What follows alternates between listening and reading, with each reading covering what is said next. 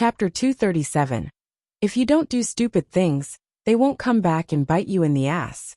In the central plaza of Blackwing City, many players wandered sightseeing. Blackwing City was a must-see destination, as it had been built atop the peak of a mountain. Meanwhile, the stargazing tower loomed in the central plaza of the city. Through the usage of a floating platform, players could arrive at the top of the tower and witness the full beauty of Blackwing City beneath the stargazing tower. Shifeng located Joking Scholar at this moment. Panic painted Joking Scholar's face. His eyes were like searchlights as they scanned the plaza. When he finally spotted Shifeng, he hurried over Guild Leader Tyrant.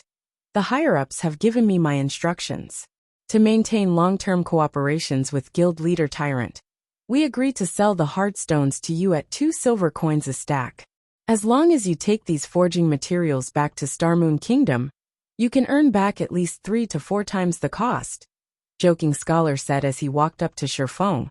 A smile filling his face. Twilight Echo had spent a lot of time to obtain these forging materials. They had even spent an impressive sum of coins and credits in the process. Meanwhile, their main goal was to turn these forging materials into coins.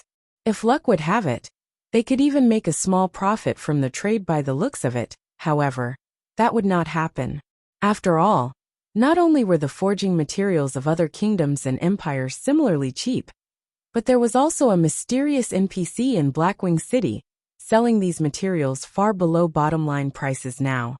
The only thing Joking Scholar could do now was turn all these forging materials into coins, even at the cost of taking a small loss. He could then head to the Blackwing City auction and purchase some items that would benefit the guild's development. However, although ideals were wonderful, reality was very cruel. It was clearly impossible for Shifeng to spend hundreds of gold to purchase these materials. Even if he had over 3,000 gold coins, he still wouldn't spend it in such a way. Not to mention, Shifeng had spent so much effort in swindling Joking Scholar. He naturally wouldn't stop at just 2 silver coins. 2 silver coins a stack. Now that's what I call sincere.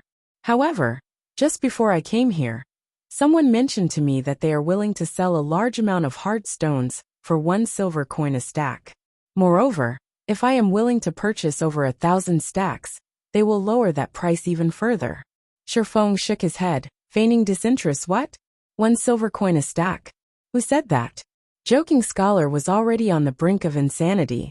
He had only found a large transaction after much difficulty. Now, however, someone was trying to undersell him.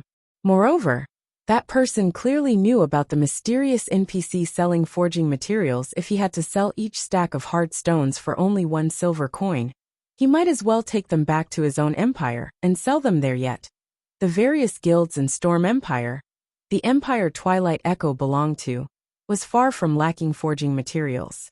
As for the independent players there, most were self-sufficient. As a result, the players purchasing hard stones were very few. On the contrary, there were plenty of players selling them. However, due to Twilight Echo's recent mass purchase, the prices of hard stones in the Storm Empire had increased.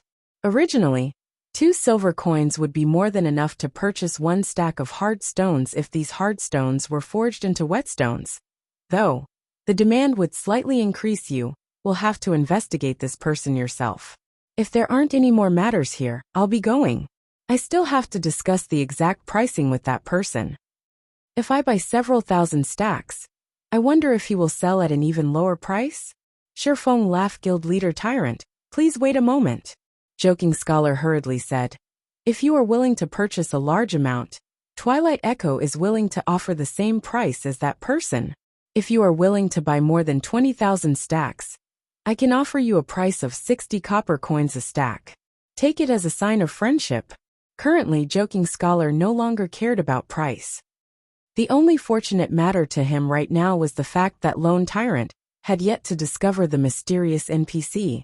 Although Twilight Echo would incur an astronomical loss by selling the 2,000 stacks of hard stones they currently had at a price of 60 copper, they could simply purchase more hard stones at a price of 40 coppers from the mysterious NPC. If they resold those hard stones at 60 coppers, they would make a clean profit of 20 coppers per stack. If they resold 18,000 stacks, they could easily recoup their losses. Hence, Joking Scholar needed to take action quickly. If Lone Tyrant found out about this matter, he might not even be able to sell the hard stones he had for 40 coppers a stack, 60 copper coins a stack. Moreover, you guys actually have over 20,000 stacks. Shifeng feigned astonishment as he spoke. Of course, this is our way of showing sincerity. However, you have to buy 20,000 stacks to get such a low price. Joking Scholar nodded his head, smiling. Hold on a minute. I'll ask that person what price he is willing to offer if I buy 20,000 stacks. Shifeng said, hearing that Shifeng was about to contact the person who knew about the mysterious NPC. Joking Scholar's panic grew. Anyone aware of this information only needed to spend as much effort as flipping a hand over in this transaction. Even if they made a profit of 1 copper coin per stack, they could still earn 2 gold coins from selling 20,000 stacks. However, Joking Scholar's situation was different. Hence, he hurriedly shouted, "Guild Leader Tyrant, please wait a minute. I don't wish to waste time competing with those people, so I'll offer you a cost price of 50 copper coins. Take it as me trying to befriend you. However, you have to purchase 50,000 stacks. I'll even gift you 300 stacks of iron ore, 400 stacks of silver ore, 200 stacks of mithril ore, 100 stacks of gold ore, and also a mysterious iron-ranked runic or bag. Nobody can offer you a lower price than me. You're offering 50 copper coins a stack, and they come with a gift of rare ores as well? There are even 100 stacks of gold ore, a high quality, or that I have never seen before. It seems that you are indeed sincere. I doubt that the other side can offer a price lower than this. Alright then, I'll buy 50,000 stacks of hard stones from you." Shifeng smiled contently. He was already quite satisfied that he could purchase 2,000 stacks of hard stones for only 50 copper coins a stack at the expense of selling over 200 stacks of hard stones at a price of 40 copper coins a stack. He could purchase over 2,000 stacks at a price of 50 copper coins in return. He had made a huge profit out of this transaction. As for the remaining 48,000 stacks of hard stones, if Joking Scholar uncovered the truth, he would never sell him hard stones for such a low price again. Basically, there wouldn't be another business transaction between him and Twilight Echo. However, Shifeng paid no mind to this. With this batch of forging materials, he would not run out of hard stones anytime soon. Let's sign a contract then. Guild Leader Tyrant. Joking Scholar took out an electronic contract, with the main god system bearing testimony to this contract. Neither party involved was allowed to violate the conditions set. What is the meaning of this? Shifeng wrinkled his brows slightly. Guild Leader Tyrant. This is a large transaction that involves 50,000 stacks of hard stones. If Guild Leader Tyrant suddenly decides not to buy the hard stones, wouldn't I suffer the loss? Of course, I am not trying to question Guild Leader Tyrant's credibility. However, to avoid any future disputes, let us be villains before nobles. Joking Scholar explained. Still, isn't there a problem with this agreement? I don't mind that the trade has to be done within 10 days. But why do I have to compensate you 5,000 gold coins or 50 million credits? With gold coins as priority, if I renege on the contract, while you guys don't have to pay anything if you renege on your commitment. Shifeng angrily said, "You call this not questioning my reputation? From the way I see it, maybe we should forget about this business transaction altogether." Although Shifeng appeared angry inwardly, he couldn't be any happier. Originally, he had no hopes of getting the remaining 48,000 stacks of hard stones. He would never have thought that Joking Scholar would take such an action. Contrary to being furious, Shifeng couldn't help but eagerly agree to this contract. The evil one brought upon themselves truly was the hardest to bear. Please wait, Guild Leader Tyrant. I simply forgot to write it in. If Twilight Echo reneges on the agreement, we will similarly compensate you with 5,000 gold coins, or 50 million credits. Moreover, Guild Leader Tyrant can rest assured about the validity of this contract, as our guild leader has personally signed. The only thing remaining is Guild Leader Tyrant's signature. Joking Scholar hurriedly amended the agreement. He had indeed forgotten about this matter out of panic. After all, he was deeply afraid of Shifeng discovering the mysterious NPC, who sold forging materials. However, as long as both parties signed this agreement, Even if Lone Tyrant discovered this mysterious NPC, Joking Scholar had nothing to furno. That's more like it, Shifeng said with satisfaction after finding no problems with the agreement. Shifeng was nearly unable to suppress the excitement in his heart. After calming his excited mood down, he signed the contract. However, Joking Scholar was far more excited than Shifeng. His heart was about to break out of his chest. As he watched Shifeng finally sign the agreement, the contract receiving the recognition of the main god system, he simultaneously revealed a cold smile. Chapter 238, Perfect Substitute. Let's first trade the 2,000 stacks that I have with me then. Joking Scholar felt fully relieved now. Sure. Shifeng revealed a faint smile. Nodding, Joking Scholar then called up the trade interface, initiating the trade with the agreement in effect now. Even if Lone Tyrant discovered the secret, he would not dare renege on the deal. If he did so, he had to pay 5,000 gold coins or 50 million credits, with gold coins set the priority. Hence, he could only gnash his teeth as he purchased 50,000 stacks of hard stones. For 50 copper coins a stack, the full transaction would total to 250 gold coins. Meanwhile, by reselling the 48,000 stacks of hard stones he would obtain from the mysterious NPC, Joking Scholar could make a clean profit of 48 gold. In addition to the 10 gold he just obtained, he would have a total profit of 58 gold. Such an amount could allow him to purchase quite a lot of items at the Blackwing City auction. He could also use the leftovers to increase the guild's fluid funds. Joking Scholar nearly roared with excitement. This feeling is great. However, Joking Scholar suppressed his excitement. He still needed to maintain a proper outward appearance now that Twilight Echo had such fluid funds. They could develop at a much faster rate. Also, since his contribution in this matter was so great, Joking Scholar wondered just what sort of reward the guild leader would give him currently. Shifeng also felt exhilarated at the sight of so many forging materials. Most importantly, he had only spent 10 gold coins for all of them.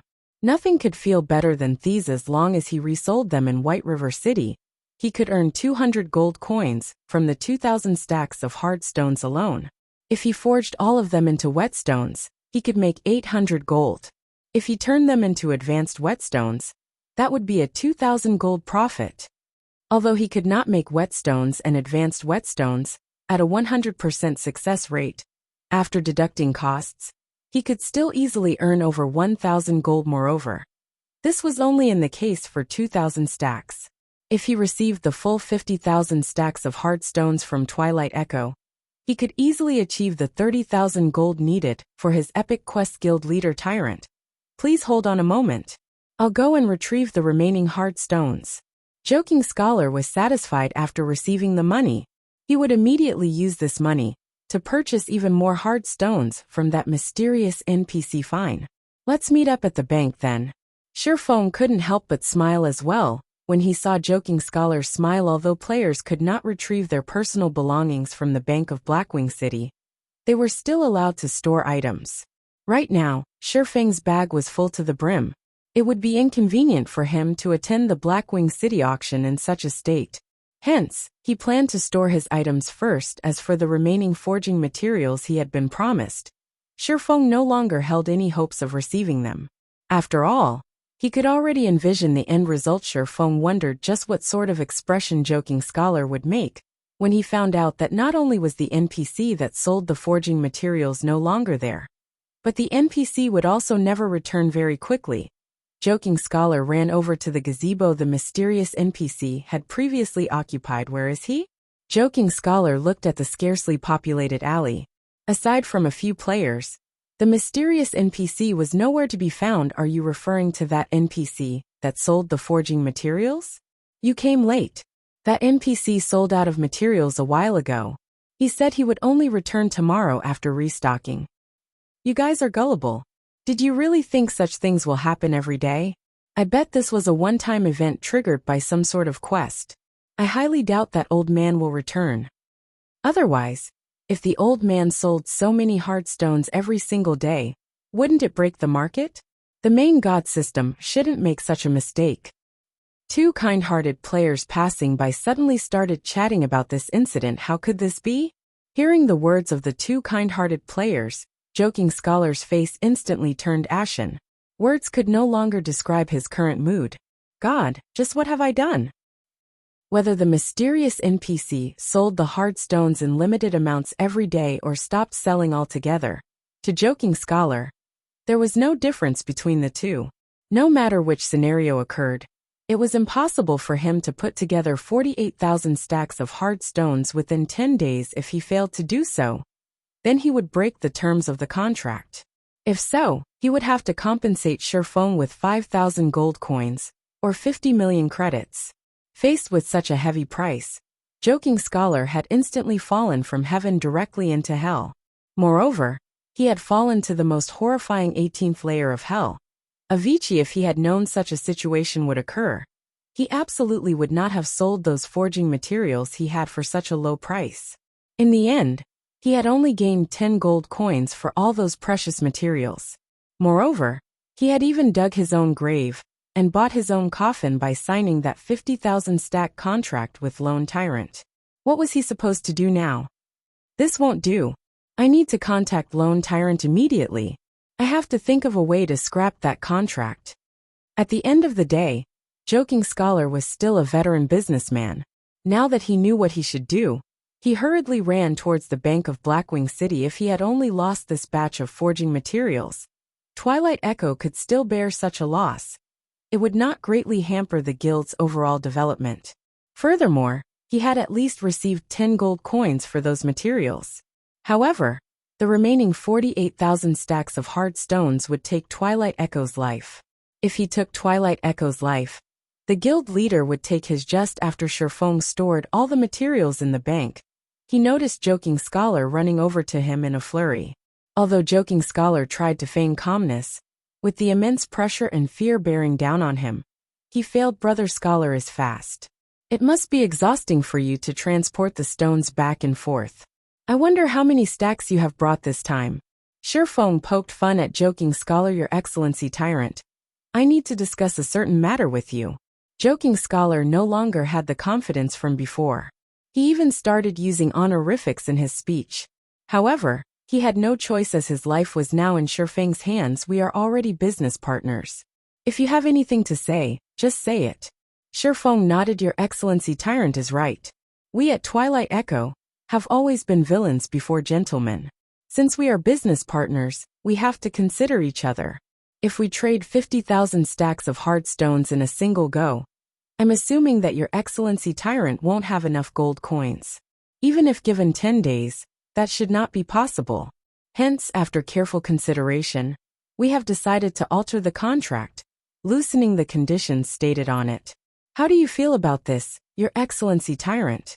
Joking Scholar slowly explained, his words sounding very logical. If Shifeng hadn't known that Joking Scholar was trying to renege on the contract, he might have been moved to tears by Joking Scholar's words. As expected of a veteran businessman, he can still wear a straight face when tricking someone. For a moment there, I even believed he was thinking of my own good. Shifeng inwardly sneered. Unfortunately, such words could not move his heart or trick him, especially since he had long since known Joking Scholar's true colors. Many thanks for Brother Scholar's worries. However, Brother Scholar can rest assured that, as long as I return to my kingdom with these materials and resell them, I can earn the money back very quickly. I guarantee that I can clear the debt within 10 days. So there is no need for the extra trouble of altering the contract. Shifeng faintly smiled, saying, Let's hurry and finish the trade then. The auction is about to start. Following which, Joking Scholar gave a dozen more reasons to cancel the agreement, such as lowering the price even further, or increasing the trade amount and so on. Unfortunately, Shifeng had rejected each and every one of them. This situation had pushed Joking Scholar to the brink of insanity. However, Joking Scholar didn't wish to reveal his intentions accidentally, so even though he was close to the point of vomiting blood out of anger, he chose to hold it in. Brother Scholar, you don't have to waste any more words in trying to change the agreement. I will not change it no matter what. After all, I can purchase 50,000 stacks of hard stones at a price of 50 coppers a stack. That is a rare opportunity that I won't find even if I try. Even if I bought them from an NPC, I definitely couldn't buy so many. You knew all along. Of course. Who wouldn't know about such a huge incident? Is there something wrong with your head? You wanted to resell the hard stones you bought from that NPC and make a huge profit off of me? Keep that in your dreams. I already felt that the NPC was unreliable. Thus, I agreed to your offer. Seeing your frustration as expected, that NPC really was unreliable. I eagerly anticipate the arrival of the remaining 48,000 hard stones. You swindled me. I am representing Twilight Echo. Aren't you afraid of angering Twilight Echo with your actions? We can extinguish a third-rate guild like Dark Star at any given minute. Oh, Twilight Echo is a first-rate guild. I'm so scared. Unfortunately for you, Twilight Echo is based in the distant Storm Empire. You guys are simply too far away from Starmoon Kingdom. So what if you are amazing? Can you do anything to me? What can you do to Dark Star? If you have the ability, then come to Starmoon Kingdom. I'll gladly exterminate Twilight Echo and remove its name from God's domain permanently. However, for now, you guys best think of a plan to deal with the compensation. Ha ha ha. Saying so, Shifeng departed from Blackwing City's bank, laughing loudly, and leaving behind an utterly dazed Joking Scholar was completely unable to accept the reality that he had been swindled. However, compared to being swindled, he felt more humiliated over the fact that Shifeng had been toying with him from the beginning. Moreover, he had gladly jumped for joy like a monkey. When Joking Scholar thought about this, he felt utterly humiliated. After a good while had passed, Joking Scholar bellowed, "Lone Tyrant, just you wait. Twilight Echo's power far exceeds your imagination. We will definitely destroy you and Dark Star." Chapter 239. Surprised again and again. After Joking Scholar recovered from his shock, he immediately called up the system communication interface and reported to Twilight Echo's guild leader, Glorious Echo Guild Leader, that Lone Tyrant clearly looks down on Twilight Echo. He has already resolved to swindle 5,000 gold coins from us. Joking Scholar reported everything that happened to Glorious Echo, trembling as he spoke. Although he was one of the core members of Twilight Echo, he had caused a huge loss to the guild this time. Who knew what the guild leader would do to him? I understand. However, a mere third-rate guild is not yet worthy of me taking action personally. I'll send Brilliant War God to deal with the corporation standing behind Dark Star in reality. If Lone Tyrant is sensible, he should know what to do. If he thinks he can easily take 5,000 gold coins from me, he should think again. However, Scholar, your performance this time has disappointed me. After you're done with the auction, return and hand over your duties to Green Wave. Yes, Guild Leader. I will meet with Green Wave once I return. Although Glorious Echo had not scolded Joking Scholar, he had made his intentions clear. Instantly, Joking Scholar's outward appearance seemed to age by over a decade. Even if he inwardly felt reluctant, he could only accept this conclusion at this moment. Hatred of Lone Tyrant filled Joking Scholar's very soul. If it weren't for Lone Tyrant, he would not have fallen to such a fate unless he could perform astonishingly, bringing a huge benefit to the guild.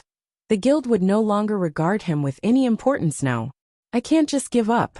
As long as I can buy an item at the Blackwing auction that will surprise the guild leader, he might even decide to rescind my punishment. A final trace of hope ignited in Joking Scholar with the 8 gold he had brought from the guild. In addition to the 10 gold he previously obtained, he currently had 18 gold on him. With so much money, not even a first-rate guild could contest him in the auction. Elsewhere, Shifeng had already arrived at the Blackwing auction house under the guise of Black Flame. Shifeng's plan had succeeded magnificently. Not only had he earned a large sum of coins and credits, but he also helped Dark Star make a powerful enemy. Twilight Echo was a first-rate guild. Meanwhile, as the guild leader of this first-rate guild, Glorious Echo possessed over 20 years of experience playing virtual reality games. Furthermore, he had led Twilight Echo in campaigns in the virtual world for over a decade, so he had a wealth of experience, and his strength and techniques were also extremely powerful. Aside from such an impressive guild leader, Twilight Echo also possessed tens of top-tier experts. In the past, Every one of these experts had become Tier 4 or above powerhouses. In addition, Twilight Echo also had 3 members who had achieved a Tier 6 class in the past, becoming God-rank powerhouses. Among those 3, one was none other than Twilight Echo's guild leader, Glorious Echo himself. Meanwhile, Aqua Rose and one of her good friends took up the other 2 spots. This was the reason Twilight Echo stood out amongst the many tyrants surrounding them, becoming one of the few super guilds in God's domain. In the past, Twilight Echo had far surpassed Ouroboros in every aspect, and they had even established a gigantic virtual empire for themselves. Back then, Twilight Echo was an existence that Shifeng could only admire from afar. Of course, Shifeng could not take the current Twilight Echo lightly. After all, Twilight Echo was still a first-rate guild. It had an extraordinary background, and there were countless corporations supporting them financially. They similarly had a large influence in the real world. To deal with a third-rate guild like Dark Star, they could simply put some pressure on Dark Star economically in reality, and Dark Star would suffer. Hence the reason Shifeng had chosen to disguise himself as Lone Tyrant when toying with Twilight Echo right now. Shifeng still did not know who supported Dark Star from behind the scenes. However, with a first-rate guild like Twilight Echo placing financial pressure on them in the real world, Shifeng could at least glimpse the powerful organization standing behind Dark Star. That way, Shifeng could take appropriate measures to deal with them in the future, just as Shifeng was about to take a seat in the auction hall. Shifeng's system communicator rang out. The person contacting him was none other than Aqua Rose, who had been out of reach all this time. Miss Aqua, you sure are a busy person. You actually sent a representative for such an important business transaction. Shifeng was very clear that Aqua Rose's absence had something to do with Glorious Echo. After all, Aqua Rose's recent performance had been too impressive. The nail that stuck out would be hammered down. Glorious Echo must have felt Aqua Rose was a threat to his position. Master Black Flame, you must be joking. I've only managed to log into God's domain after much difficulty. However, it seems that I am still too late. Aqua Rose's tone was helpless as she spoke. What happened? Shifeng asked curiously. Based on Aqua Rose's tone, Shifeng could tell that this matter was not as simple as it seemed. Otherwise, why would a strong woman like Aqua Rose reveal a trace of depression and helplessness? At the end of the day, Aqua Rose was still an honorary elder of Twilight Echo. Her position in the guild was extremely high. Moreover, Aqua Rose's family in the real world had a powerful background. Her family was also one of the corporations supporting Twilight Echo financially, so they possessed significant shares of the guild. Thus, unless Glorious Echo had gone insane, he should not have taken any vicious actions against Aqua Rose. The current situation was merely a business competition, and both were still doing it to develop Twilight Echo. At worst, both parties would only feel dissatisfied with each other. They would not break off all relations with and start an all-out war. It's nothing much. I only left Twilight Echo, that's all. Aqua Rose casually replied. What? You left Twilight Echo? Did your family not say anything about this? Shifeng nearly thought his ears had played a trick on him. Although Aqua Rose sounded relaxed, Shifeng could feel the aggrieved feelings hidden behind her words. After all, he had personally experienced a similar situation in the past. Still, the corporation behind Aqua Rose possesses a significant number of the Twilight Echo shares. That Glorious Echo must have gone insane to expel Aqua Rose from the guild. My family tried to force me to do something that I didn't want to do. I refused, so I was expelled from Twilight Echo as a result. In a fit of rage, I also ran away from home. I am penniless now after buying a new virtual reality helmet. I wonder if Master Black Flame would be willing to shelter me? Aqua Rose giggled as she joked she had only been joking about her current financial state. After all, it was a fact that she was the princess of a major corporation. It was inevitable that she would have some money saved up, even if she ran away from home and did not rely on her parents. The money she had in her bank account could allow her to live the rest of her life in peace without working. Sure, I would gladly welcome a powerful helper like Miss Rose. How does an annual salary of 1 million credits, in addition to 5% of my workshop's shares, sound to you? Shifeng naturally knew Aqua Rose only joked with him. However, Shifeng did not wish to miss such a fortuitous opportunity, now that it had landed in his lap. Who knew how long he would have to wait to encounter such an opportunity again?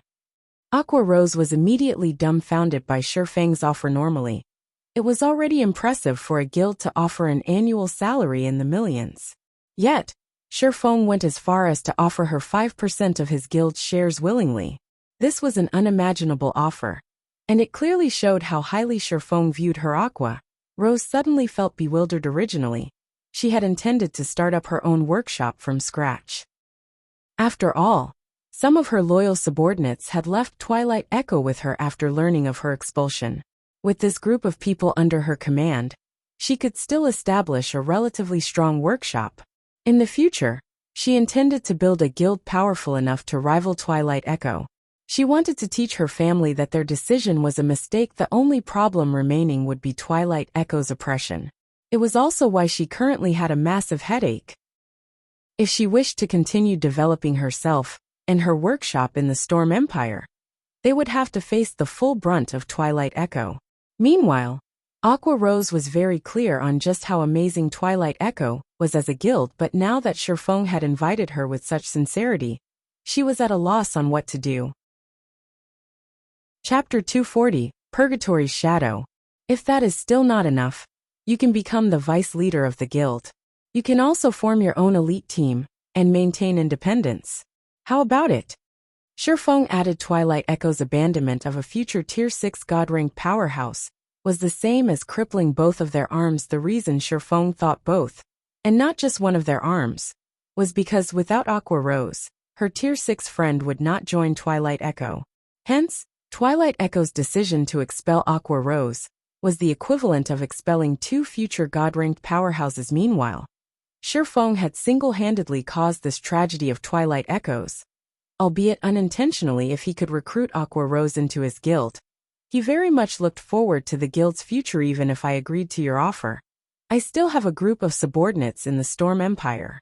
I might be able to afford the expensive teleportation fee for myself, but they won't be able to. Moreover, for my sake, they chose to leave Twilight Echo and abandon their bright futures there. I can't just abandon them for my own selfish reasons. I am truly sorry about this. Although Shifeng's offer was very attractive, Aqua Rose was not willing to abandon her subordinates. Are there a lot of them? Shifeng asked. There should be over 100 people. Master Black Flame, you should just give up.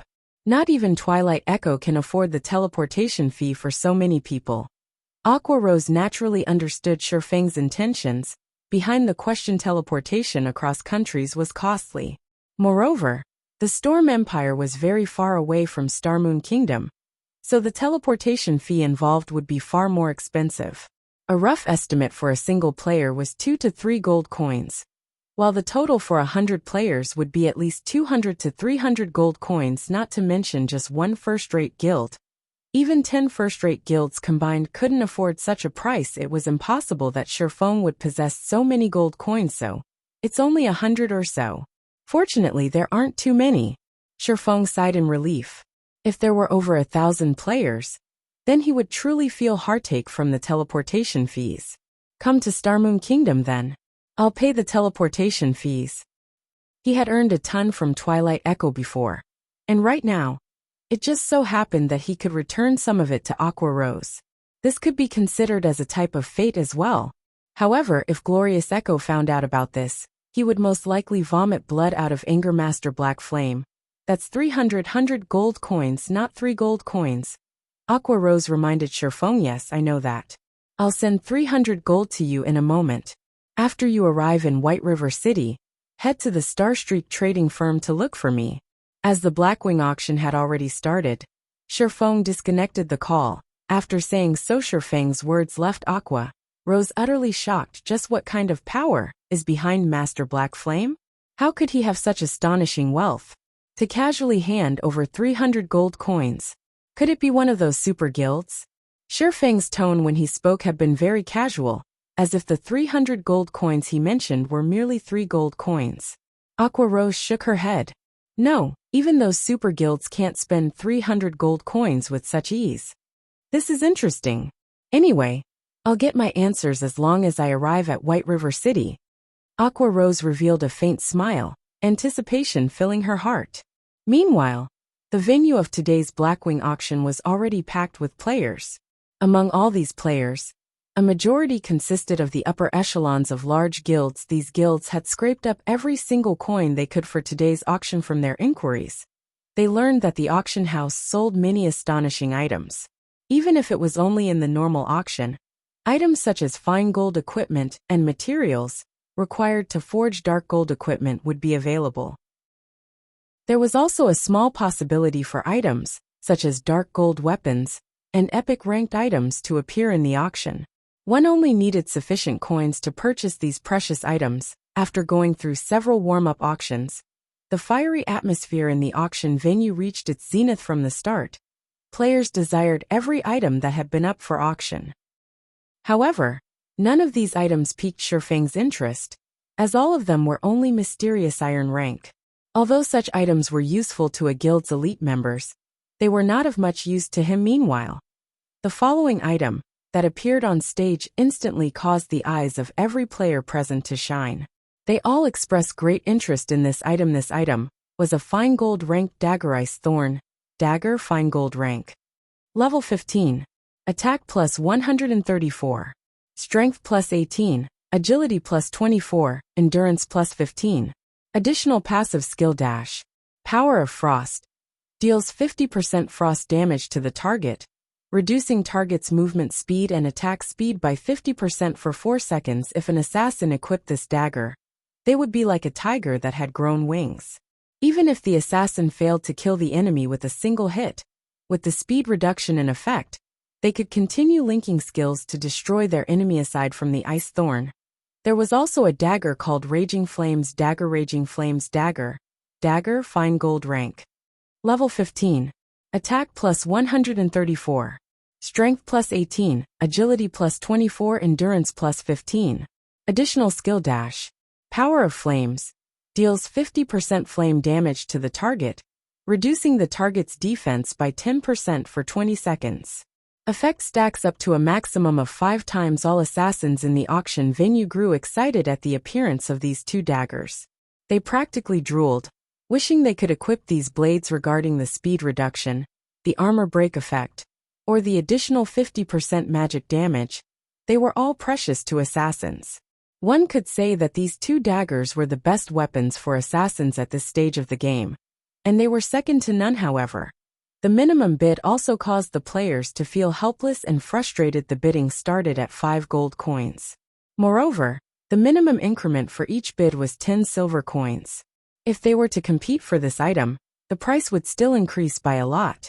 If one of the large guilds present bid on these daggers, that guild would lose the ability to compete for the following items, to show up in the auction unless they had a particular need for these daggers. None of the guilds present would insist on buying them. Not bad. They are indeed top-tier weapons for a level 15 assassin. It just so happens that I can gift them to Fire Dance, Shifeng said in satisfaction, after examining the attributes of the daggers. Great. Heaven has yet to forsake me. If I can present these daggers to the guild leader, he would definitely be very happy. He might even decide to my repeal punishment. Sitting at the forefront of the auction hall, Joking Scholar's eyes turned crimson as he looked at the Ice Thorn and Raging Flames dagger displayed on the stage. If level 200 guards were not present, he might have rushed onto the stage to snatch the weapons. After the auctioneer announced the start of the bidding, the entire auction hall exploded. 5 gold. 5 gold, 50 silvers. 6 gold. Before a minute had passed, the price of the daggers had reached 7 gold, 20 silvers. When the majority of the guilds saw such a price, they quickly gave up on the daggers. Ha ha ha. You all can compete with each other all you want, but don't even think that you can win against me. Joking Scholar was completely confident at the moment. He was not afraid that someone could bid higher than he could.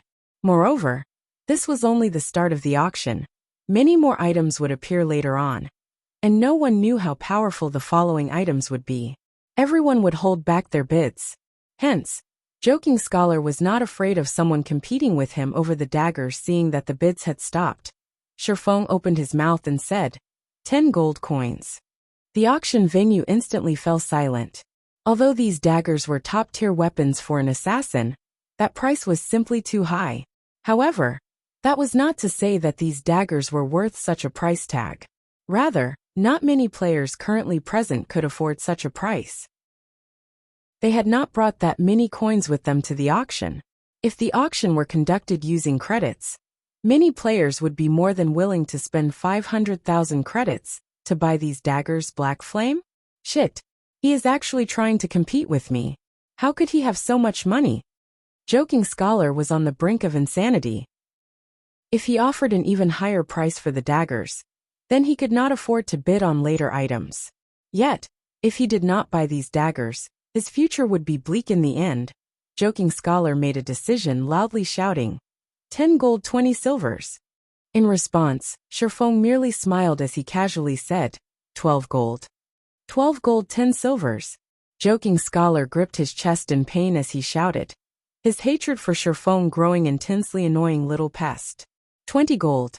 Sherfong did not wish to waste his time with Joking Scholar, so he abruptly raised the bid by a huge margin. He did not mind spending such a small amount of money. After all, he had made a huge profit off Twilight Echo today. Black Flame. Joking Scholar glared at Sherfong, a hint of despair hidden within his eyes. He only had 18 gold on him right now, so he had no way to compete for the daggers at all. He never imagined that, in the very end, the Black Flame he had looked down on would give him the final blow, sending him into the abyss of despair. On the other hand, Sherfong felt it troublesome to pay attention to Joking Scholar. He did not even glance at the Methreya, as he focused on the next auction item, Purgatory's Shadow. This was one of the 3 treasures one could only find in the Blackwing auction house. Chapter 241, Envious Wealth. All the players present at the auction venue were awestruck by Sherfang's bid of 20 gold coins. Players who could attend the Blackwing auction all had extraordinary backgrounds. Even so, none of them could afford such a price, although plenty of the players present were provided funding by their own guilds that only amounted to 10 gold or so. Even the wealthiest guild present had brought only a little more than 20 gold. Hence, nobody present would be willing to go all out just for a pair of level 15 daggers, even if they were weapons of supreme quality.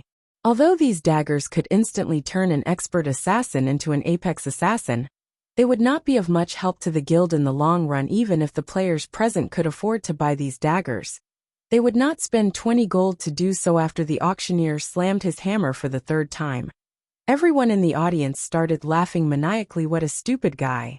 He actually spent 20 gold for those 2 daggers. I wonder who he is trying to impress, for him to willingly part with so much money. Ha ha ha. At least I have one less competitor now. 20 gold. What a rich tycoon. While ignoring everyone's mockery, Sherfong paid 20 gold to the auction house and received the 2 daggers. He then shifted his focus to the next item up for bid, Purgatory's Shadow, one-handed sword, dark gold rank. Level 20, can be upgraded twice. Attack plus 273, strength plus 30, agility plus 25, endurance plus 22. Attack speed plus 2.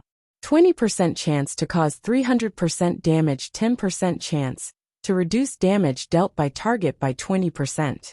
Effect not stackable. Additional skill dash. Purgatory power. When activated, increases attack speed by 100% and damage dealt by 30% for 15 seconds. Cooldown 2 minutes. In God's domain, weapons and equipment could be categorized into 2 types. Those that could be upgraded, and those that could not be upgraded. A majority of the weapons and equipment available belong to the latter category, and only a scant few items could be upgraded. Normally, only items of epic rank or above could grow along with a player's level, and very rarely would any item below epic rank possess such a capability. It can be upgraded twice, as expected of one of the treasures of the Blackwing auction house. If this item could be upgraded to level 30, it can still be of use even when players reach level 45. Sherfong was very satisfied with this weapon. He could equip the Purgatory's Shadow once he reached level 20, and he would not need to waste time looking for a new weapon. Not only was the Purgatory's Shadow suited to swordsmen, it was also suitable for shield warriors and guardian knights. If an MT equipped this sword, Not only would their maximum HP greatly increase, their damage output would similarly increase by a huge margin. They could aggro monsters much more firmly. However, the most important feature of this sword was its ability to reduce a target's damage dealing by 20%. This weapon was practically made to counter boss monsters. If used inside a team dungeon, its effect would be decisive compared to the 2 fine gold ranked daggers from before. The dark gold ranked Purgatory's Shadow would be of much greater help to a guild, however. The minimum price for the Purgatory's Shadow was likewise greater. Many guilds were overwhelmed by the sword's starting bid of 15 gold. With the funds they possessed, they could only sit on the sidelines in this auction. This sword belongs to me.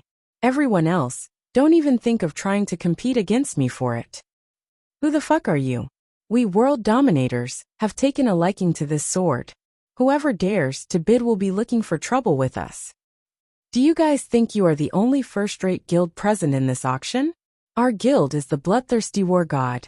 Anyone who dares to bid will be dead meat. Although the price of the Purgatory's Shadow was high, the competition for it was still intense. It made one truly wonder just what price it would achieve in this auction. Hence, the many first-rate guilds present started sending warnings to the other guilds in the hopes of buying the Purgatory's Shadow at a cheap price. Idiots.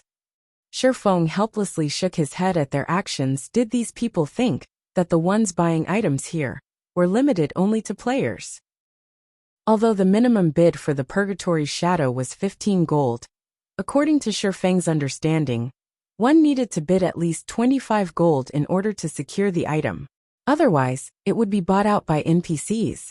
Did these first-rate guilds think that, by voicing threats, they could take advantage of loopholes in the system? Soon after, the bidding for the Purgatory's Shadow started, and the price for the sword soared continuously in a blink of an eye. The price of the sword had already reached 20 gold. The ones currently bidding for the sword consisted of only first-rate guilds. Second-rate and third-rate guilds did not have the funds to take part in this auction at all. They could only look on in silence, unwillingness filling their hearts. Meanwhile, Joking Scholar similarly felt helpless as he sat in the front row of the auction. If he had not been swindled by Lone Tyrant, he could have bought those 2 daggers already, and also this Purgatory's Shadow, while the other guilds could only watch as he did so. After the bidding continued for several minutes, the price for the Purgatory's Shadow finally stopped increasing at 24 gold 30 silvers. This price was very low where level 20 dark gold weapons were concerned. Not to mention, this was also a dark gold weapon that could be upgraded. This Purgatory's Shadow belongs to me now. Seeing that nobody else was outbidding him, the berserker from World Dominators cheered. The members of other guilds could only look at this berserker with unwillingness in their eyes. In an auction, players competed with one another in terms of wealth, not influence. However, immediately after the auctioneer slammed his hammer for the second time, someone broke the silence and made a bid. Moreover, it wasn't just limited to a single person. 25 gold. 26 gold. This sword looks finely made. I can add it to my collection. I'll bid 30 gold coins. At this moment, a nobleman of Blackwing City placed an astonishing bid, stupefying all the guilds present. Why are the NPCs joining the bid as well? This question baffled many of those present in this auction. If NPCs were going to bid against them too, how were they supposed to compete? That man was an NPC, a noble of Blackwing City at that. How were players supposed to outbid him? Damn, this auction house is clearly trying to toy around with us. They're only letting us players compete for the non-precious items. If I had known this would happen, I would have bought those 2 fine gold ranked daggers from before. That person was truly lucky. He managed to so easily obtain those 2 daggers. Many of the players present started regretting their previous inaction. They never thought that the auction house would play such a card. 31 gold. At this moment, a familiar, indifferent voice resounded in the auction hall. Every player in the venue immediately turned their gazes toward the origin of this indifferent voice. However, their eyes were immediately filled with both shock and disbelief when they discovered the owner of the voice. The person who called out this bid was none other than Shifeng, the person who previously bought the 2 fine gold ranked daggers for 20 gold. Now, He had once again placed a bid of 31 gold. How much money does this fellow have? Everyone started making speculations that Shifeng might have robbed an NPC noble. Otherwise, how could he have so much money? After Shifeng shouted his bid of 31 gold, the great noble immediately countered with a bid of 32 gold. However, Shifeng did not fall behind as he followed up with 33 gold. As both parties took turns placing bids, the price of the Purgatory's shadow gradually increased. Every player witnessing this scene had their mouths gaping wide in shock. Finally, Shifeng secured the Purgatory's shadow at a price of 39 gold, following which several rounds of auction passed without much commotion.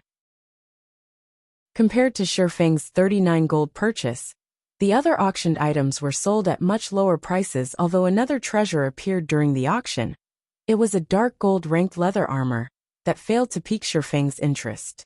In the end, the equipment was bought by an NPC for 32 gold. When the auction reached its peak, the bid for the third treasure finally started. This third treasure could also be considered the grand finale of this auction. Just the starting bid of this item was already set at 30 gold, causing every guild present to give up on bidding for it. After all, they already knew that, in order to secure this item, they would have to bid at least 50 gold or above. Unless several first-rate guilds pooled their funds together, it would be an impossible feat. However, the notion of forming such an alliance was simply unimaginable for the many first-rate guilds present. Lending money to other guilds at this point in time would be no different from lending money to an enemy. Even if they did join together and purchase the item, there would only be one copy of the item. How were they supposed to split it? Hence, it was impossible for any of the guilds present to form an alliance. Chapter 242 Arclight Shield. Originally, the guilds attending the Blackwing auction had already given up on bidding for the final item. They merely stayed to take a look at how high the price of the final item would reach. The minimum price for the item was 30 gold. None of the guilds present were that flush with fluid funds. However, the moment their sights landed on the final item, they instantly had a change of heart. The reason being, the item displayed on stage was simply too important to a guild. The final item was neither weapon nor equipment. Instead, it was a forging design. If the forging design was for a normal weapon or equipment, nobody would have paid any attention to it. However, the forging design being auctioned was for the Arclight Shield, a level 15 fine gold ranked shield. If they could produce this item, it would definitely provide a huge improvement for the MTs in their guilds. This shield was especially useful during this crucial period of the game, with more and more first clears of 10-man and 20-man dungeons taken. The various large guilds had already started challenging 50-man team dungeons. However, there was one problem that vexed them without end. Their MTs could not even tank the first boss of the dungeon. If their MTs couldn't even survive the attacks of the boss, how were they supposed to raid it? However, if a handful of MTs equipped this Arclight Shield, raiding the dungeon would become a much easier endeavor. This won't do. Our guild needs to get this item. I have to contact the guild leader immediately. This shield is simply too good. I must have it. The representatives of the first-rate guilds present had, at the first moment, contacted their respective guild leaders and reported this matter to them. The answer these representatives received was also one of confirmation. They were told to obtain the forging design at all costs. These representatives were also told to contact the other second-rate and third-rate guilds present at the auction venue to seek their cooperation. In return, the first-rate guilds would produce the appropriate amount of Arclight shields for them based on the amount of money they contributed originally. The second-rate and third-rate guilds present had long since given up on bidding for the Arclight shield forging design. After all, they could not even afford the minimum price of the item. Now that they were given new hope, they would naturally be more than willing to lend their help. 1, 2, 3. More and more second-rate and third-rate guilds started allying themselves with first-rate guilds. They pooled together all the funds they had, and very quickly plenty of first-rate guilds had managed to collect a total sum of around 50 gold. They then proceeded to place bids one after another. The price of the Arclight shield forging design consistently rose, starting from the minimum bid of 30 gold. Its price quickly increased to 51 gold. The guilds strived very hard to outbid each other. As soon as they received the funds of another guild, they would immediately call out the highest bid they could afford. They were deeply afraid that, if they gave the other guilds too much time, the other guilds would be able to obtain even more funds, just as these guilds were competing against one another with a fiery passion. 60 gold. Shifeng immediately raised the bid by 9 gold. Shifeng did not wish to waste too much time on this auction. In any case, it was a must for him to obtain this arclight shield forging design. Why do you have so much money? Just who is this brat? Previously, they had already been shocked by Shifeng's wealth. Now, however, they started feeling frightened after spending 59 gold to purchase 3 weapons. Shifeng was still able to place a bid of 60 gold. If they had not been aware of the fact that players were not allowed to place a bid without having the corresponding amount of money, they would definitely have thought that Shifeng was just joking around. Faced with the pressure of 60 gold, 2 first-rate guilds immediately joined hands to place a new bid. Meanwhile, the guild to take the lead in this alliance was World Dominators. The representative for this guild yelled out his bid of 61 gold right away. 70 gold. Shifeng no longer wished to play around in these muddied waters. Otherwise, he would have to pointlessly waste a lot of money. 71 gold. 80 gold. 81 gold. 90 gold. Before even a minute had passed, the price of the arclight shield forging design had already reached a staggering 106 gold. If such an amount was converted into credits, that would be more than 1 million credits. If one took into account the inflation that would occur due to the volume purchase of coins, then the value of 106 gold coins might even reach 2 million credits. 2 million credits, just for a forging design. If a normal player were to learn about this, they would definitely consider Shifeng insane. A spendthrift that had nowhere to spend his money. However, Shifeng felt that the arclight shield forging design was worth such an amount of money. After all, the value of this forging design would only grow higher once it entered his hands. Damn, to actually run out of money at this crucial time. We definitely can't fall short at this final moment. Who else has money? Overlord Warbear, the berserker from World Dominators, started panicking. His guild leader had already given him the command to obtain the forging design at all costs. However, even after joining hands with another first-rate guild, and more than a dozen second-rate and third-rate guilds, they still could not outbid a single Shifeng. Warbear was truly at a loss on what to do now. He had even secretly contacted Shifeng before. As long as Shifeng was willing to let World Dominators have the forging design, he was willing to compensate Shifeng with 1 million credits.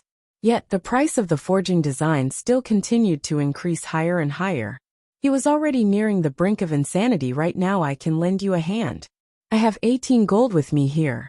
This should be enough to suppress that black flame. Joking Scholar walked over to Warbear at this moment. What conditions do you have? I advise you to give up if they are too outrageous. I won't hand over this forging design no matter what. Of course I know this. My conditions are simple. After World Dominators obtains the forging design, just give me the arclight shield that I deserve. In addition, I also wish for you guys to take care of that black flame. He is affiliated with the Star Moon Kingdom, and I know World Dominators has quite a number of members there. Dealing with Black Flame should be no problem for you all. Aside from his hatred for Lone Tyrant, Joking Scholar's remaining hatred was targeted at Black Flame. Unfortunately, Joking Scholar did not know that both persons were actually one. Fine. I'll agree to your conditions. In truth, without needing your mention, World Dominators would similarly take care of him. Overlord Warbear revealed a faint smile. The two of them quickly reached an agreement. Joking Scholar then traded all his gold coins over to Overlord Warbear just as the auctioneer was about to slam the hammer for the second time. Overlord Warbear hurriedly shouted, 108 gold. Shifeng sent a glance at Joking Scholar and Overlord Warbear, a sneer on his face. He couldn't help but shake his head as he indifferently said, 115 gold. 121 gold. I don't believe that I can't surpass you even after I bid everything I have. Although Overlord Warbear did not know Shifeng's bottom line, the increment on his latest bid was much lower than usual. Shifeng was definitely reaching his limit. Hence, Warbear immediately added 6 gold to the bid. Shifeng definitely could not take out so much money. Brat, you're 100 years too early if you think you can compete against me. This is your bottom line. Shifeng calmly smiled. 135 gold. He increased the bid by 14 gold in a single go. World dominators would not be able to fill up this gap, even if they included another second-rate guild into their little alliance. As for recruiting a first-rate guild, that was an extremely difficult matter to achieve 135 gold. How could this be possible? I must be dreaming. How could he possibly have so much money? Isn't he just an independent player? Joking Scholar was immediately dumbfounded when he heard Shifeng's bid. As for Overlord Warbear standing beside Joking Scholar, he was fervently contacting other guilds to form an alliance. However, although he received a favorable reply from another first-rate guild, the condition set by that guild was for them to receive the forging design instead of world dominators. Naturally, Overlord Warbear refused this condition, yet the few additional third-rate guilds he managed to recruit barely had any money on them. Even after summing up all the additional coins he received, Overlord Warbear did not have the right to shout out a bid at all. 135 gold going once. 135 gold going twice.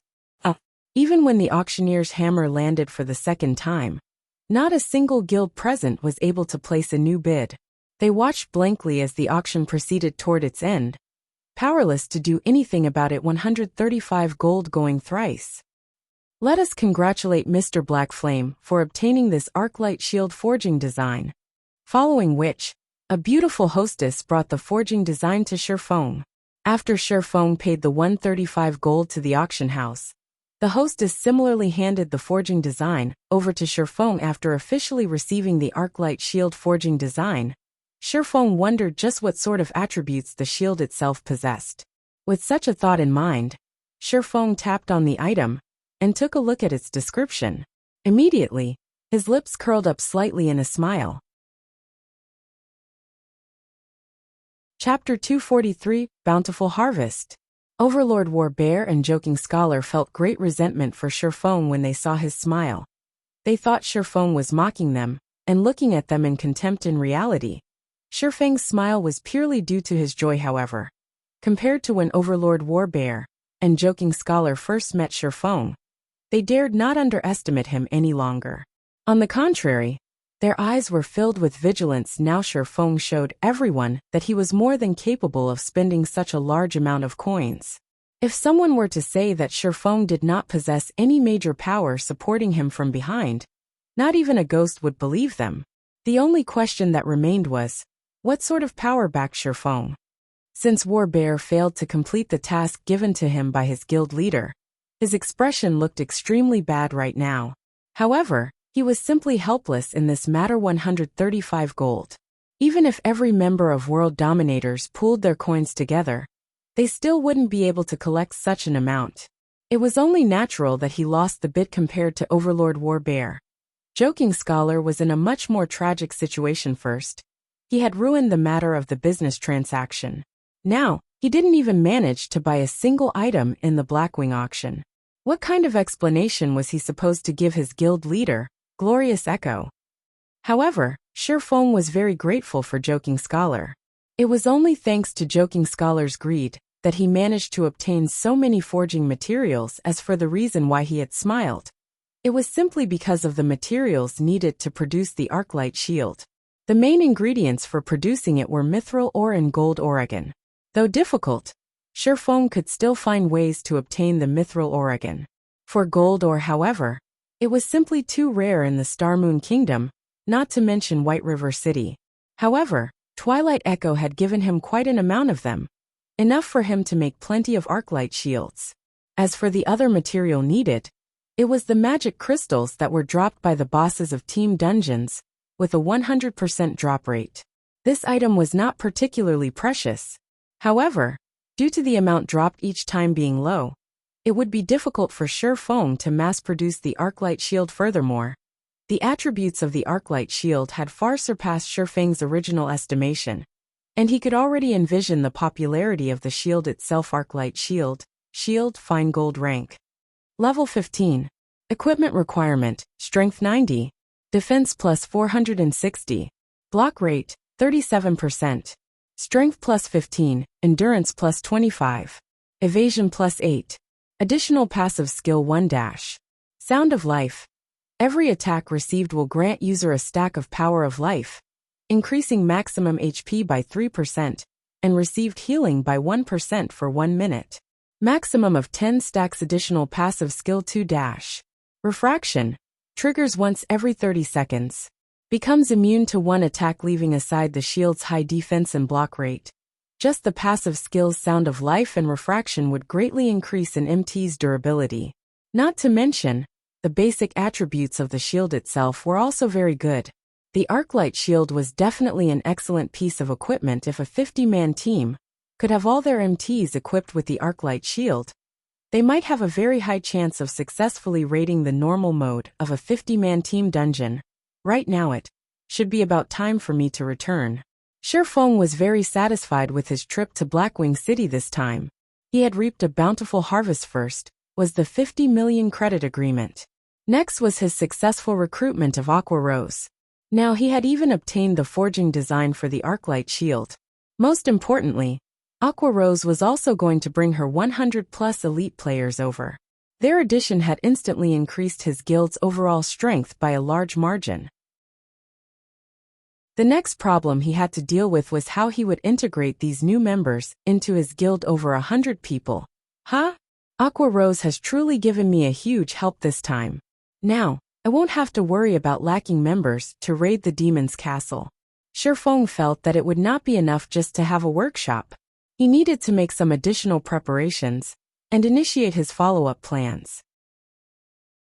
After Shifeng departed from the Blackwing auction house, he immediately mailed 300 gold to Aqua Rose.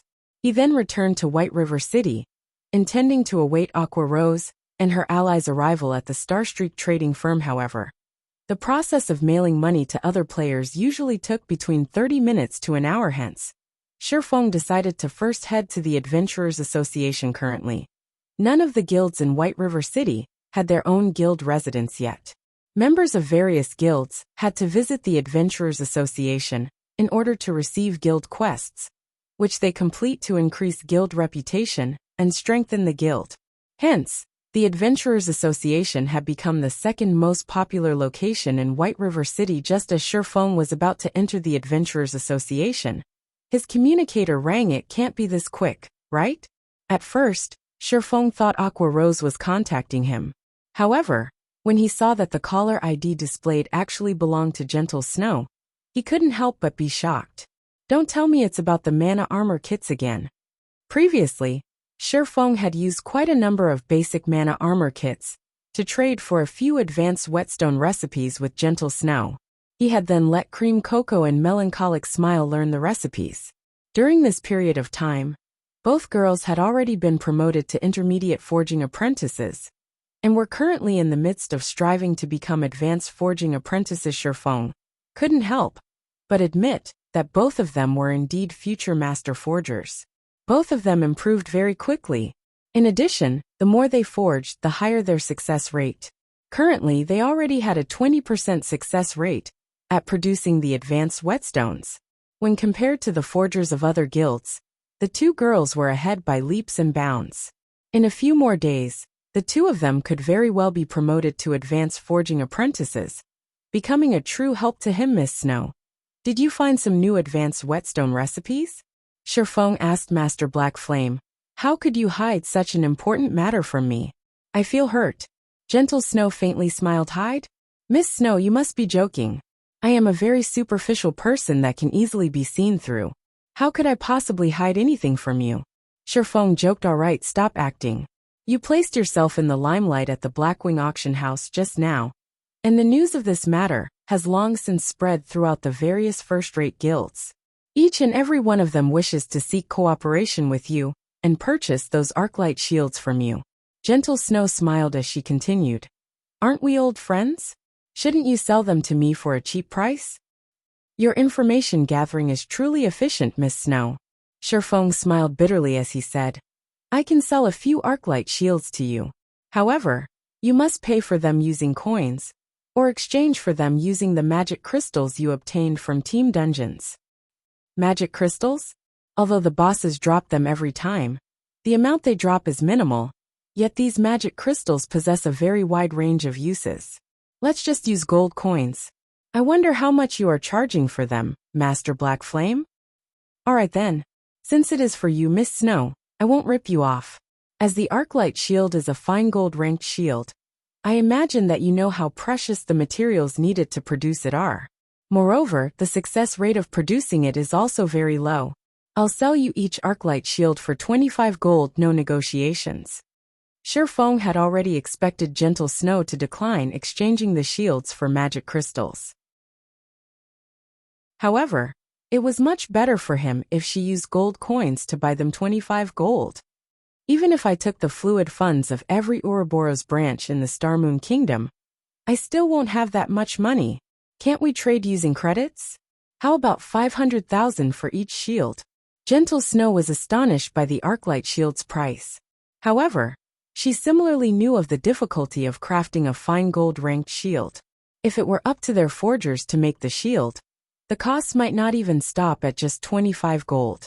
Yet, it was clearly impossible for them to fork out 25 gold to purchase an Arclight shield, unless, of course, they decided to stop the guild's development. Still, halting development at this stage of the game would put the guild into a decline, so they absolutely could not stop their development currently. All the major guilds were attempting to obtain the first clear of a 50-man team dungeon, while the Arclight shield was a must-have item for them to get a lead over the other guilds faced with two difficult choices. Gentle Snow could only bitterly smile, as she was caught in indecision. Alright then. I'll exchange using magic crystals, Gentle Snow helplessly said. Ouroboros, a grand and mighty first-rate guild, was actually poorer than a single independent player. Black Flame was truly a monster. That's fine as well. The exchange ratio would be 1 to 100. I'll notify you after I manage to produce them. Shifeng smiled as he disconnected the call. He then proceeded to enter the Adventurers Association. Chapter 244, Establishing the Guild.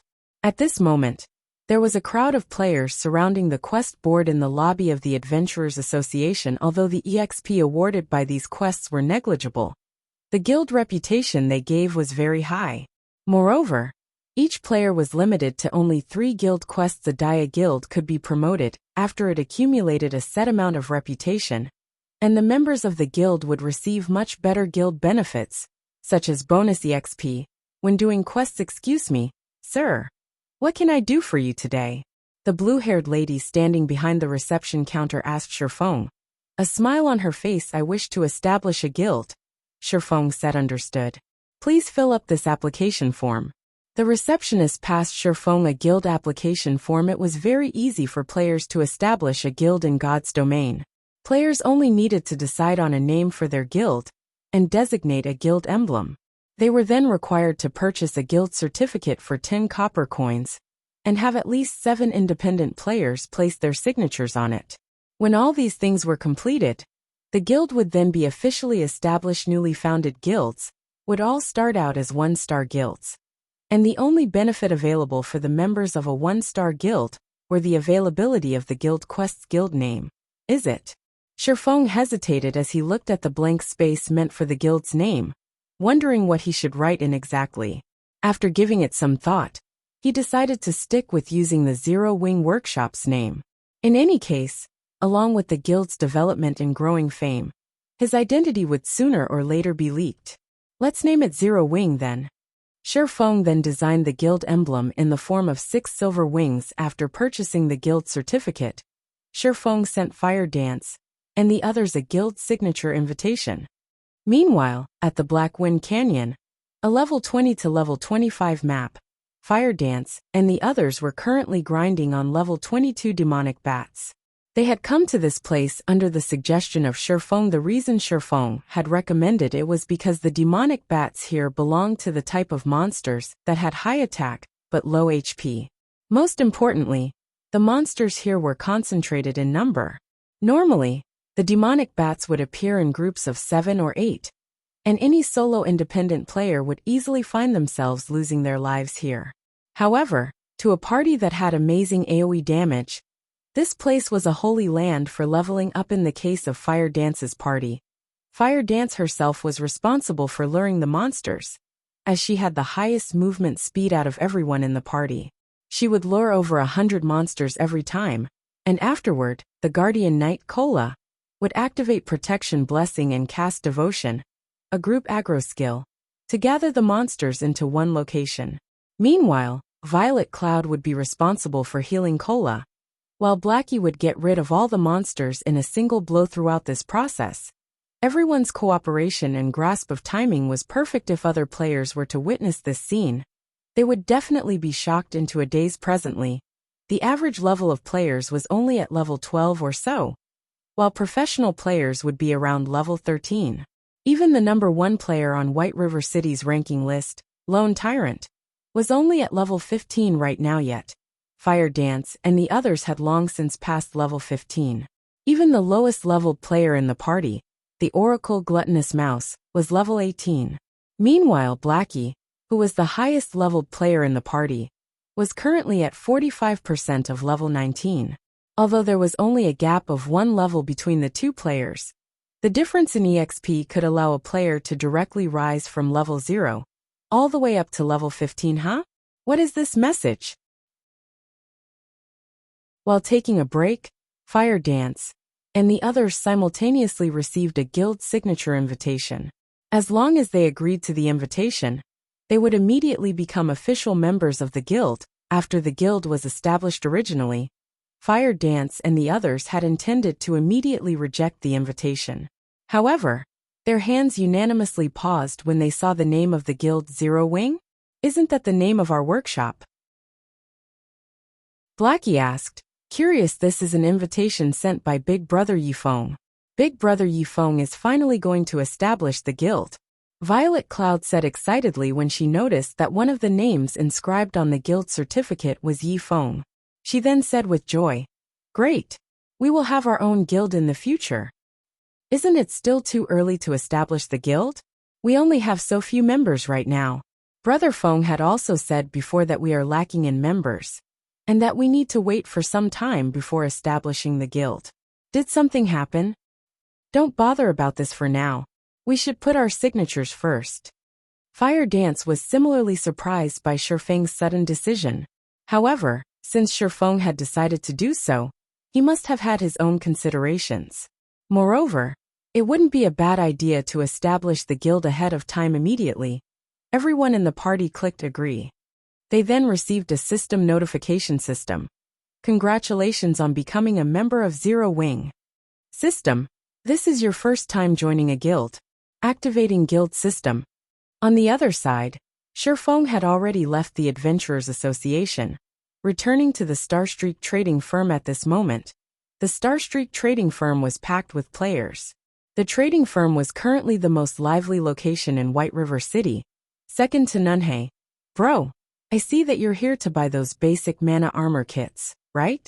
With so many people lining up here, you would need to wait at least a week before you can even get one for yourself. However, I have here a way to help you save your time, letting you jump the queue to buy the mana armor kits in advance.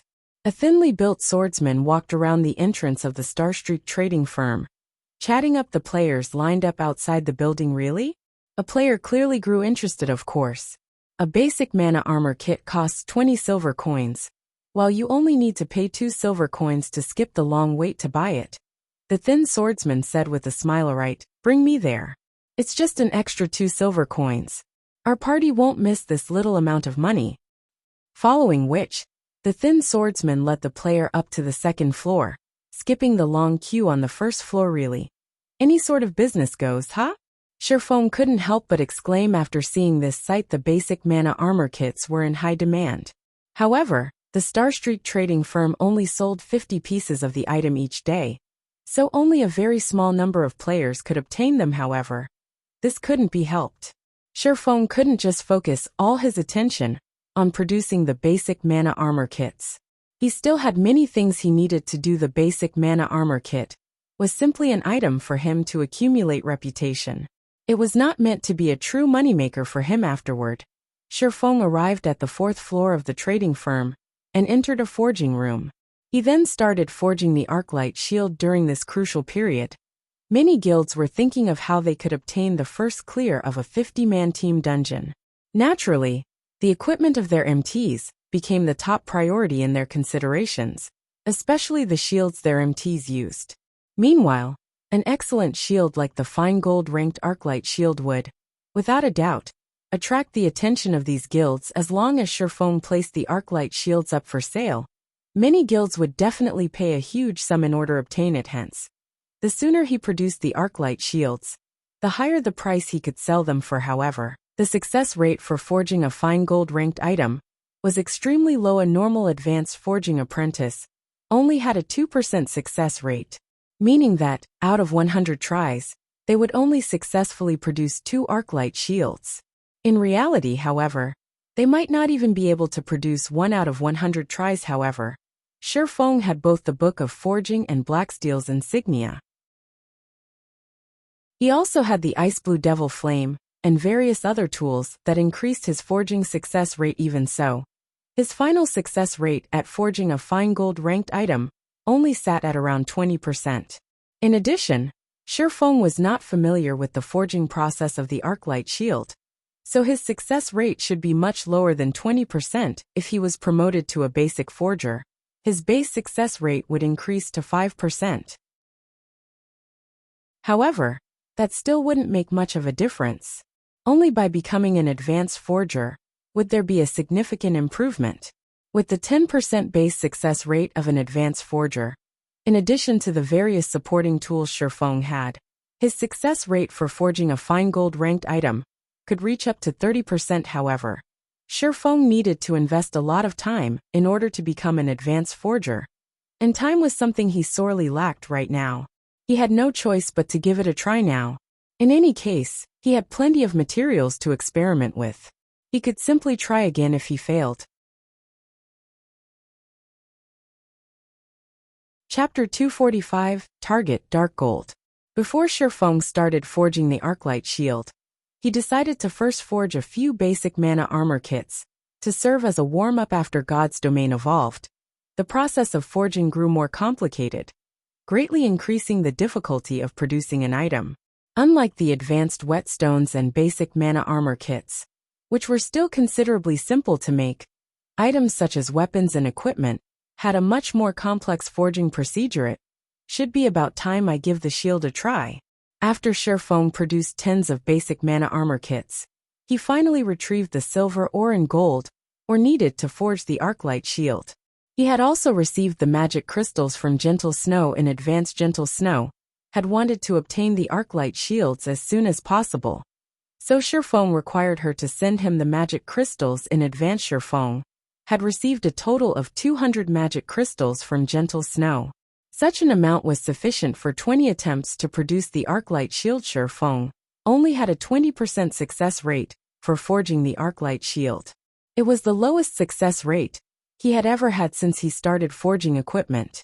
However, if any other forger were in his shoes right now, they might not be able to produce even one Arclight shield out of several hundred sets of materials. Those conceited guilds thought that they could easily produce the Arclight shield after obtaining its forging design.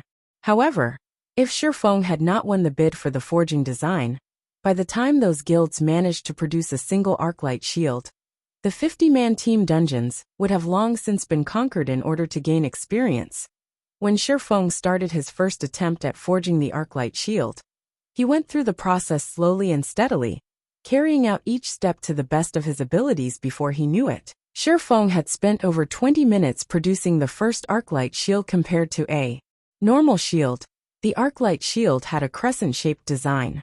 The entire shield was colored in silver, and many runic patterns were carved on the shield's body. Although the shield looked mighty and powerful at first glance, it was still unknown whether it was a failed or successful product. Shifeng then chose to generate the shield's data. After 10 seconds of waiting, the identification process for the shield was completed as expected. It's a failure, Shifeng sighed when he took a look at the shield's data. Although it was indeed an Arclight shield, its quality was a rank lower than the original. It was only Secret Silver Rank Arclight Shield, Secret Silver Rank. Level 15. Equipment requirement, Strength 90. Defense plus 330. Block rate, 31%. Strength plus 10, Endurance plus 20. Evasion plus 3. Additional passive skill 1 dash. Sound of Life. Every attack received will grant user with a stack of Power of Life, increasing maximum HP by 2%, and received healing by 1% for 1 minute. Maximum of 10 stacks additional passive skill 2 dash. Refraction. Triggers once every 50 seconds. Becomes immune to one attack from a general point of view, though it is not a bad result, all the same. At the very least, it is still a secret silver ranked shield. I should be able to sell it for a good price even then. Shifeng was relatively satisfied with this failed product. After all, a secret silver ranked shield remained a rare item at this stage of the game according to Shifeng's knowledge. A majority of the core MTs of second-rate and third-rate guilds were still using mysterious iron-ranked shields. If he sold this failure, he could still earn around 6 to 7 gold coins from it. Although he had failed this time, it was not a complete failure. At the very least, it did not turn out as a scrap item. This partial failure indicated that he must have made a mistake somewhere. During the forging process, there shouldn't be any problems with the forging of the main body itself. I must have messed up when I was carving the runes on the shield, preventing it from reaching fine gold rank, Shifeng concluded after carefully reviewing his actions. According to past experiences, if a problem had truly occurred during the formation of the shield, then the Arclight shield wouldn't just fall by a single rank. It wouldn't even be unusual for the shield to end up being bronze rank or lower. Afterward, Shifeng did not rush to start his second attempt. Instead, he carefully studied the runes he had carved on the Arclight shield. The inscription of the runes were mainly done using the magic crystals. However, the process of completing these runes was not easy, as Shifeng did not truly understand their meaning. He could only make blind imitations of the drawings, although he did not understand the meaning behind the runes. If he practiced drawing them over and over, it should still yield some positive effect. Hence, Shifeng started practicing drawing the runes once, twice, 10 times. Every drawing took around 4 to 5 minutes to complete. However, as the number of times he practiced increased, he grew more proficient at drawing the runes. The runes he drew now also started resembling the original. This cost-free way of practicing was much more economical than learning through actual production. Shifeng naturally wouldn't mind more practice. This should be enough. Shifeng looked at the latest rune he drew, feeling extremely satisfied with it. This imitation of his looked practically the same as the rune shown on the forging design. Hence, Shifeng started his second attempt at producing the Arclight shield. This time, the entire forging process of the shield flowed very smoothly. Shifeng had only spent around 10 minutes to complete the second Arclight shield.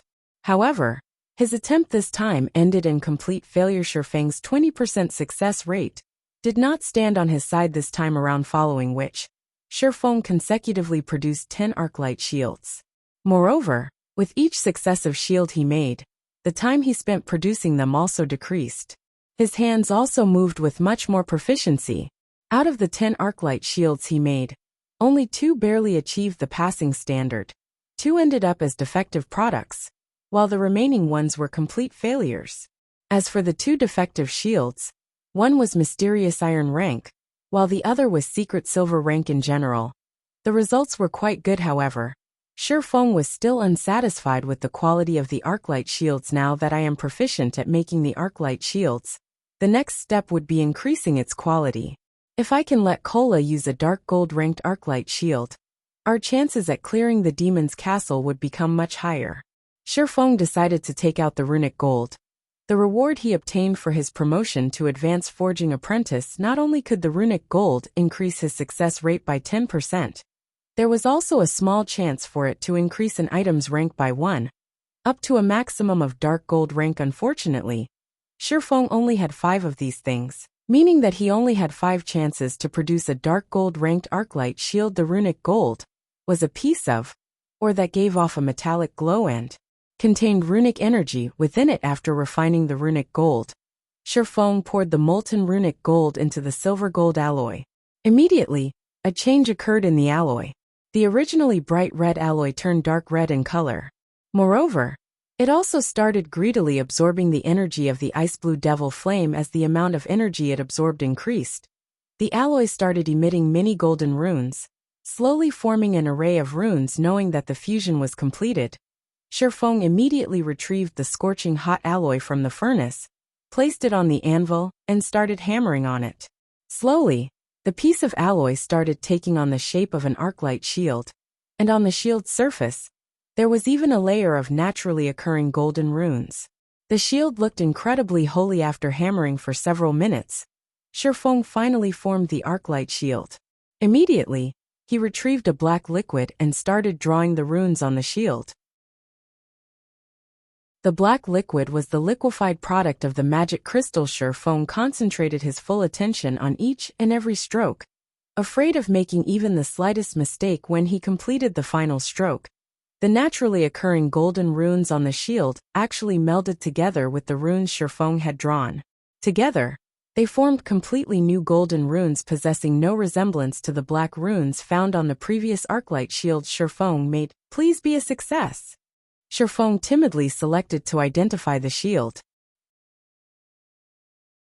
Although the arclight shield looked absolutely perfect appearance-wise, whether it was a success or a failure still depended on the final data. 1 second. 2 seconds. This time, even after 20 seconds had passed, the system was still unable to determine the shield's exact data.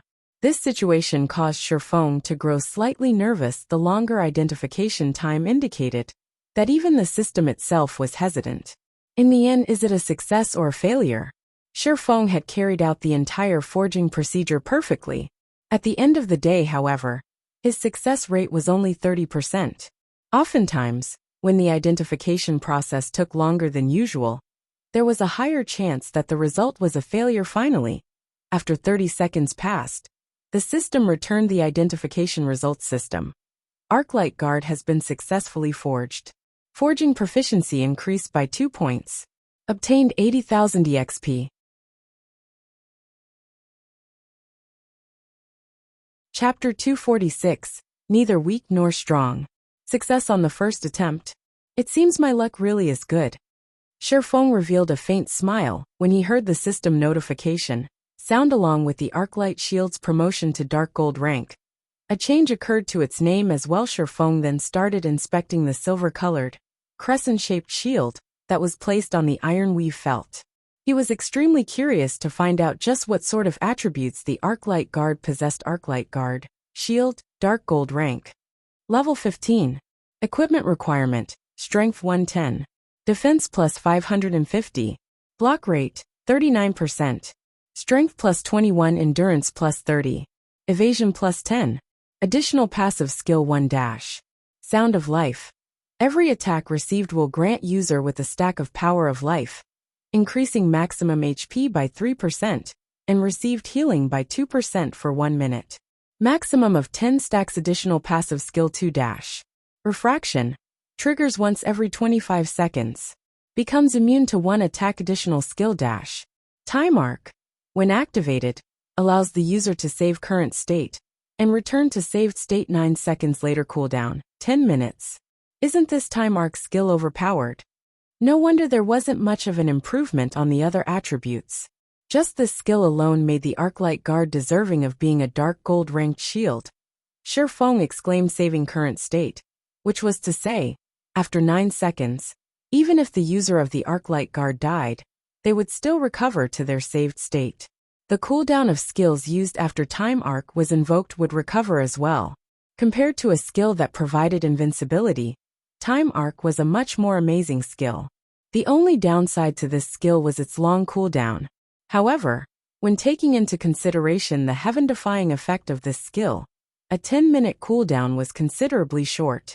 If the cooldown of this skill was any shorter, then the Arclight Guard would no longer be just a Dark Gold ranked shield, but an Epic ranked shield instead. Although Shifeng had already made 1 Arclight Guard, he was still not satisfied. He wished to make even more Arclight Guards. Deciding so, he used up the remaining 4 pieces of runic gold when forging the arclight shields. However, the results were horrible. Out of his 4 attempts, 2 were complete failures. They did not even achieve bronze rank. As for the remaining 2 arclight shields, one achieved secret silver rank, while the other achieved fine gold rank. However, such a success rate was already very good. He had used a total of 5 runic gold to forge the arclight shields. Among them, one had achieved dark gold rank, one had achieved fine gold rank, and one had achieved secret silver rank. Out of the 3 shields, Shifeng would naturally save the dark gold ranked arclight guard for Cola's use. With the arclight guard, they would have no problems raiding the level 15, 20-man team dungeon, the demon's castle. Just as Shifeng thought of carrying on with forging arclight shields, someone knocked on the door of the forging room. Come in. When the door to the forging room opened, a golden-haired beauty walked in.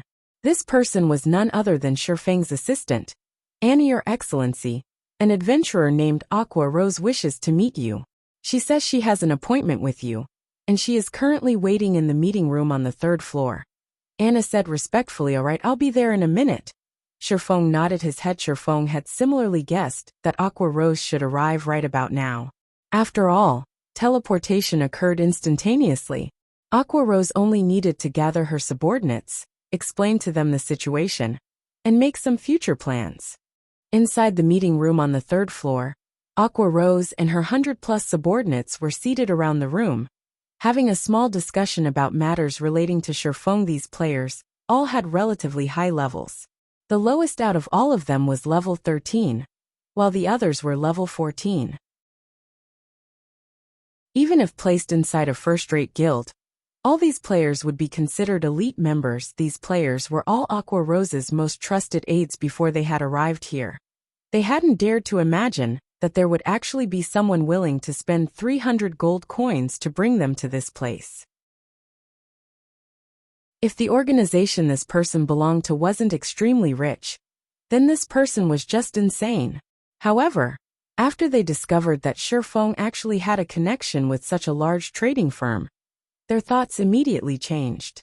Not only did Shifeng manage to achieve something that no other guild had achieved, his fame in the entire Star Moon Kingdom could already be described as the sun and midday. It was especially true for the recently popular basic mana armor kit. This was an item that plenty of guilds could only dream of having if they could be a part of the power Shifeng belonged to. Then couldn't every one of them obtain their very own basic mana armor kit?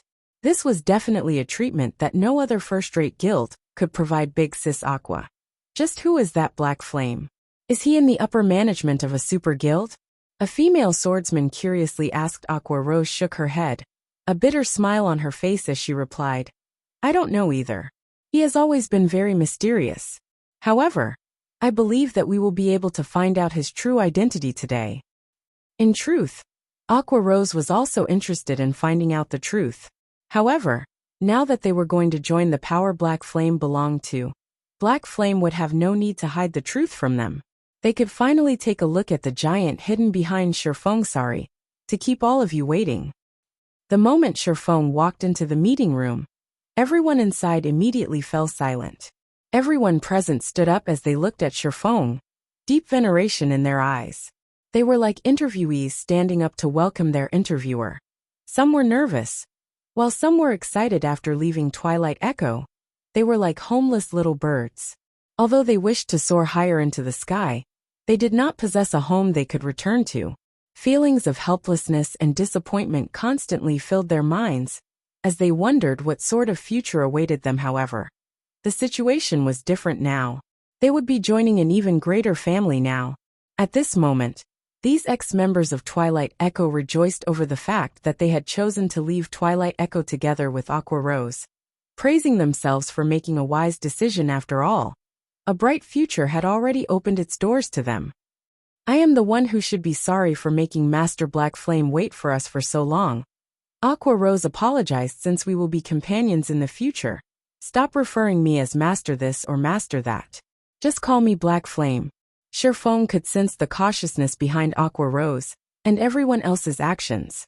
However, this was to be expected. "I have only asked you all to come here so that I can invite everyone into the guild first. Later on, Miss Aqua can freely decide how you all wish to develop yourselves. I won't set any restrictions for you. Right, here is a copy of the White River City Guidebook. After you are done reading it, you should be able to familiarize yourself with White River City, Miss Aqua. Saying so, Shifeng sent a copy of the luxury version White River City Guidebook to Aqua Rose. Simultaneously, he had sent everyone present a guild invitation. Zero Wing? What is this guild? Why is it only a one-star guild? Wasn't it supposed to be some sort of hidden power? Everyone entered a daze for a long time after they received Shifeng's guild invitation, ignoring the fact that they had never even heard of such a guild. Just having status of a one-star guild showed how weak Zero Wing was. The reason being, even third-rate guilds at this stage of the game were three-star guilds, not to mention first-rate guilds. After taking a look at the member count of the guild, everyone was further dumbfounded before they had joined. This guild only had 9 members? What kind of guild was this? Zero Wing was the weakest guild they had seen so far. Second to none, even Aqua Rose herself was shocked by this revelation. The current situation was completely different from what she had imagined it to be. She had thought Shifeng would be bringing her to meet the many great characters of this guild, allowing her to get a grasp on the frightening background of the guild. Yet, the truth that Shifeng revealed had far exceeded her expectations. The reason being, the influence of this guild could literally be determined in a single glance. You all must be very disappointed to find out that my guild is actually so weak, right? Shifeng looked at everyone's crestfallen expressions. Suddenly he said in a cold voice, "Let me give it to you straight. This is Zero Wing. It is neither weak nor strong. It is merely a home that you can stay in. As for how others are going to view us, it will depend on your own performances."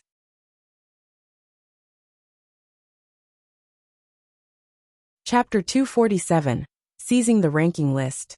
Although they felt that what Shifeng said was logical, their disappointment still did not decrease by the slightest out of everyone present. Only Aqua Rose's fighting spirit truly ignited. She was the only one who truly understood the meaning of Shifeng's word strength, that depended on one's self, rather than others. The best example for this was Shifeng, who stood right before them. His guild was clearly very weak. Yet he managed to achieve many things that not even many first-rate guilds, and even super guilds could. As a result, he made everyone believe that there was a mysterious power secretly supporting him from behind. However, what was the reality of the matter? By depending on only himself, Shifeng had created a miracle. He had even overwhelmed everyone back at the Blackwing auction, causing a sensation. Since Shifeng was capable of such feats, why couldn't she do so as well? At this moment, Aqua Rose truly found it laughable when she recalled how she had intended to utilize the mysterious power behind Shifeng to prove herself to her parents and everyone back at Twilight. Echo Black Flame is right. How powerful a guild is not important. How powerful we are ourselves is the crucial point. Since we have joined Zero Wing, let us be the ones to change how others view Zero Wing. Aqua Rose explained loudly. In complete agreement with Shifeng's opinion, everyone fell silent at Aqua Rose's words. But a fiery fighting spirit could be seen growing in their eyes. That was right. They had originally intended to start from the very beginning. Now that they had a wealthy tycoon like Shifeng supporting them, what more should they be afraid of? A guild's development mainly relied on financial resources. The remaining factors would be the presence of experts to lead the guild in raiding team dungeons and completing epic quests that were impossible to complete. They would definitely turn Zero Wing into the #1 guild in White River City at this moment. Shifeng sent Fire Dance and the others a message. "You can start now." Immediately, Shifeng received a reply. "Understood." After seeing this message, Shifeng's gaze shifted towards everyone present in the meeting room. He then announced loudly, "I know that some of you still have some worries, so I'll give you all a little surprise. I'll let you all get a better understanding of just what Zero Wing is." A better understanding of Zero Wing? Does this guild still have any secrets? Everyone grew confused at Shifeng's words. Everything about this guild was clear in one glance, so what secrets could there possibly be? The only thing that could possibly be a secret was the guild's frightening financial resources. With such a large fortune, They should have no problems getting their hands on the various welfare benefits that players would receive upon joining a guild. Moreover, Black Flame was the publicly acknowledged chief forger of Star Moon Kingdom. In the future, guild members would have no lack of weapons and equipment to use. However, this shouldn't count as a secret, right? Everyone can take a look at White River City's ranking list now. Shifeng said softly. Ranking list? Everyone promptly called out the ranking list to take a look. Is there something wrong with the ranking list? I remember that when I came to White River City, the top player on the ranking list was Lone Tyrant. At that time, he was only at level 15. How did he suddenly become level 19? Did the system make a mistake? No, that's not right. Look at the player ID. It's not Lone Tyrant. It might not be a mistake by the system. Look, the top 8 players have all been switched out. Even the player at 8th place is level 18 now. Lone Tyrant is still level 15, and he's placed 9th now. How is this possible? Level 18. Isn't this level too much of an exaggeration? Even at the Storm Empire, the highest leveled player is only at level 16.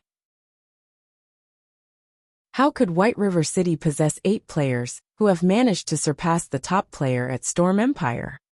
Wait, these players all belong to the same guild, and the guild's name is called Zero Wing. Everyone was dumbfounded when they discovered the changes in the ranking list. They trembled, not daring to believe their own eyes. These 8 players were actually their guild members.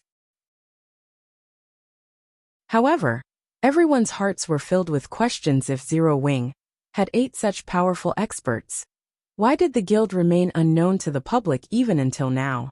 This was simply unimaginable. This is the strength of Zero Wing? At this moment, Aqua Rose started renewing her evaluation of Shifeng, and this guild, although Zero Wing was small, it was a gathering of experts' wealth, manpower, and finally fame. As things were, Zero Wing possessed the foundation necessary to become a large guild. As long as they managed the guild benefits they offered properly, Zero Wing could easily become a large guild within a short period of time. It was no wonder Shifeng looked so confident. Meanwhile, as Aqua Rose and her subordinates were reeling over their new discovery, the entire White River City had already been thrown into an uproar. Lone Tyrant, who had been monopolizing the first position on White River City's ranking list all this time, had actually been kicked off by someone else. Moreover, he wasn't just kicked off by a single person, but by 8. The sudden appearance of these 8 players made Lone Tyrant's previous glory look like a joke. It was as if these 8 players had merely been giving in to Lone Tyrant before, just like how an adult would indulge a little child. Now, however, they were no longer letting Lone Tyrant have his way otherwise. How would they explain this situation where 8 players had instantly taken away the top 8 spots on the ranking list? There was only one possible explanation. They had constantly been hiding their levels. These people are inhuman. Crap. The first place is level 19. And even the 8th place is level 18. I've only managed to hit level 13 after working so hard. Are they trying to make me despair? God, carry me please. What kind of backing does this Zero Wing have? Aren't they a little too amazing? Is some major power planning to set up a stronghold in White River City? Many players within the White River City region were stirred up by this incident. The top 8 positions on the ranking list were actually taken over by a single guild. One could just imagine how powerful this guild was. Even Ouroboros, the #1 guild in White River City, was not as powerful. Many independent players had started making inquiries into just what kind of guild Zero Wing was. There were even some independent players who had directly asked how they could join Zero Wing on the public forums. After all, with such leveling monsters in the guild, wouldn't they too be able to level up like a rocket if they joined? Suddenly, Zero Wing had become the hottest topic for every player in White River City, and many had expressed their willingness to join such a guild. Although independent players went into raptures over Zero Wing, the various large guilds, on the other hand, were having a headache over it. They held nothing back at investigating this new guild that suddenly popped up, and also the top 8 players on the ranking list. However, the information they received made Zero Wing look even more mysterious, as they failed to find out even who the guild leader of Zero Wing was. The only thing they knew was that Fire Dance had once occupied the first place on the White River City ranking list. In addition, the other 7 players had also once been among the top 10 of the ranking list. Meanwhile, all 8 of these players shared a common point. All 8 of these players had vanished from the public eye for quite some time now previously. Everyone had assumed that they had gone silent because they were overtaken on the list. However, the reality of the matter was that these players had intentionally hidden themselves simply to avoid discovery until now. Can someone tell me what is going on here? Lone Tyrant looked at the ranking list, bellowing, "Just where did these bastards pop out from?" At this moment, nothing was more humiliating for Lone Tyrant than his position on the ranking list. His past glory was already worthless now. Instead, he had become the laughingstock of everyone in White River City Guild leader. I've already investigated these players. It seems that all of them are associated with Yi Feng. Moreover, I've also looked up Zero Wing at the Adventurers Association. The guild was registered only recently, and it is possible that it is a guild formed by Yi Feng himself. A ranger said. Good. Very good. At first, I thought that he had hidden himself out of self-awareness after I placed a bounty on him.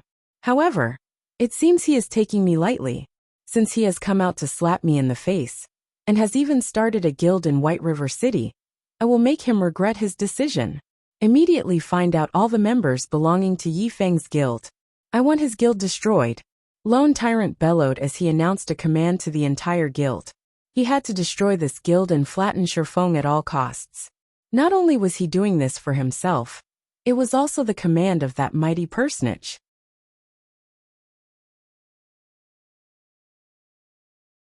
Chapter 248. Extraordinary starts out from ordinary. Lone Tyrant wasn't the only person who was enraged by the matter of the ranking list. The other guilds in White River City were similarly furious. The ranking list was a place for guilds like them to increase their reputation.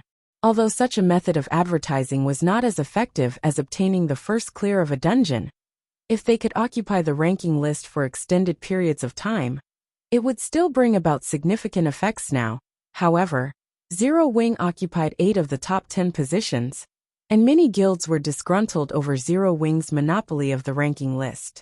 These guilds couldn't help but wish they could invite Zero Wing's guild leader and give him a piece of their mind to relieve their dissatisfaction. At the level 18 map Pyroxene Mountain, a 20-man elite team was currently clearing out the level 18 six-armed stone monkeys. Here the six-armed stone monkeys were monsters with large bodies. Although they were 2 meters in height, their movements were extremely agile. Their physical defense was very high, and their only weakness was their low magical resistance. Hence, using large-scale magic attacks against these monsters would be very effective. Moreover, the six-armed stone monkeys lived in groups on this mountain, and players could very easily lure a group and promptly kill them. Snow. The ranking list has been occupied by Zero Wing. Moreover, their levels are all very high. It would be very difficult for us to catch up to them. It really makes you wonder how they managed to level up so quickly. Zhao Yueru currently sat on a rock, resting as she replenished her mana. After receiving a report from her subordinate, and promptly taking a look at the ranking list, she was immediately shocked by what she discovered as a player who had originally ranked within the top 10 of the ranking list. Zhao Yueru knew very clearly just how large a gap there was between level 15 and level 18. At the very least, she would need to spend another week grinding before she could even reach level 18. This was equivalent to saying that these 8 players would remain on the ranking list for another week at the very minimum. However, this was assuming they did absolutely nothing during the entire week. If they were to continue grinding and leveling up at their current pace, who knew when there would be a change to the top 8 positions? As expected, they are very strong. That Yi Feng has quite the ambition as well, even though he usually maintains a low profile. It seems that he has finally decided to take action now. Gentle Snow did not feel any shock when she looked at the IDs of the top 8 players. Snow, have you known all along? Zhao Yueru asked, confused. She had a very clear understanding of Shifeng's capabilities. Shifeng's strength, leadership ability, and observation ability were above average. However, these traits alone were not enough for him to establish a guild. Establishing a guild was not as easy as playing a game of house, since forming a guild signified one's intentions to compete for dominance with the other guilds. For a small guild like Shifeng's, maintaining a low profile would be more beneficial. If they did so, most of the large guilds would not have paid much attention to them. However, now that they'd done the exact opposite, they were practically telling the other guilds to come at them. After they decided to hide their levels, I figured that their levels were not that simple. Yifeng did not wish others to know, so he kept them hidden. Only I never imagined that their actual levels would be so high. Gentle Snow was greatly interested in these talents. She inwardly lamented the fact that these experts could only stay holed up in such a small guild. If they joined Ouroboros, they would definitely shine with even greater brilliance. If they stayed in such a small guild, they would very quickly fall. After all, a guild needed financial resources to develop itself. Gentle Snow firmly believed that Shifeng did not possess a frightening amount of financial resources, especially gold coins. There was also the lack of manpower. It would be impossible to develop a guild in God's domain just by relying on several players. In addition, they would also have to suffer the oppression of other large guilds. Hence, Gentle Snow determined that Zero Wing would not last long at all. However, at the end of the day, Shifeng was still her friend. Hence, Gentle Snow sent a message to Shifeng, congratulating him on establishing Zero Wing. As to how he should develop his guild, as an outsider, it would not be good for her to make any suggestions. On the third floor of the Star Street trading firm, the situation was not as grim as Gentle Snow believed it to be. If Gentle Snow could see this scene right now, she would definitely be shocked. After all, not only did Shifeng possess enough funding, he had also managed to recruit a group of players who had recently left a first-rate guild, Twilight Echo. He had also managed to recruit Aqua Rose, who was once an honorary elder of Twilight Echo, as someone who had once managed a first-rate guild with over 10,000 subordinates. Aqua Rose possessed a wealth of experience. Hence, when placed in a situation where she had a large amount of financial resources, but only a small guild of slightly more than 100 players to manage, she could carry out her tasks with little to no effort. Guild leader, I have received your intentions. I will increase our member count up to 5,000 to the best of my abilities. As for the matter relating to the guild perks system, for the moment, I will implement Twilight Echo's guild perks system as a temporary replacement. However, I hope that you can draft it as soon as possible.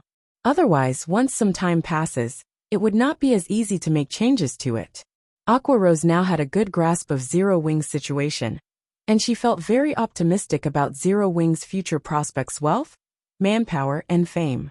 With all three things together, it would be very easy for them to recruit a large batch of new members. Then, I'll have to trouble Miss Aqua with this matter. Plans could never keep up with change. Based on his original estimates, it would still have been a long time before he established his own guild. However, with the sudden addition of Aqua Rose, Shifeng could not afford to wait any longer. Even if his preparations were currently lacking, he still needed to establish the guild. Moreover, he had intended all along to deal with these guild matters as soon as possible. It was just that he still had other things he needed to handle. Now that there was a professional standing right before him, why wouldn't he make use of her? Guild Leader Black Flame, I am already the Vice Leader of Zero Wing. Please just call me Aqua from now on. If Guild Leader doesn't have any other orders, then I will start making the necessary arrangements now, Aqua Rose said in a professional tone. Maybe because she had received a new position, Aqua Rose had very quickly entered a superwoman mode. Shifeng could only take a step back in this matter. He then returned to producing the Arclight shields and basic mana armor kits. Later on, the members of the guild continuously increased. The reason being, Shifeng had set the exchange of basic mana armor kits as one of the perks available to guild members. This item held a fatal attraction to independent players, and if new members wished to obtain them, they needed to exchange for them using guild contribution points. Meanwhile, there were many methods for them to obtain guild contribution points. 1. Dungeon diving. 2. Exchanging bronze-ranked equipment or above. 3. making a contribution to the guild. The upper management of the guild would reward players who made a contribution with contribution points for carrying out guild quests. Contribution points would be awarded by the system, in this case 5. Personal guild reputation received reaching a certain amount. Hence, with so many methods available, guild members would have no need to worry about not being able to earn sufficient guild contribution points. However, to prevent abuse by opportunistic players, further restrictions were added to increase the difficulty for guild members to obtain the basic mana armor kits. Above all, one had to contribute a set amount of reputation points to the guild before being allowed to exchange for the armor kits. Secondly, one needed a large number of guild contribution points to exchange for the armor kits. Meanwhile, the total value of these guild contribution points was no lesser than 20 silver coins. With these two safeguards present, there would be no opportunity for guild members to abuse the guild perks system implemented. Meanwhile, during the time Sherfong was producing the Arclight shields and basic mana armor kits, Aqua Rose had also arranged for her subordinates to recruit players at the Trade Area and Adventurers Association. After half a day of recruitment, Zero Wing's member count increased explosively. From the original 100 or so members, there were now over 3,000 players in the guild. Moreover, the tide of players wanting to join the guild showed no signs of stopping anytime soon. Big Sis Aqua. The number of players wanting to join the guild hasn't decreased at all. If this situation continues, we can easily recruit double the target of 5,000 members. Should we increase the number of players we recruit? Follow the original plan. We won't be able to handle so many players right now. If we did so, it would instead force the guild into a period of stagnation, hindering our development. Increase the entry requirements for the guild. Raise the minimum level requirement from level 11 to level 12. Under Aqua Rose's management, the newly recruited guild members started taking on guild quests. Aqua Rose's direct subordinates had also split up and formed new parties to raid party dungeons, upgrading the equipment of the new members. Everything was flowing smoothly at Zero Wing, and it did not look like a newly established guild at all. Before he knew it, nighttime arrived at God's domain. After making a large number of basic mana armor kits and 3 fine gold-ranked Arclight shields, Sherfong immediately logged out of the game. The reason being, the Gene High Fellowship party that Sherfong had been looking forward to was being held today. He needed to make some preparations before he attended the party.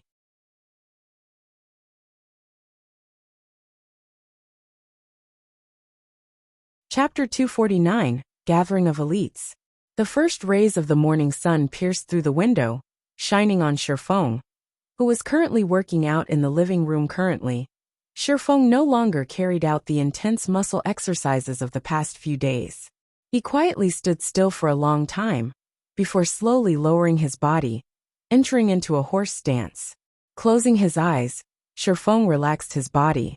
Suddenly, his chest expanded as he inhaled deeply. He then exhaled, a trail of white mist coming out of his mouth like a water pistol. The white mist that shot out from his mouth managed to actually reach a distance of over 2 meters, before gradually dissipating. If any normal person were to witness this scene, they would definitely be shocked by it. The season right now is summer.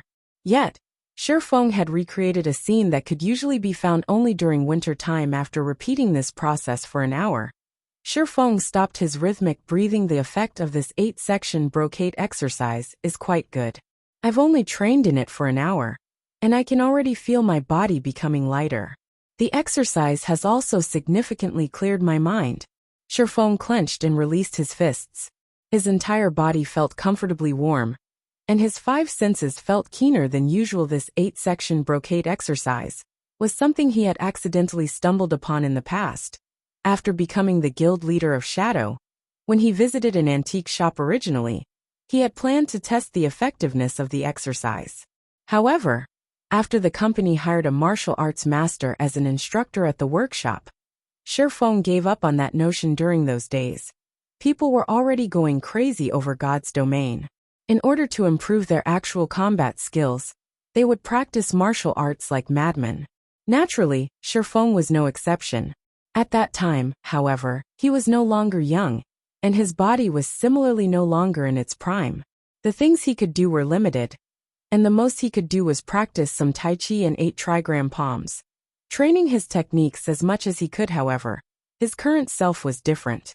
Not only had he started consuming nutrient fluids at a much earlier period than in the past, after undergoing several workout sessions, his current body's physique far surpassed the one of his past. There was a saying in martial arts: internally, spirit and breathing are practiced. Externally, muscles, bones, and skin are practiced. Meanwhile, Shifeng related this saying to the 8-section brocade only. He had not thought the exercise would yield such good results. Although the exercise did not increase his body's strength, it refreshed his psyche and allowed him to remain calm at all times. Such an effect was an unexpected harvest for Shifeng. After Shifeng had his breakfast, he received a call from Zhao Ruoxi. She said that she was going to give him a ride to the fellowship party. When Shifeng arrived downstairs of his apartment, he immediately discovered Zhao Ruoxi standing in front of a blue sports car. She wore a pure white dress today, while her hair was tied up into a double ponytail. Her pure and beautiful appearance attracted the attention of every man that walked past her, sending them into a daze as drool leaked out of their mouths. Let's go. Zhao Ruoxi smiled sweetly when she noticed Shifeng walking over. Is this your car? Shifeng looked at the blue sports car before him, feeling somewhat surprised. Suspicion of Zhao Ruoxi's identity started growing within him. This blue sports car was a limited edition maglev Ferrari Z75, and it had a selling price of 6 million credits. One would not be able to find one even in the entire Jinhai city, yet Zhao Ruoxi actually owned one herself. Of course. What? Surprised? It's just that, normally, I don't like driving it to school. However, we are going to a formal occasion today, so I need to make an impression. Zhao Ruoxi nodded her head slightly in reply. Hurry up and get on. The venue of the fellowship party is quite a distance away. Although Shifeng was mildly astonished by this new revelation, he didn't attempt to delve further into the matter. After all, everyone had their own secrets. Hence, he slid into the passenger seat. Soon after, Zhao Ruoxi stepped on the accelerator, and with a whoosh, the Ferrari Z75 sped along the road of the neighborhood. Envy filled the eyes of the many pedestrians walking on the street as they watched the Ferrari Z75 speed down the road.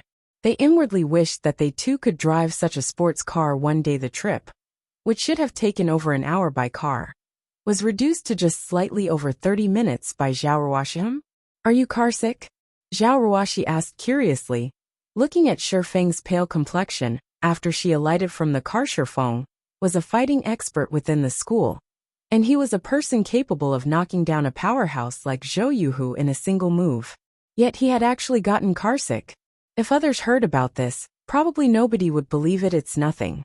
My body just feels slightly uncomfortable. It might be due to the breakfast I had this morning. Shifeng casually made an excuse. In truth, however, Shifeng really wanted to say, "You call that driving? That's practically attempted murder."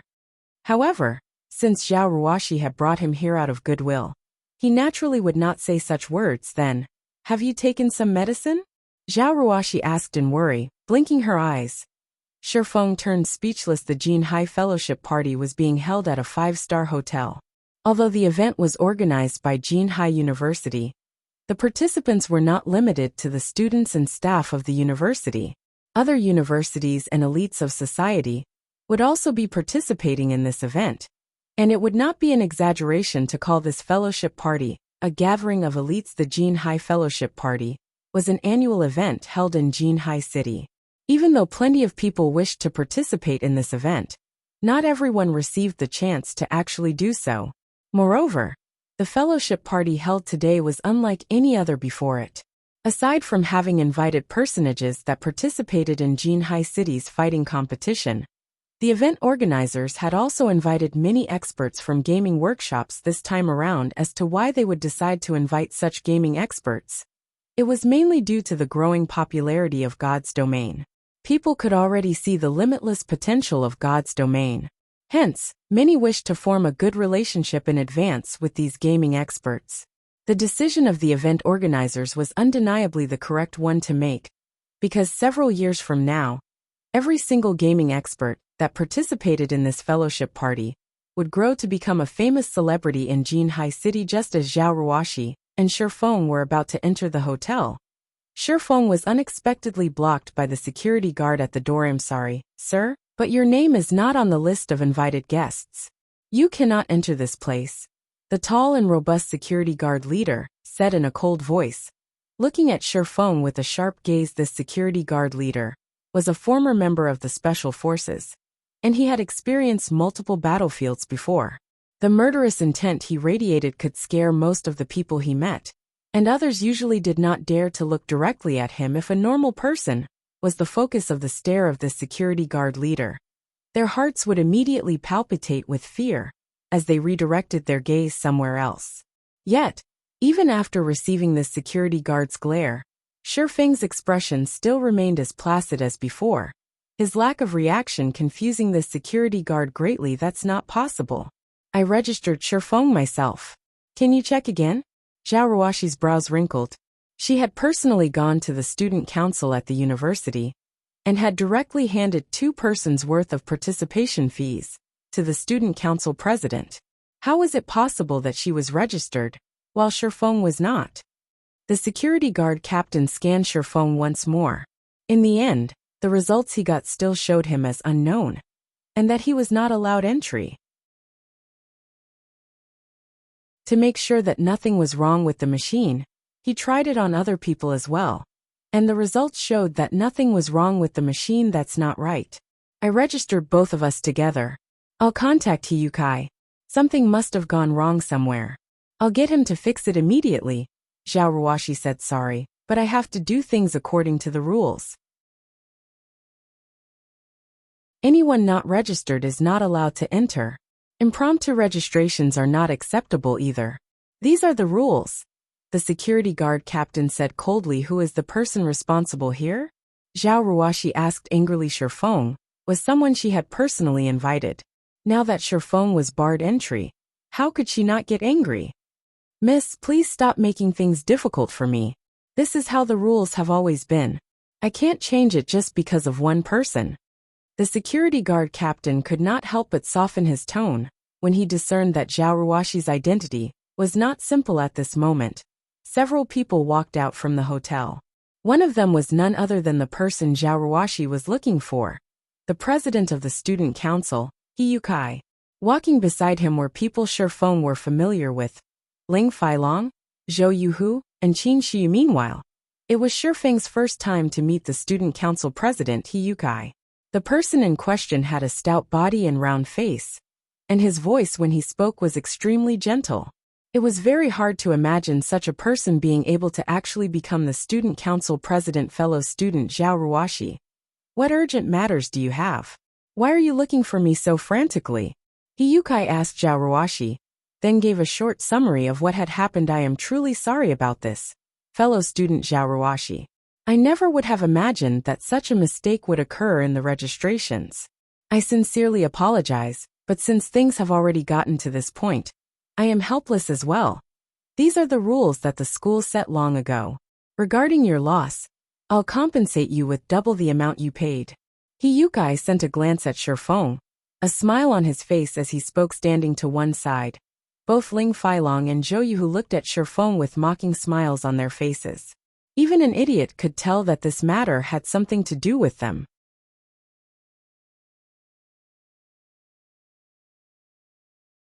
Chapter 250. Serious inquiries only.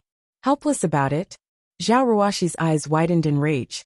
"Hiyukai, this is your mistake. You need to think of a way to fix this." At this moment, Ling Failong stood out and interrupted, saying in a gentle tone, "Ruoxi, you know that this is only a small mistake. Something must have gone wrong with the system, so you can't just put the blame on Hiyukai." "Then what should Shifeng do? Since you already know something went wrong, does that mean Shifeng is allowed to go in now?" Zhao Ruoxi completely ignored Ling Failong, directly asking Hiyukai, "In any case, you can prove that Shifeng has indeed registered for this event. Shifeng also has no problem proving that he is a student of our school. Don't tell me that this is still not enough?" "Fellow student Zhao Ruoxi, I can indeed verify that Shifeng has registered for this event. However, whether he can enter or not is not up to a student council president like me to decide. You have to ask this big brother security guard here.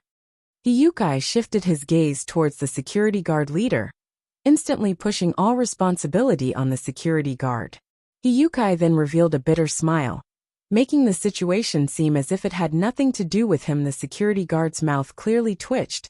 When he listened to Hyutsai's words, Hyukai obviously did not help Shifeng register for this event to begin with. Yet Hyukai was pushing everything on him now? If Hyukai insisted that Shifeng be allowed into the hotel, what could a mere security guard captain like him do? Hyukai had already made his intentions very clear: absolutely not allowed. That was Hyutsai's answer, however. Looking at Zhao Ruashi, she too did not seem like someone he could provoke. Otherwise, why would Hyukai even bother making so many superficial excuses? Caught in a dilemma, this security guard captain did not know which would be the wiser choice to make currently.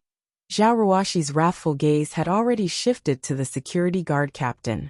She asked in a grim tone, "What do you say?" Me.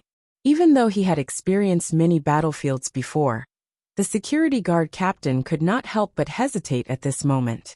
In the end, however, he still said strictly, "I have my responsibilities. Miss, please don't make things difficult for me." You. Class monitor, it's fine. This matter can't be helped. If I can't enter, so be it.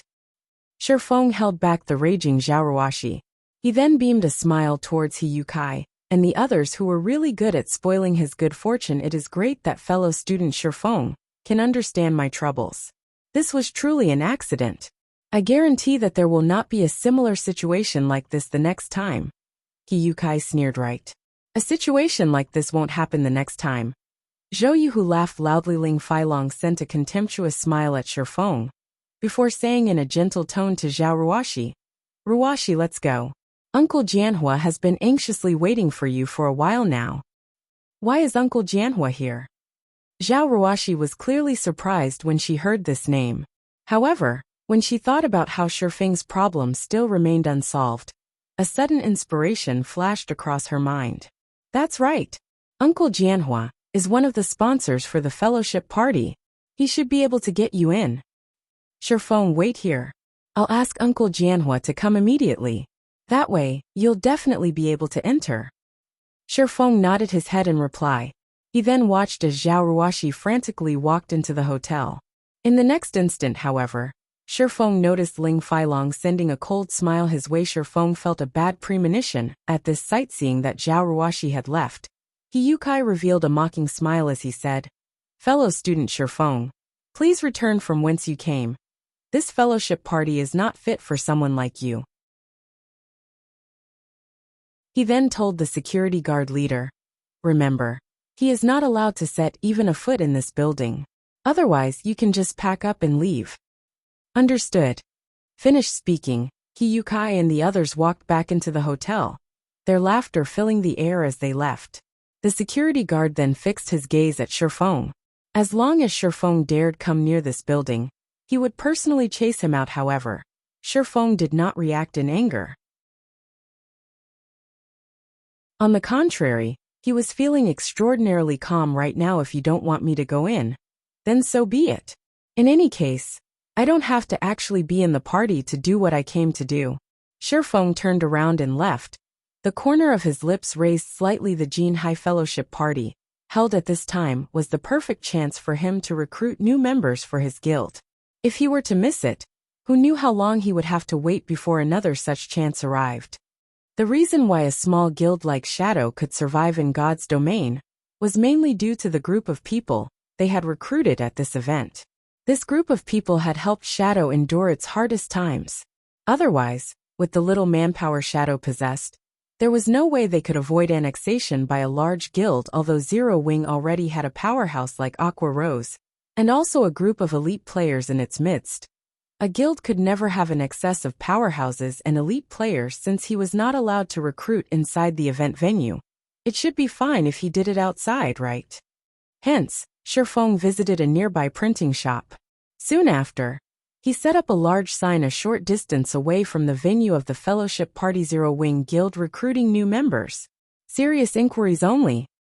Although the color of the words on the sign was monochrome and looked somewhat shabby, it still clearly conveyed the meaning Shifeng wanted. As to whether or not others would recognize the sign for what it was, Shifeng was not worried about that one little bit. After all, Zero Wing's fame was not limited to just White River City, but the entire Star Moon Kingdom. On the official forums of the Star Moon Kingdom, Zero Wing's popularity had long since gone off the charts, not to mention having 8 players occupying the top positions on the ranking list. The levels of these players had even exceeded everyone's imaginations. The lowest leveled player among them was level 18. This was a level that elicited awe in others. Even when ranked throughout the entire Star Moon Kingdom, these 8 players would still be the top 8 players. Not to mention a first-rate guild. Even an apex first-rate guild could not achieve such a feat. How could people not yearn to join such a guild? Hence, many independent players wished they could join Zero Wing. There were even thousands of threads posted on the forums by independent players, all of them expressing their intentions to join Zero Wing.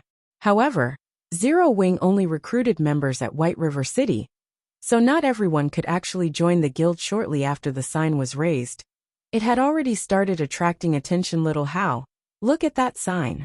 It's actually Zero Wing recruiting members. Zero Wing Guild? How is that possible? That guild is very mysterious. I heard that the strength of the 8 great experts of that guild is several times more amazing than even the experts of first-rate guilds. How could they be recruiting members at this place? If it really is Zero Wing recruiting, I will definitely be the first one to apply. The passers-by who noticed this sign immediately started a discussion among themselves. After all, Zero Wing was simply too famous right now. They could only be described with words such as mysterious and strong. Meanwhile, in one of the lounges on the 10th floor of the hotel, was an old man dressed in luxurious clothing. Although the man was already in his 50s, he had a keenness that belied his age, his sharp gaze capable of seeing through people's hearts. This person was none other than Zhao Jianhua's second uncle. Why have you come here today? Zhao Ruoxi smiled sweetly at this old man. After entering the room, Zhao Jianhua was the younger brother of Zhao Ruoxi's father. He was also one of the board members of the Zhao Group. However, Zhao Jianhua did not have any children of his own, so he had always loved Zhao Ruoxi dearly, as if she were his own daughter, treating her like the most delicate flower in the world. Of course, I am here to take a look at you. You're always staying at school recently, not bothering to even pay a visit back home. Zhao Jianhua replied with a doting smile. Second uncle, you're one of the sponsors for this get-together, right? I have a friend who wishes to join this event as well. Could you let him in? Zhao Ruoxi said sweetly, grabbing and shaking Zhao Jianhua's arm. Are you referring to that Shifeng? Zhao Jianhua's brows wrinkled, his expression sinking immediately. How did you know, second uncle? Zhao Ruoxi asked curiously. I was the one who arranged for him to be barred from entering. He is merely a mediocre person that came from an ordinary family. You shouldn't associate with such a person. You are the Zhao Group's successor, an elite standing at the very top of the pyramid of society. Others will gossip about you if they learn that you are associating with this kind of person. I am very clear about people like this Shifeng. People like him will do whatever it takes to get ahead, and there is no limit to the amount of flattery he'll spout. He does not like you at all. He simply covets the assets of the Zhao Group. I definitely won't allow him to continue tricking you. As for Shifeng's side of things, I will speak with him personally.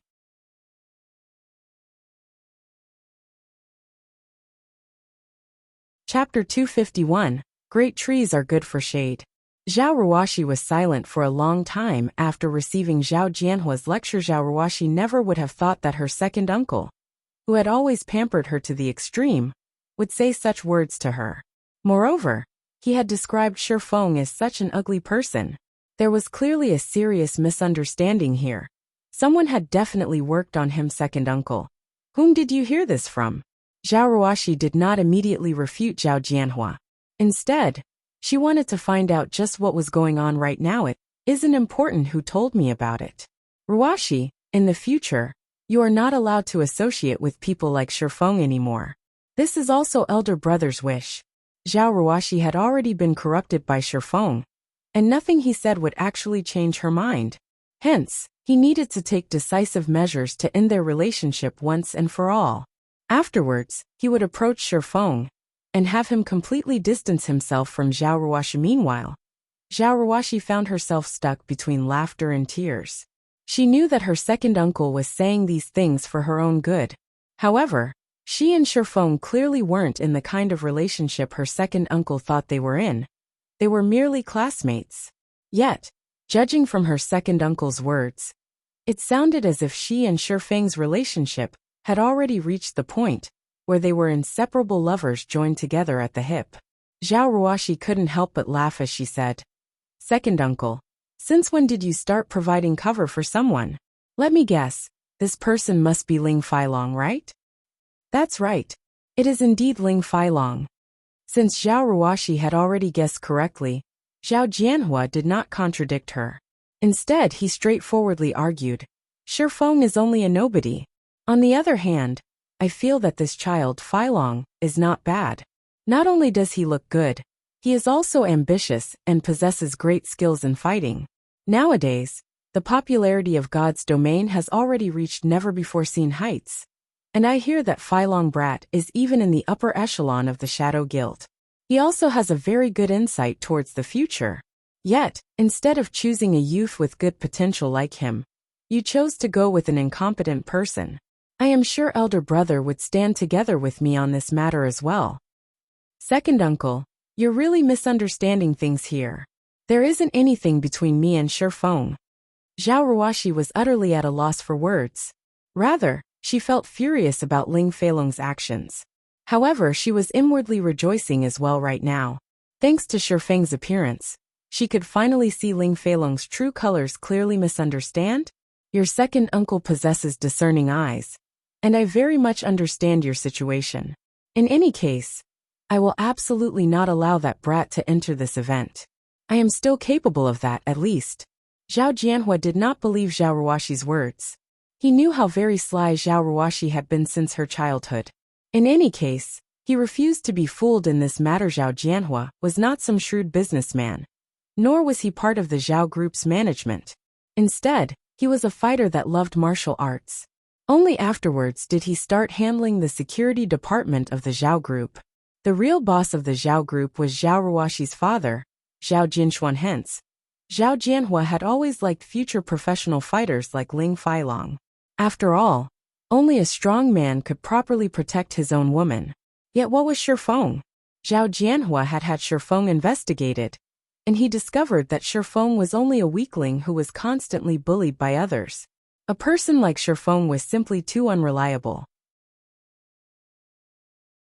Hence, Zhao Jianhua was adamant at ending Zhao Ruoxi's relationship with Shifeng. This time while Zhao Jianhua and Zhao Ruoxi were having their discussion, Ling Feilong, who was outside the door, eavesdropping on their conversation, secretly felt delighted. Although he could not directly defeat Shifeng, he could still play Shifeng to death using a roundabout approach.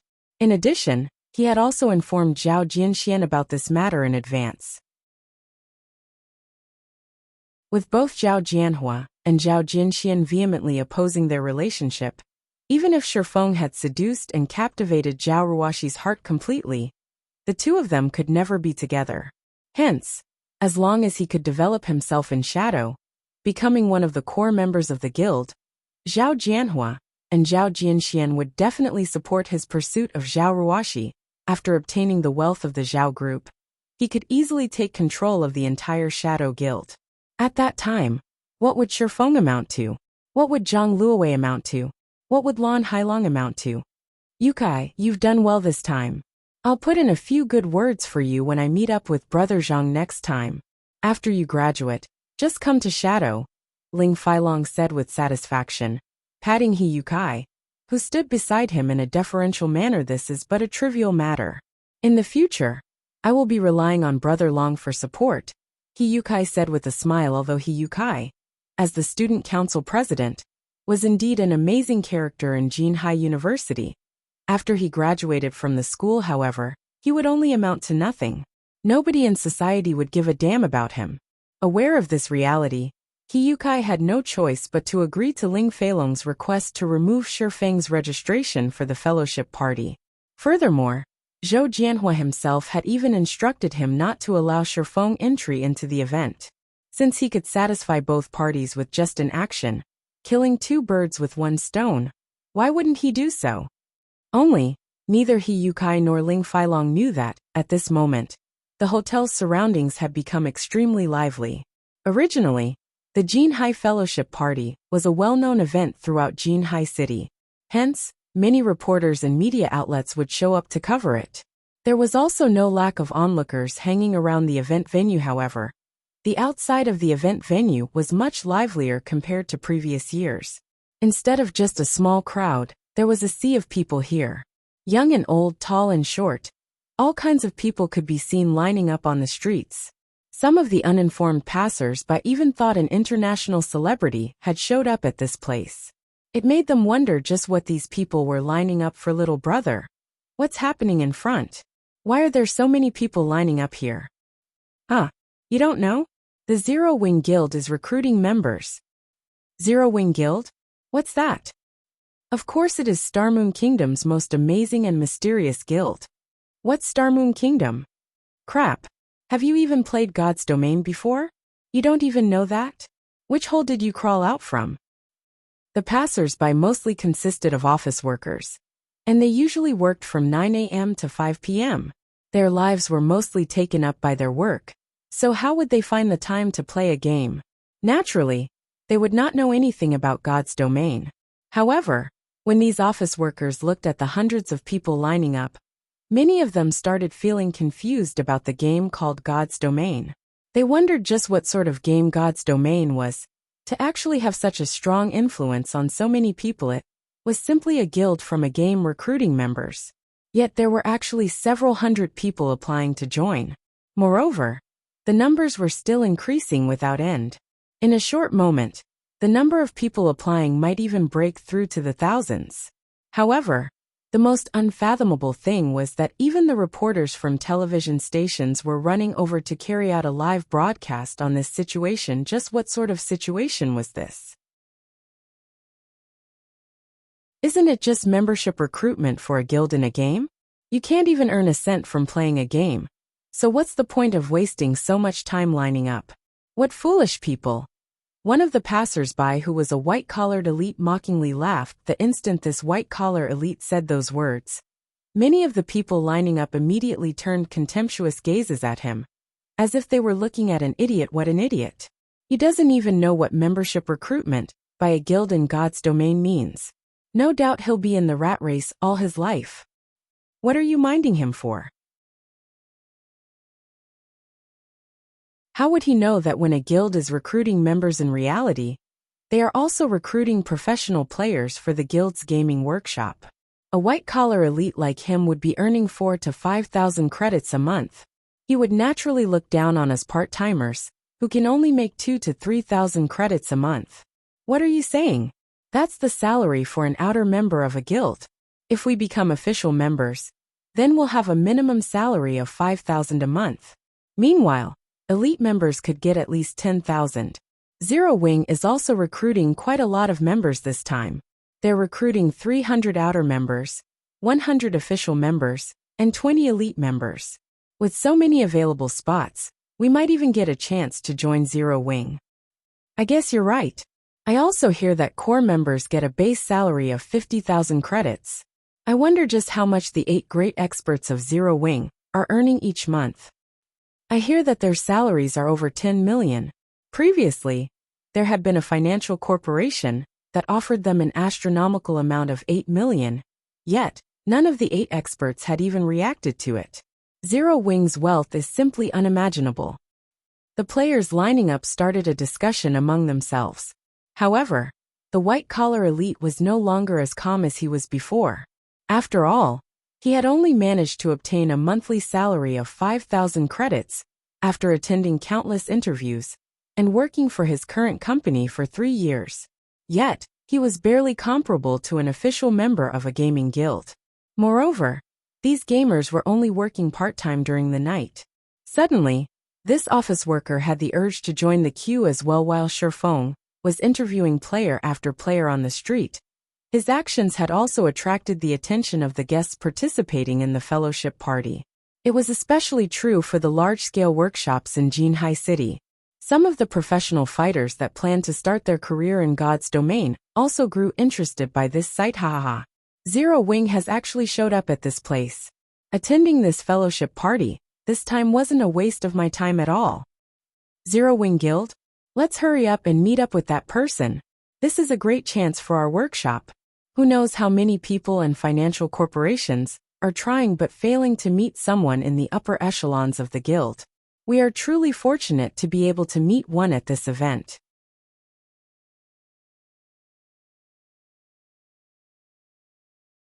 Chapter 252. I am a coward. On the highest floor, the 36th floor, of the Golden Bridge Hotel, the Jinhai Fellowship Party had officially started. Most of the participants present at this event were well-known figures from various sectors of Jinhai City. On the contrary, only a minority consisted of students who were about to graduate from Jinhai University. The Jinhai Fellowship Party, held this year, was the grandest one yet, and the number of people invited this year was also the highest compared to past occasions. As a result, the soon-to-be graduates of Jinhai University were provided with more career prospects. This was especially true for players of God's domain.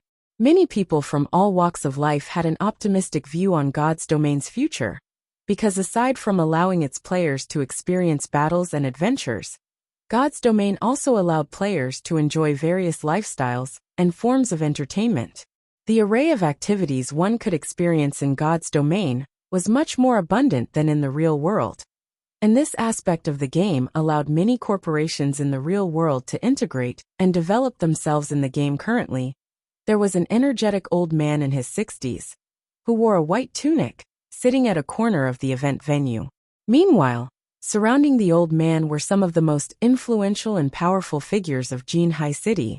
Zhao Ruoshi's second uncle, Zhao Jianhua, was seated among these powerful personages as well. Are they not here yet? The old man in the white tunic suddenly asked Hiyukai, who stood beside him. "They already arrived." But Hiyutsai's expression faltered as he hesitated on his words. The elderly man before him was both the headmaster and chairman of Jinhai University, Su Wenqing, and he was a very influential man in Jinhai City. The reason being, under Su Wenqing's tutelage, many students had graduated from Jinhai University with outstanding achievements, and such a contribution made Su Wenqing a well-known and well-respected character in the various sectors of Jinhai City. Su Wenqing's influence was so great that he could easily send Jinhai City into an uproar with his words alone. "Speak." Su Wenqing suddenly said in a cold voice. "They re outside right now."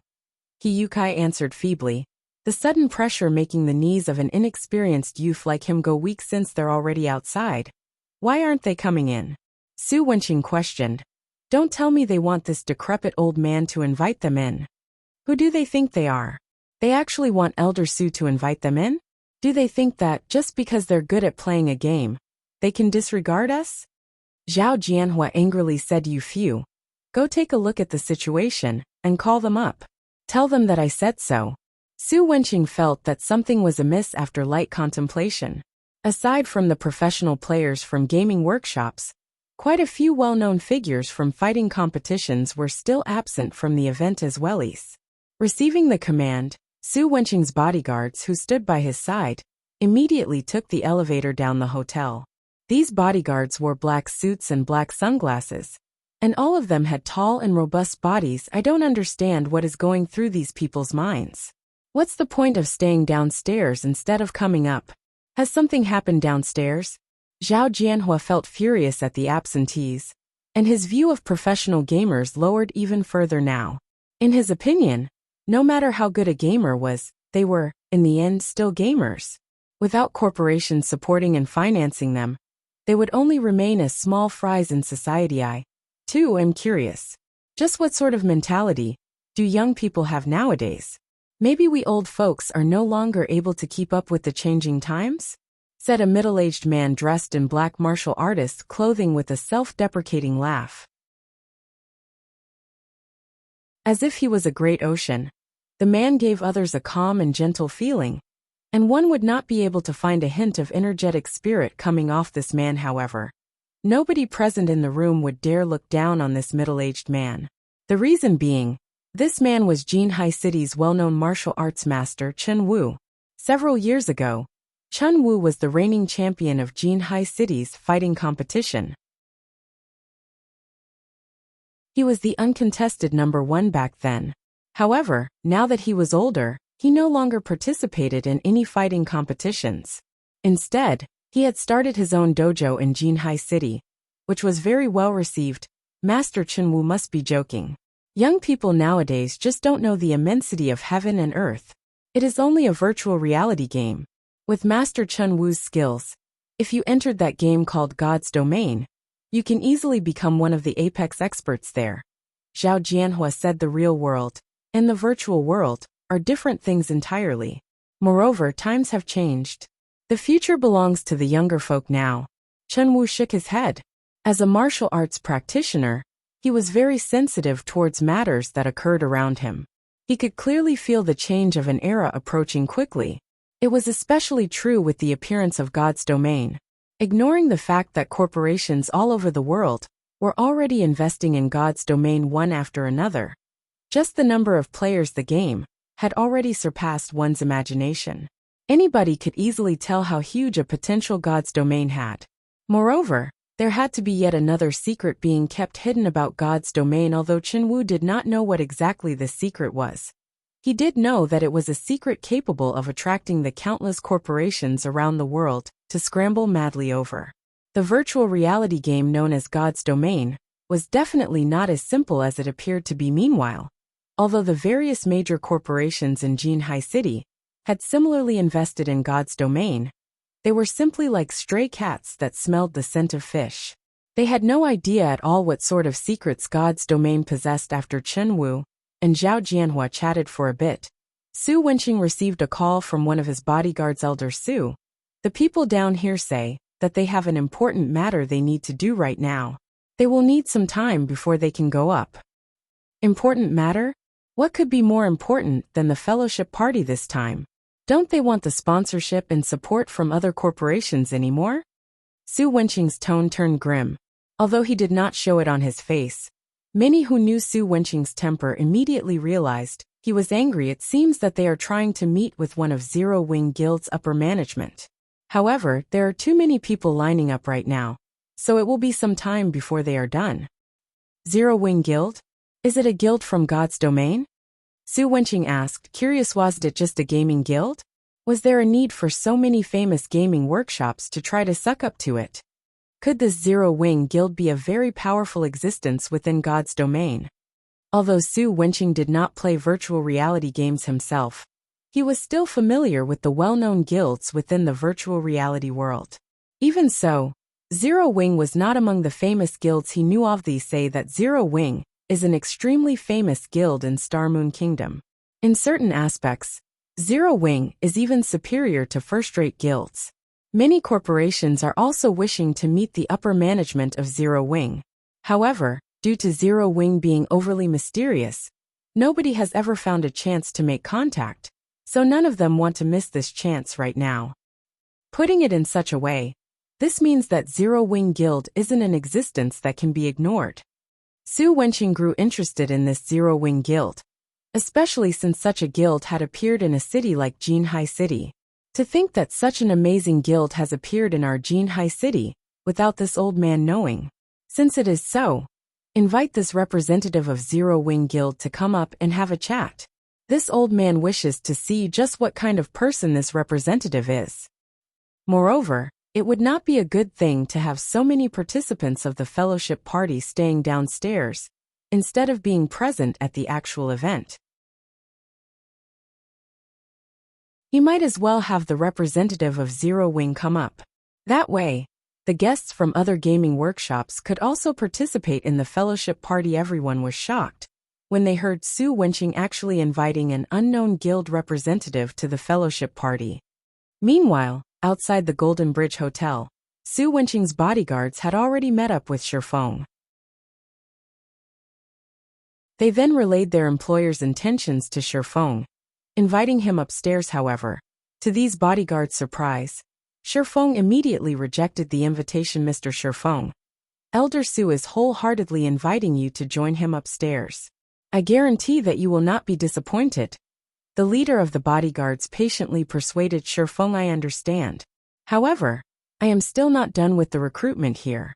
Also, even if I do agree, you'll have to ask the people lining up here if they'll agree to let me go. Shifeng smiled as he pointed at the long line in front of him consisting of over 1,000 people.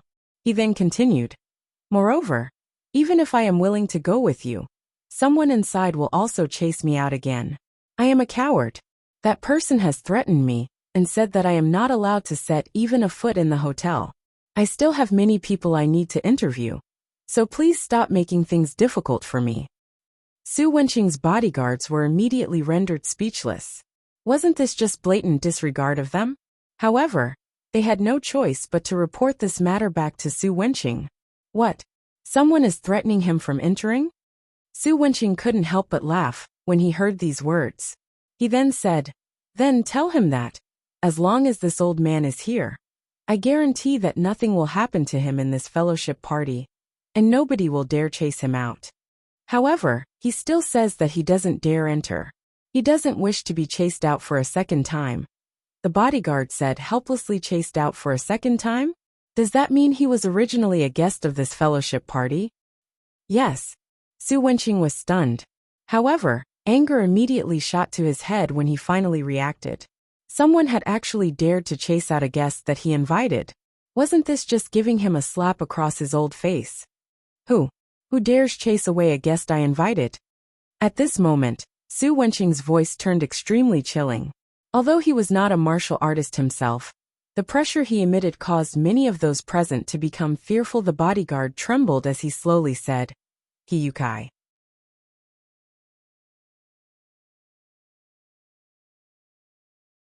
Chapter 253, 5 Demon Generals. Good. Very good. Although Su Wenqing was smiling, the tone he spoke with was as chilling as the winter cold at this moment. Even an idiot could tell that Su Wenqing was furious due to the conversation being held over the phone. Nobody but Su Wenqing himself could hear what his bodyguard had said. However, based on the words Su Wenqing had spoken, the people around him knew that someone had done something to badly anger Su Wenqing. Where a matter, such as chasing away an invited guest, was concerned, neither Chun Wu nor Zhao Jianhua had such courage to do so, as doing so was equivalent to giving Su Wenqing a slap across his face. Everyone valued their prestige. Since this person had dared give Su Wenqing a slap, then this person shouldn't expect Su Wenqing to welcome it with a smile. At this moment, Zhao Jianhua, Chun Wu, and everyone else started feeling pity for the person that angered Su Wenqing. This was practically bearding the lion in its den. A truly suicidal action. However, they were also very curious about the person that dared to chase away an invited guest. They wanted to know just who this daring person was. Hiyukai, come over here. Su Wenqing looked at Hiyukai, who was cluelessly standing at one side confused. Hiyukai thought Su Wenqing had some orders for him to carry out, failing to notice that Su Wenqing's chilling intent was directed at him. Go downstairs and invite that person up here. If he isn't willing to come up, then you don't have to come back either, Su Wenqing said coldly. Headmaster, this? Hiyukai was utterly confused about the meaning of Su Wenqing's words. You'll naturally understand after you go downstairs. Su Wenqing sent a glance at the bodyguard beside him. The bodyguard intuitively understood Su Wenqing's intentions, and he immediately grabbed Hiyukai and dragged him towards the elevator. Headmaster Su, there must be a misunderstanding somewhere. I really didn't do something like that, Hiyukai shouted in a panic, the fat on his body jiggling. Even if he was given 100 lives, he would never dare kick out an invited guest.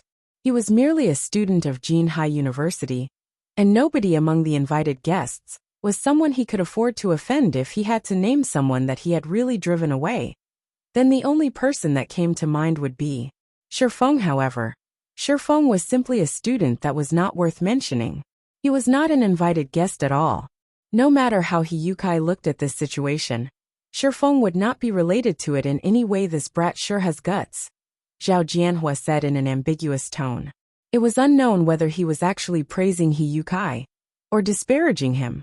However, everyone else was in full agreement with Zhao Jianhua's words. The bystanders could clearly tell that this incident was caused by He Youcai. This incident had truly given them a shock.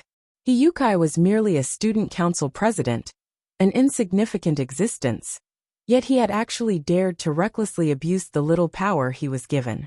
If He Yukai did not deal with this matter perfectly, then his best option to save himself was to pack up and leave Jinhai City. Otherwise, only a tragic end awaited him. Meanwhile, Zero Wing's recruitment location had already become the most eye-catching sight on this street.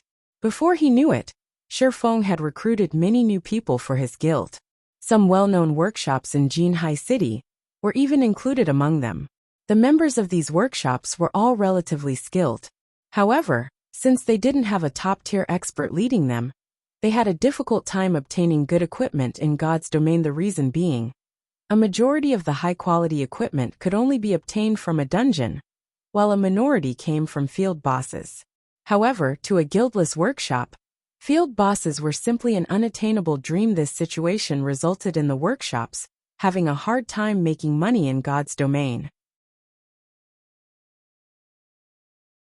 Hence, many of these workshops wished to join a guild, a powerful guild in particular. If they had a top-tier expert guiding them, dungeon diving would become a much easier endeavor.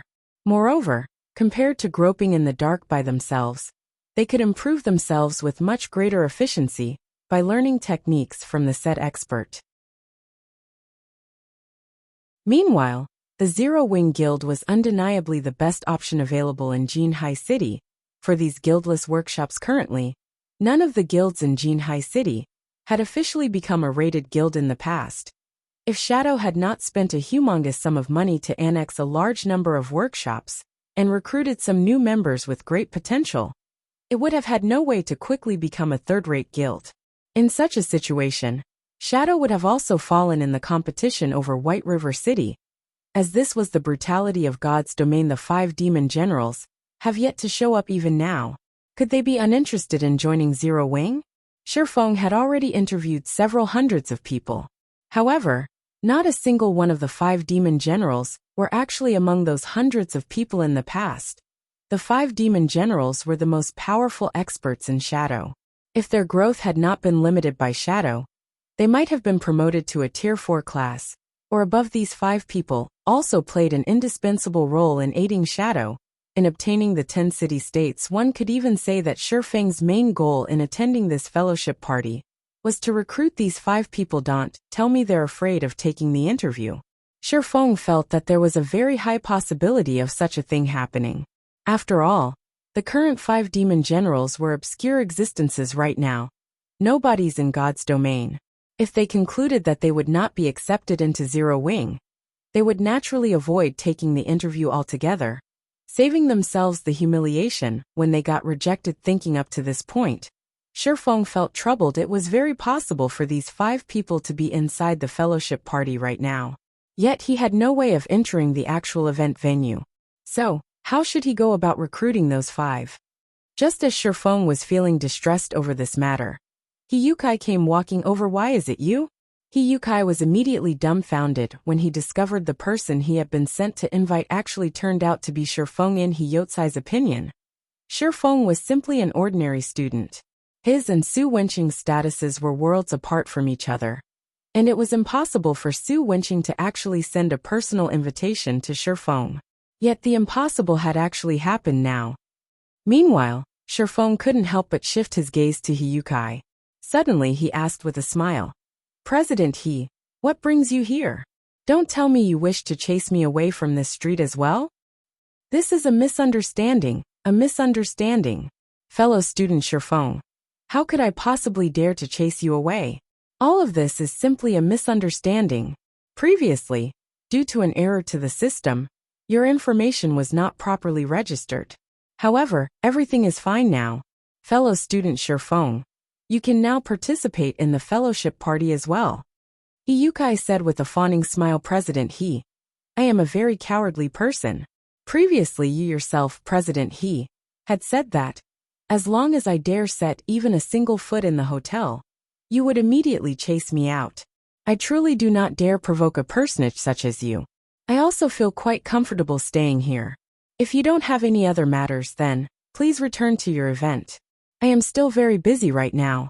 Shifeng smiled, shifting his attention away from He Youcai. Hearing Shifeng's words, He Youcai's face instantly paled. Even an idiot could make out the meaning behind Shifeng's words. You chased me away without any hesitation before. Yet now you wish to invite me back? Do you think it's possible that I will agree? He Youcai really wished to say it's possible. He Youcai was merely a student council president. Now that Su Wenqing had already spoken, if He Youcai did not deal with this matter properly, his future would be over.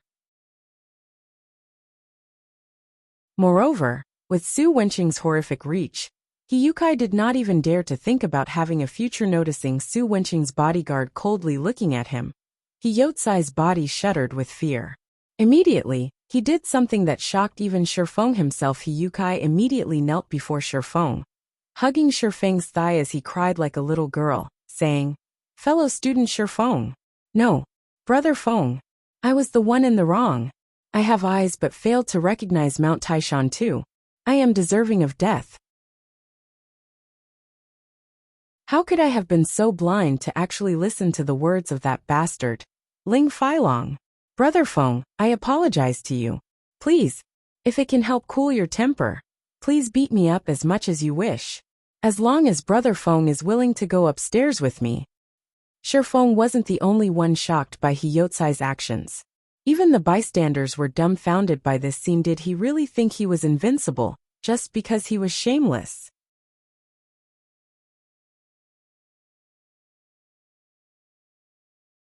Chapter 254. The young will surpass the old. As expected, it was Ling Feilong plotting behind the scenes. In truth, Shifeng did not pay any attention to an insignificant character like He Youcai. He only wished to find out who was trying to make trouble for him. Since he was able to ascertain that it was indeed Ling Feilong playing tricks on him, he no longer had any use for He Youcai. Alright, save your crocodile tears. I'll go up with you. However, my requirement is for you to clearly repeat the words you just said to Headmaster Su. Otherwise, pray for your own future. Shifeng said calmly as he kicked He Youcai away. How could you do this to me?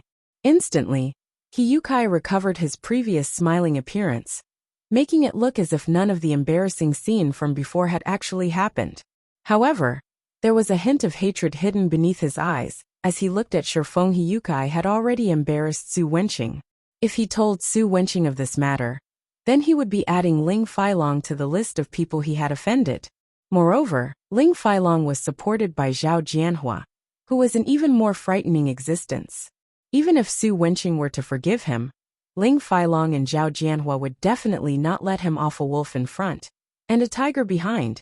Even if he did not lose his life, his future would be ruined. Shifeng was simply too cruel for wanting him to do such a thing.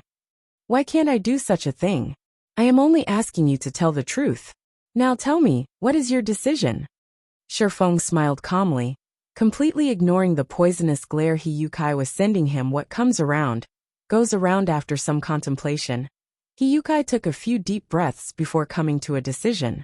He then shifted his eyes towards Shifeng, a malicious glint in his eyes as he said, "I can agree to your demands. However, you must allow me to join Zero Wing. It seems that you still aren't clear about your current situation. You wish to discuss conditions with me? Then let me tell you, you only have two options right now. You either speak or don't. In my personal opinion, it's best that you speak the truth. At the very least, you will earn the pardon of Headmaster Su." Shifeng then raised his brows, stating, "My patience is limited. I will give you 3 seconds to consider." "Alright, I'll speak." He Youcai quickly made his choice. Compared to Ling Feilong and Zhao Jianhua, he was even more afraid of Su Wenqing. After all, Su Wenqing's influence was simply too extensive. Soon after, Shifeng followed He Youcai and Su Wenqing's bodyguard into the hotel, and took the elevator up to the 36th floor. Shifeng's arrival at the event venue immediately attracted a majority of the participants' attention. Due to Su Wenqing's rage, many of the guests present had already found out about the incident concerning Shifeng. They were very curious to see just what sort of person warranted a personal invitation from Su Wenqing himself under the bodyguard's lead. Shifeng and he Yukai arrived before Su Wenqing when an ordinary youth in black sportswear appeared before them. Everyone couldn't help but widen their eyes. They started attentively evaluating Shifeng, intent on discerning the secrets hidden behind Shifeng's ordinary appearance. To their disappointment, however, be it Shifeng's attire or aura, both were similarly plain and ordinary. Shifeng? Why are you here? Ling Feilong couldn't help but grow astonished. Originally, he had intended to use this fellowship party to form a deeper connection with Zhao Jianhua. However, he never imagined that Shifeng could actually make it into the event. The current situation went far beyond his expectations. Everything has an exception to it. Isn't that so? Shifeng replied with a smile. Shifeng, it's great that you made it. Originally, I planned to go down and look for you, but it seems that won't be necessary now, Zhao Ruoshi said excitedly when she saw the new arrival was Shifeng. Were it not for Zhao Jianhua holding her back, preventing her from leaving, she would have long since left this boring fellowship party. Sitting beside Zhao Ruoshi, Zhao Jianhua immediately turned grim when he heard Zhao Ruoshi's words. Previously, Zhao Ruoshi had pestered him endlessly for him to let Shifeng come up, angering him greatly. Never would Zhao Jianhua have thought that.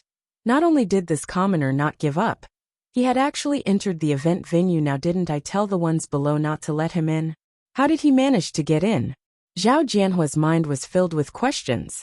He failed to realize that Shifeng was none other than the Zero Wing representative that Su Wenqing had invited. Young man, come over here and take a seat. This old man is called Su Wenqing, the current headmaster of Jinhai University. Su Wenqing slowly stood up and formally introduced himself. Shifeng, a fourth-year student of Jinhai University. Shifeng replied softly, you are a student of our school? Indeed, the young will surpass the old. So young, yet you've already entered the middle management of the Zero Wing Guild, Su Wenqing said, slightly surprised. He did not believe Shifeng had a very high position in the Zero Wing Guild. However, normally, only those in middle management or higher had the right to recruit members. Shifeng had yet to graduate from university, yet he had already managed to become a middle manager of a mysterious guild. In the eyes of commoners, this could be considered a great achievement. At the very least, Shifeng was much more successful than most of the students present at the fellowship party today. Su Wenqing's amiable bearing and praise towards Shifeng slightly surprised Chen Wu and Zhao Jianhua, who sat close to Su Wenqing. They never thought Su Wenqing would praise a younger generation like so, a plain and ordinary youth like Shifeng no less. For a second, they even thought that their ears were playing tricks on them. Even when faced with Zhang Luowei, the person with the brightest future in Jinhai University, Su Wenqing had simply said the words not bad. Although they were shocked by the fact that a person like Shifeng was a middle manager of a guild, an achievement like this did not warrant such praise from Su Wenqing himself. After all, Su Wenqing was a very influential character in Jinhai City. However, Su Wenqing held an optimistic view on Shifeng's future. Shifeng's temperament, which was as calm as the great ocean, especially solidified this opinion of his. This was not something a youth like him should have.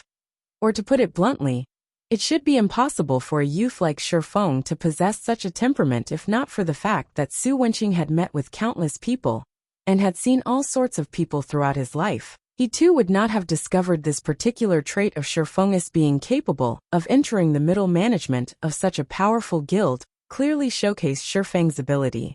Before long, Shifeng would definitely enter the upper management of the guild. Hence why Su Wenqing was being so courteous with Shifeng. Headmaster must be joking. Shifeng laughed after Su Wenqing exchanged a few words with Shifeng. Su Wenqing shifted his gaze once more to He Yukai, who was currently trembling where he stood. Su Wenqing demanded coldly, speak. What happened? Although Su Wenqing's voice was soft, it was filled with oppressiveness.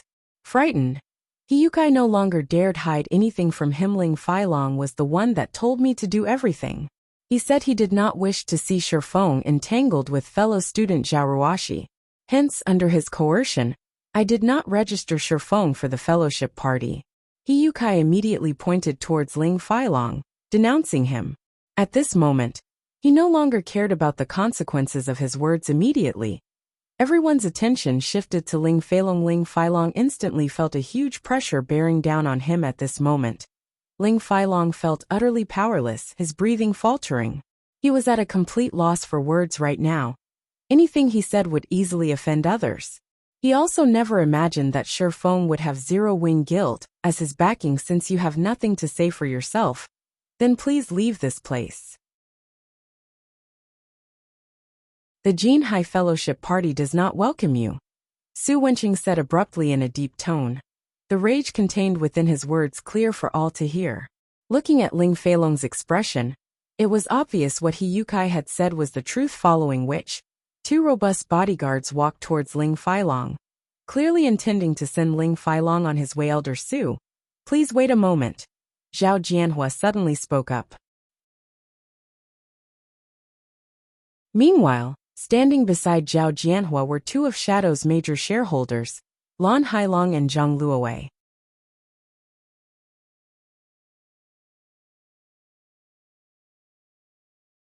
Chapter 255. There is only one protagonist. Zhao Jianhua's deep voice suddenly caused the splendorous and lively venue to go silent. Everyone present knew that, once Su Wenqing made a decision, nobody was allowed to interfere with it. However, Zhao Jianhua actually stepped in and tried to interrupt Su Wenqing.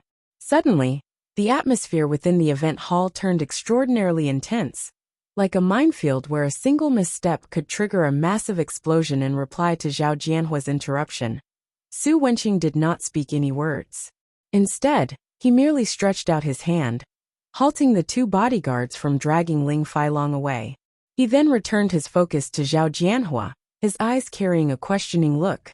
He wanted to know just what sort of reason Zhao Jianhua had for going against his decision. Zhao Jianhua was one of the main sponsors for the Jinhai Fellowship Party.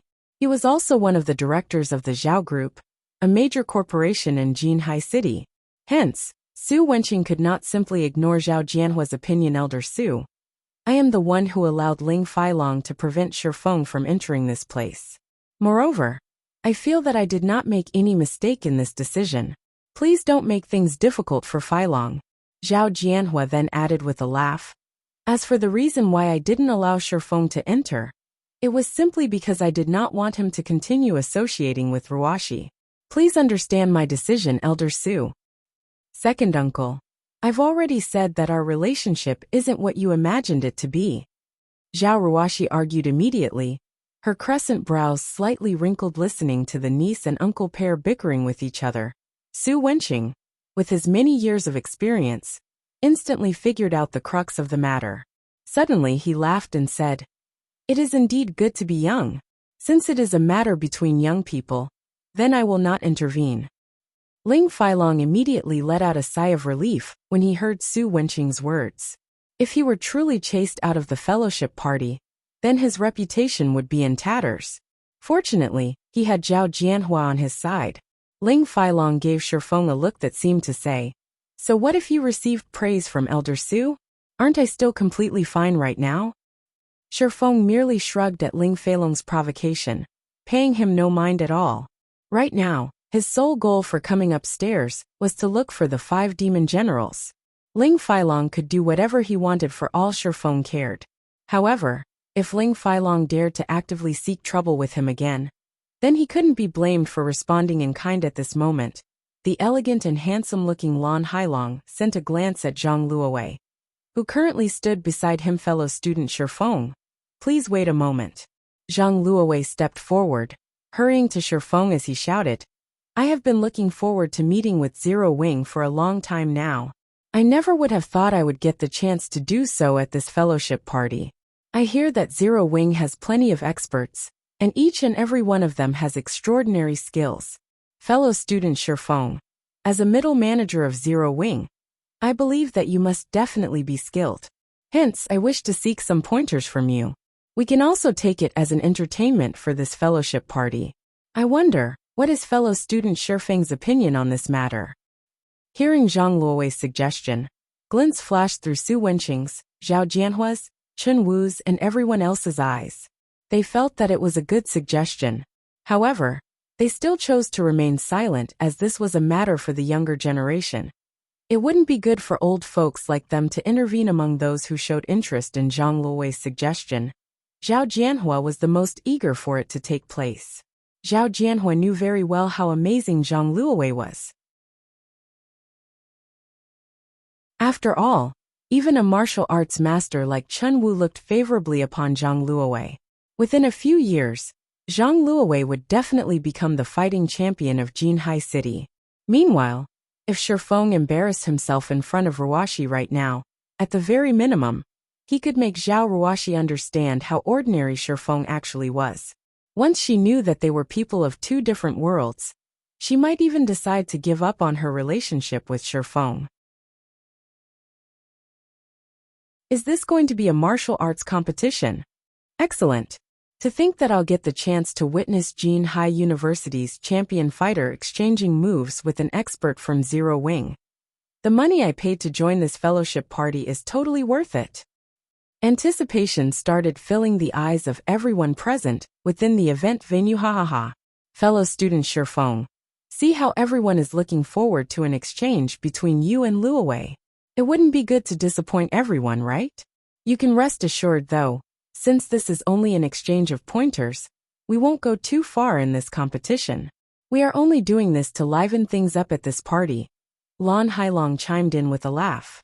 He continued, I am also a board member of Shadow, and in regard to a guild as powerful as Zero Wing, I had always wanted to learn a thing or two from you all. I wish to take a look at the gap between us, so that I can turn Shadow into a guild that would not lose out to Zero Wing. I hope fellow student Shifeng will not refuse this competition. The shrewd Lan Hailong was very good with his words. He had made the simple competition between Zhang Luowei and Shifeng sound as if it were a competition between Shadow and Zero Wing. Lan Hailong was clearly intending to use Zero Wing to raise Shadow's status originally. The protagonist for the fellowship party should have been Shadow Guild. However, that role had been hijacked by Shifeng midway, and now Zero Wing had become the protagonist of the event. Moreover, Shifeng had also managed to recruit plenty of new members with good potential. Lan Hailong and Zhang Luowei naturally couldn't stomach such a scene occurring right before their eyes. Hence, they thought of using Shifeng as a stepping stone. That way, Shadow's fame at this event would instantly surpass Zero Wing. Moreover, Lan Hailong's plans weren't limited to just this one point. He also intended to publicize Shifeng's loss, allowing everyone, both inside and outside of God's domain, to know that an expert from Zero Wing had lost badly to a player from Shadow. At that time, Shadow's reputation would not lose out to Zero Wing by one little bit. As for Shifeng himself, he would definitely be expelled from Zero Wing after turning the guild into a laughingstock.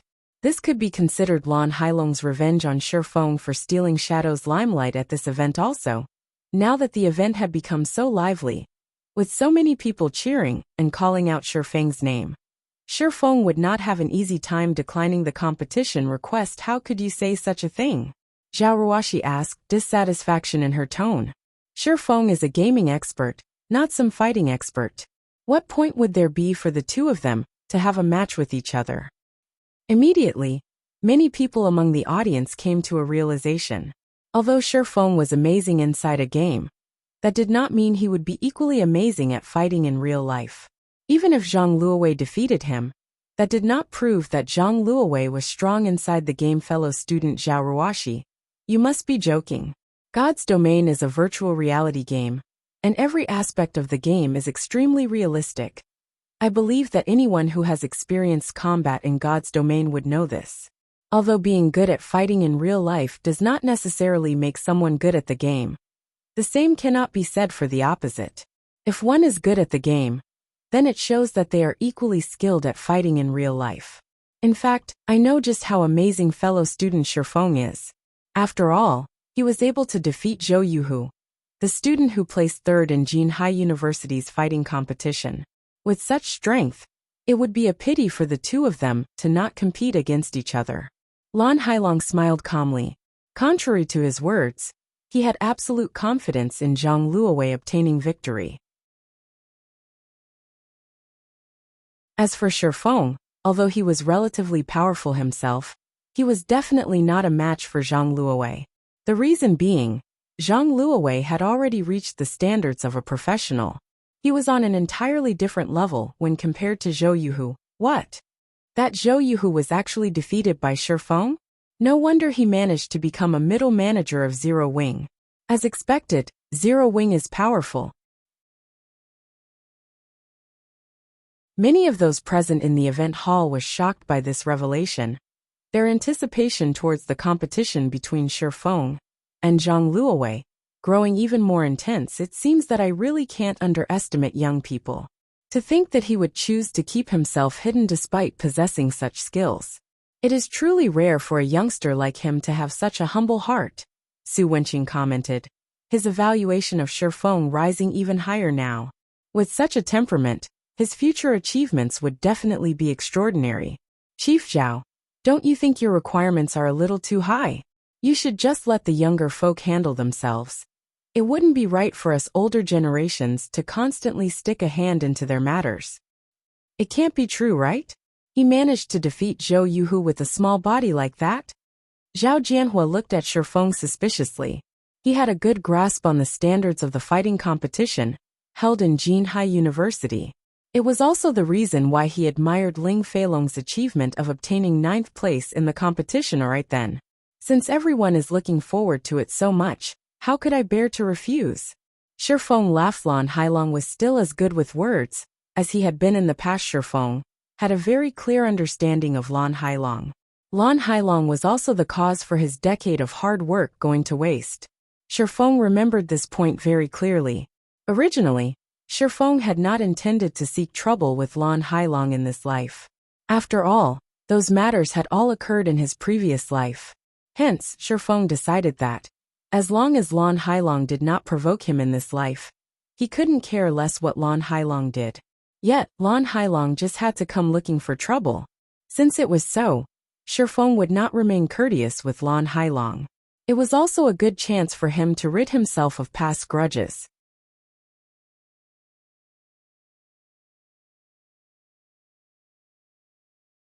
Chapter 256 Demon. The brat actually agreed. It seems he still has some courage to him. Zhao Jianhua's opinion of Shifeng changed slightly. Zhang Luowei was reputed to be a genius at fighting, and his mastery of Luohan Quan was very high. Many professional fighters were not even his match. Meanwhile, Shifeng was only a gamer. Although his achievement of defeating Zhou Yuhu was indeed praiseworthy, when compared to Zhang Luowei, they were still on entirely different levels. Standing beside Zhao Jianhua, Zhao Ruoxi grew panicked. Why is this Shifeng acting so foolishly? Zhao Ruoxi was inwardly speechless at Shifeng's decision. Lan Hailong merely flattered him a little, yet he's already acting so cocky. Doesn't he know that Zhang Luowei is a real martial arts expert? Meanwhile, Ling Feilong stood at a distance, sneering at Shifeng. He had personally witnessed Shifeng's fight with Zhou Yuhu, so he knew Shifeng was pretty skilled as well. However, he still had a long way to go before he was Zhang Luowei's match. Moreover, Zhou Yuhu had taken Shifeng lightly the last time, resulting in him being caught off guard and losing to Shifeng in one strike.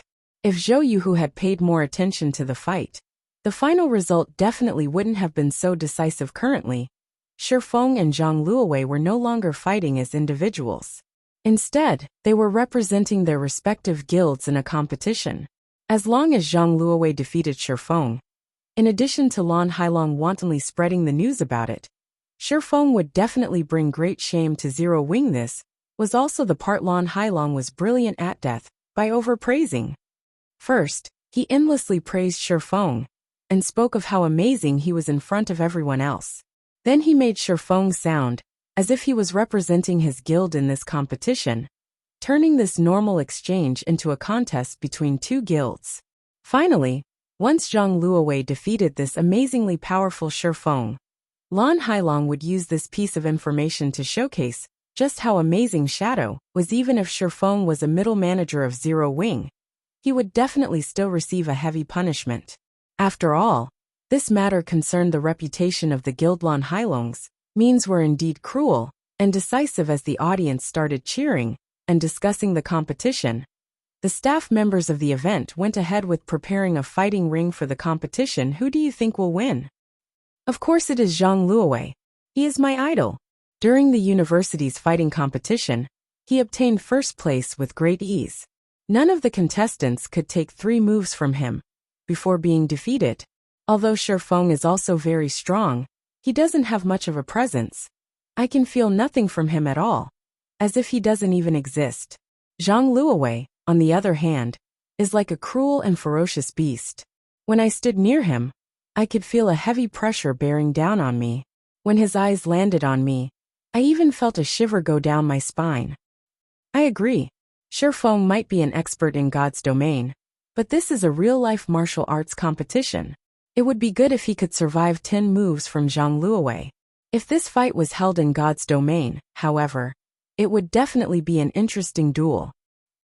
While everyone was feeling pessimistic about Shifeng's chances of winning, Zhou Yuhu, who was resting at a corner of the event hall, walked up to Zhang Luowei's side. Brother Zhang, you have to be careful when you are going up against Shifeng. I fought with him before. Although he doesn't have remarkable strength, and his physique is no good as well, he is very experienced in combat. He has a very good grasp of when to take action, and his fists and feet are extremely nimble. Zhou Yuhu said, Little Hu, you're overthinking things. Even if Shifeng has reached the level of a professional, I can likewise defeat him with ease. Don't worry, I'll return the shame he brought to you. Zhang Luowei laughed as he clapped Zhou Yuhu's shoulders. He was completely unaffected by Zhou Yuhu's words. When one reached his level of skill, one's determination would be as hard as steel. Certainly, Zhang Luowei was not underestimating Shifeng. He had simply reacted this way due to the arrogance of an expert. He would have confidence no matter what kind of enemy he faced. Brother Zhang. Zhou Yuhu knew that his advice had fallen on deaf ears. However, only those who had personally exchanged moves with Shifeng would know how frightening he truly was. If Zhang Luowei was described as a ferocious beast, then Shifeng was like the great ocean. No matter how powerful a person was, they would be helpless in the face of Mother Nature. In truth, Zhou Yuhu had wanted to dissuade Zhang Luowei from having a competition with Shifeng. Only, after taking into consideration Zhang Luowei's prestige, he had instead chosen to warn him to be careful. However, his words had clearly been in vain. The staff members had very quickly enclosed an area for the martial arts competition. Although the fighting ring was somewhat smaller than one in an official setting, there was still a space of 100 square meters available. It was sufficient for 2 people to exchange punches and kicks with each other. Meanwhile, Su Wenqing, Zhao Jianhua, Chen Wu, and several other well-known figures in Jinhai City sat in the section closest to the fighting ring. Everyone else could only stand several meters behind them to observe the fight in the ring. Shifeng and Zhang Luowei stood 5 meters apart from each other. The former was an ordinary man who had no presence whatsoever, while the latter was like a muscular beast that looked as if he could swallow a man whole. The imposing aura Zhang Luowei emitted could cause others to tremble in fear. A great battle between these 2 men could happen at any moment now. Meanwhile, the audience around the ring started tensing up. Their eyes locked on the 2 fighters, every movement unlike a fight between ordinary people, which would take a long time to finish. An exchange between experts would end in an instant. Hence, they were deeply afraid of missing out even the slightest detail of the brilliant exchange between the 2. In contrast, Su Wenqing and the other influential characters were currently talking cheerfully with one another. Master Chen Wu, as an ex-professional fighter and a martial arts master, which of the 2 do you think will win in this competition? Su Wenqing asked, a small chuckle escaping his lips as he caressed his beard. I can't say for sure. In a martial arts competition, strength and luck are both equally important. If I were to judge solely based on presence and physique, then Zhang Luowei is clearly a cut above Shifeng. However, I have never personally witnessed how skilled Shifeng is, so I can't make a clear judgment. Chen Wu shook his head, not providing a definite answer. If it was anyone else, even if it was the first time for Chen Wu to meet them, he could still determine the person's strength based on the presence he felt. He would then further evaluate the person's physique and make a rough evaluation. In Shifeng's case, however, Chen Wu could sense nothing from him. Shifeng's presence was so weak that Chen Wu might overlook him if Shifeng were just an ordinary person who had not defeated a combat expert like Zhou Yuhu. Then Chen Wu would definitely conclude Shifeng was a harmless white rabbit, an insignificant existence. Yet, defying all expectations, this little white rabbit had actually defeated a ferocious tiger like Zhou Yuhu. Hence, Chen Wu could not help but re-evaluate his opinion of Shifeng after all. If a little white rabbit could get rid of a ferocious tiger, who would believe that it was still a little white rabbit? Even if Shifeng was a little white rabbit, he was still a rabbit demon that was capable of killing a tiger. If Shifeng had truly cultivated into a demon, then his presence was merely a facade. If one had cultivated into a demon, while the other was still an ordinary animal, the two would be on entirely different levels. However, experts capable of cultivating themselves into a demon were extremely rare existences. The so-called cultivating into a demon did not refer to one becoming a demon physically, but spiritually. It also referred to wisdom. When an expert reached this realm, the martial arts they practice would no longer be something inanimate. It would start to take on life. However, a youth like Shifeng should not be capable of reaching such a realm yet. Hence, Chen Wu could not determine Shifeng's degree of mastery. Master Chen Wu, how can your keen eyes fail to make a judgment? Both Shifeng and Zhang Luowei are just youngsters. Although both of them can greatly improve in the future, you should have some indication of who will win, right? Zhao Jianhua refused to believe Chen Wu's words. After all, it was clear at first glance who was stronger and who was weaker. Hence, Zhao Jianhua believed that Chen Wu was simply leaving some face for Shifeng. Unfortunately, Zhao Jianhua did not know that martial arts practitioners were usually forthright in their actions, even more so for a martial arts master like Chen Wu. He was always straightforward with his words, and he would never do something like twist his words around. He would only speak whatever was on his mind while the few of them were having their cheerful conversations. The referee in the fighting ring sent a glance at both Shifeng and Zhang Luowei, before abruptly swiping his hand down between the two fighters. Immediately he shouted, "Begin!"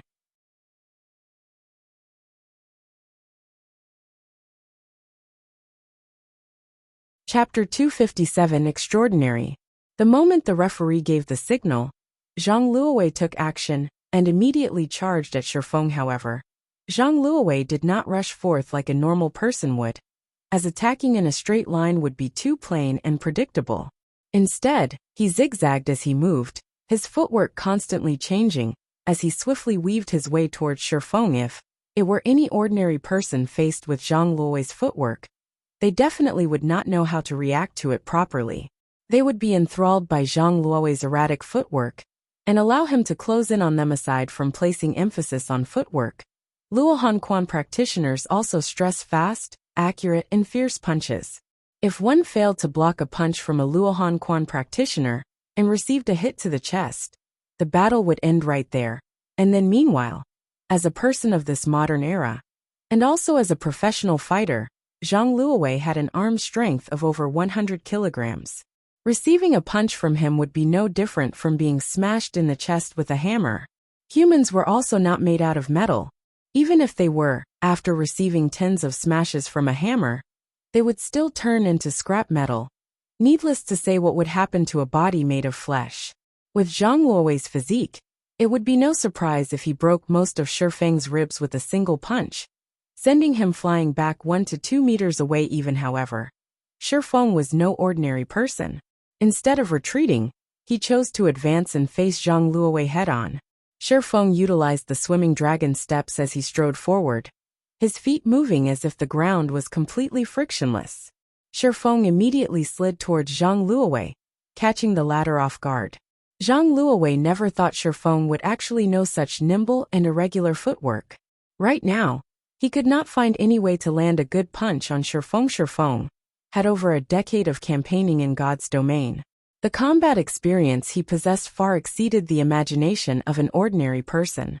After all, there had been no dearth of martial arts masters and powerful boss monsters to serve as his opponents in the past. On the other hand, Zhang Luowei did not even possess a thousandth of Shi Feng's combat experience. Although Shi Feng's current physique was no match for Zhang Luowei's, Shi Feng made up for it by using the agility and fast reaction speed he gained from his years of battle. When fighting bosses in God's domain, even the slightest mistake could cause players to lose their lives. Among the countless boss battles Shi Feng experienced, there was many a time when he had to rely on his body's instinctive reactions instead of his eyes to make decisions. Such instinctive reactions were done under an unconscious state.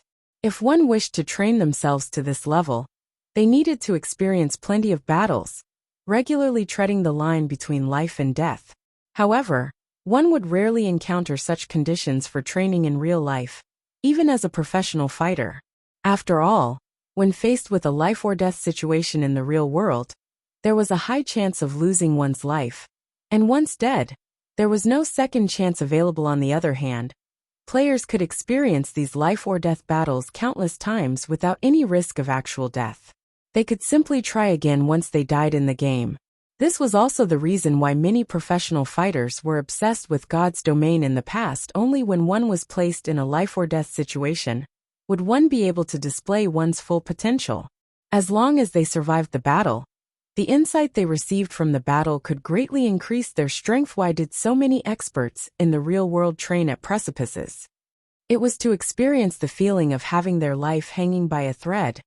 They wanted to use the threat of death to stimulate their innate potential. However, taking such a course was extremely dangerous. Normally, only experts dared to do such a thing. If ordinary people tried it 10 out of 10, they would lose their lives. Meanwhile, when a player died in battle in God's domain, they could just revive with an intact body. An expert in 100 battles. After experiencing 100 battles, even an ordinary person could become a combat expert. Meanwhile, in regard to the countless battles Shi Feng had experienced in the past, even an idiot could become a demon. Not to mention, Shi Feng had learned plenty of martial arts in the past. He had been a top-tier sword king in the past as well, and he had only been a thread away from being promoted to a tier 4 sword emperor. The reason he could not become a sword emperor, however, was not because his techniques had been lacking. After all, Shi Feng's combat techniques had already achieved perfection at that time, and he could easily adopt many techniques to his battles, not limiting himself to just a single style of combat. Although Zhang Luowei's footwork was nimble, Shi Feng was clearly a cut above him. Be it a punch, a chop, or a hammer strike, Zhang Luowei sent fist after fist at Shi Feng. Zhang Luowei's hammer strikes were especially deadly. If a bull received this strike, it would immediately fall to the ground and would not be able to recover within a short period of time. Unfortunately, every strike Zhang Luowei sent at Shi Feng would always rub past the edge of his clothes. Meanwhile, Shi Feng was constantly drifting around Zhang Luowei's side, revolving around him like a true dragon. No matter how Zhang Luowei tried to move, he could not escape from Shi Feng's shadow. After exchanging over a dozen moves, Zhang Luowei's heart grew panicked. Never had he imagined Shi Feng to be a martial arts expert as well. When Shi Feng executed the swimming dragon steps, he was like a true dragon traversing the 9 heavens, advancing and retreating with ease. However, Zhang Luowei also knew that Shi Feng did not dare take him head-on. Yet, if Zhang Luowei continued his successive attacks, he would sooner or later exhaust himself completely and definitely be defeated. Scram! Zhang Luowei decided to use his finishing move, Fierce Tiger, pouncing on its prey, springing at Shi Feng like a hungry tiger. Shi Feng immediately moved his feet, effortlessly dodging Zhang Luowei's attack. Zhang Luowei took this chance to twist his body around, planting one of his feet forward as he swung his fists around, executing twin peaks piercing the clouds at Shi Feng's side. The moment Zhang Luowei's fist struck out, those close to the fighting ring could clearly hear the sound of wind whistling. If Shi Feng was struck by this move, he would be either dead or crippled. Contrary to expectations, Shi Feng reacted calmly and unhurriedly. He simply smiled in reply to Zhang Luowei's vicious attack. Putting strength into his toes, Shi Feng immediately did a flip in mid-air. He then executed the move Swimming Dragon's Stable Strike, using his body's momentum to redirect Zhang Luowei's fists away, letting them strike nothing but air. Immediately afterwards, Shi Feng's fists opened up, and utilizing the centripetal force of his body's rotation, he struck the major artery on Zhang Luowei's neck with his palm before Zhang Luowei could properly react. He suddenly felt a chill at his neck, his breathing becoming difficult.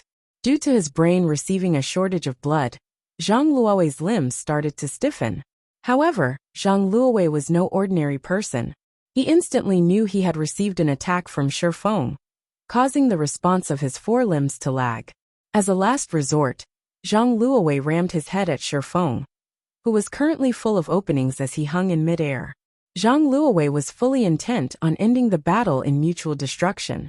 If Shi Feng wished to attack him in this situation, Shi Feng would have to receive the ramming attack from him. Good.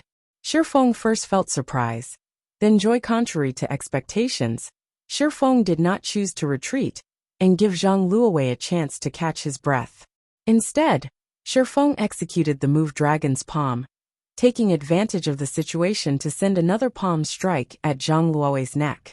With this strike, Shi Feng immediately redirected Zhang Luowei's all-out charge, completely neutralizing the latter's attack.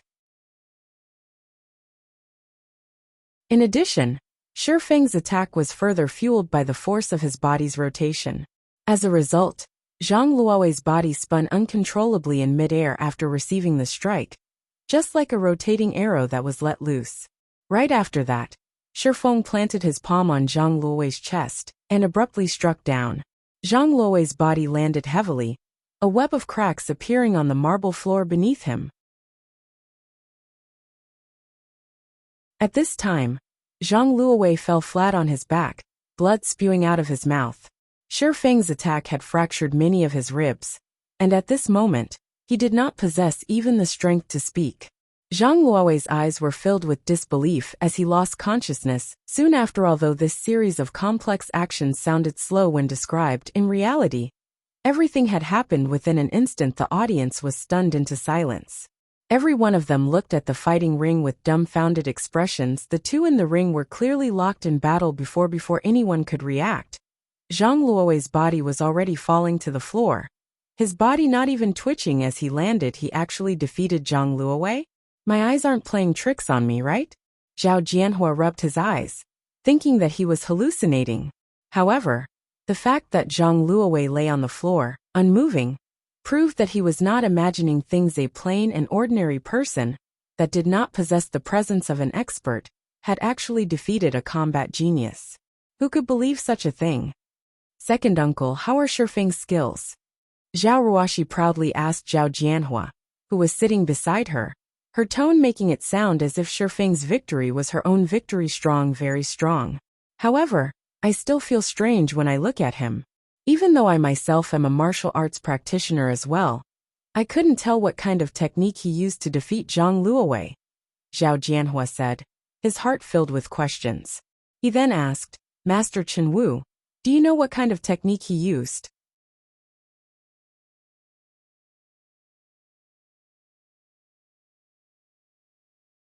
Chapter 258, Increased Backing. Zhao Jianhua's expectant gaze made it difficult for Chen Wu to respond. Previously, he did not have a clear grasp on Shi Feng's actual strength. He had merely felt that it was possible for Shi Feng to have already reached that realm. However, now that he had actually witnessed Shi Feng in action, shock was the only word that could describe his current state. Chen Wu had not dared to imagine that a young man in his early 20s could already attain such a high understanding of martial arts. If Shi Feng's understanding of martial arts had merely achieved perfection, Chen Wu could still attribute it to him being a genius. Yet when Shi Feng executed his moves, his actions were like nature itself, alive and full of spirit. Such actions were impossible with theoretical understanding alone.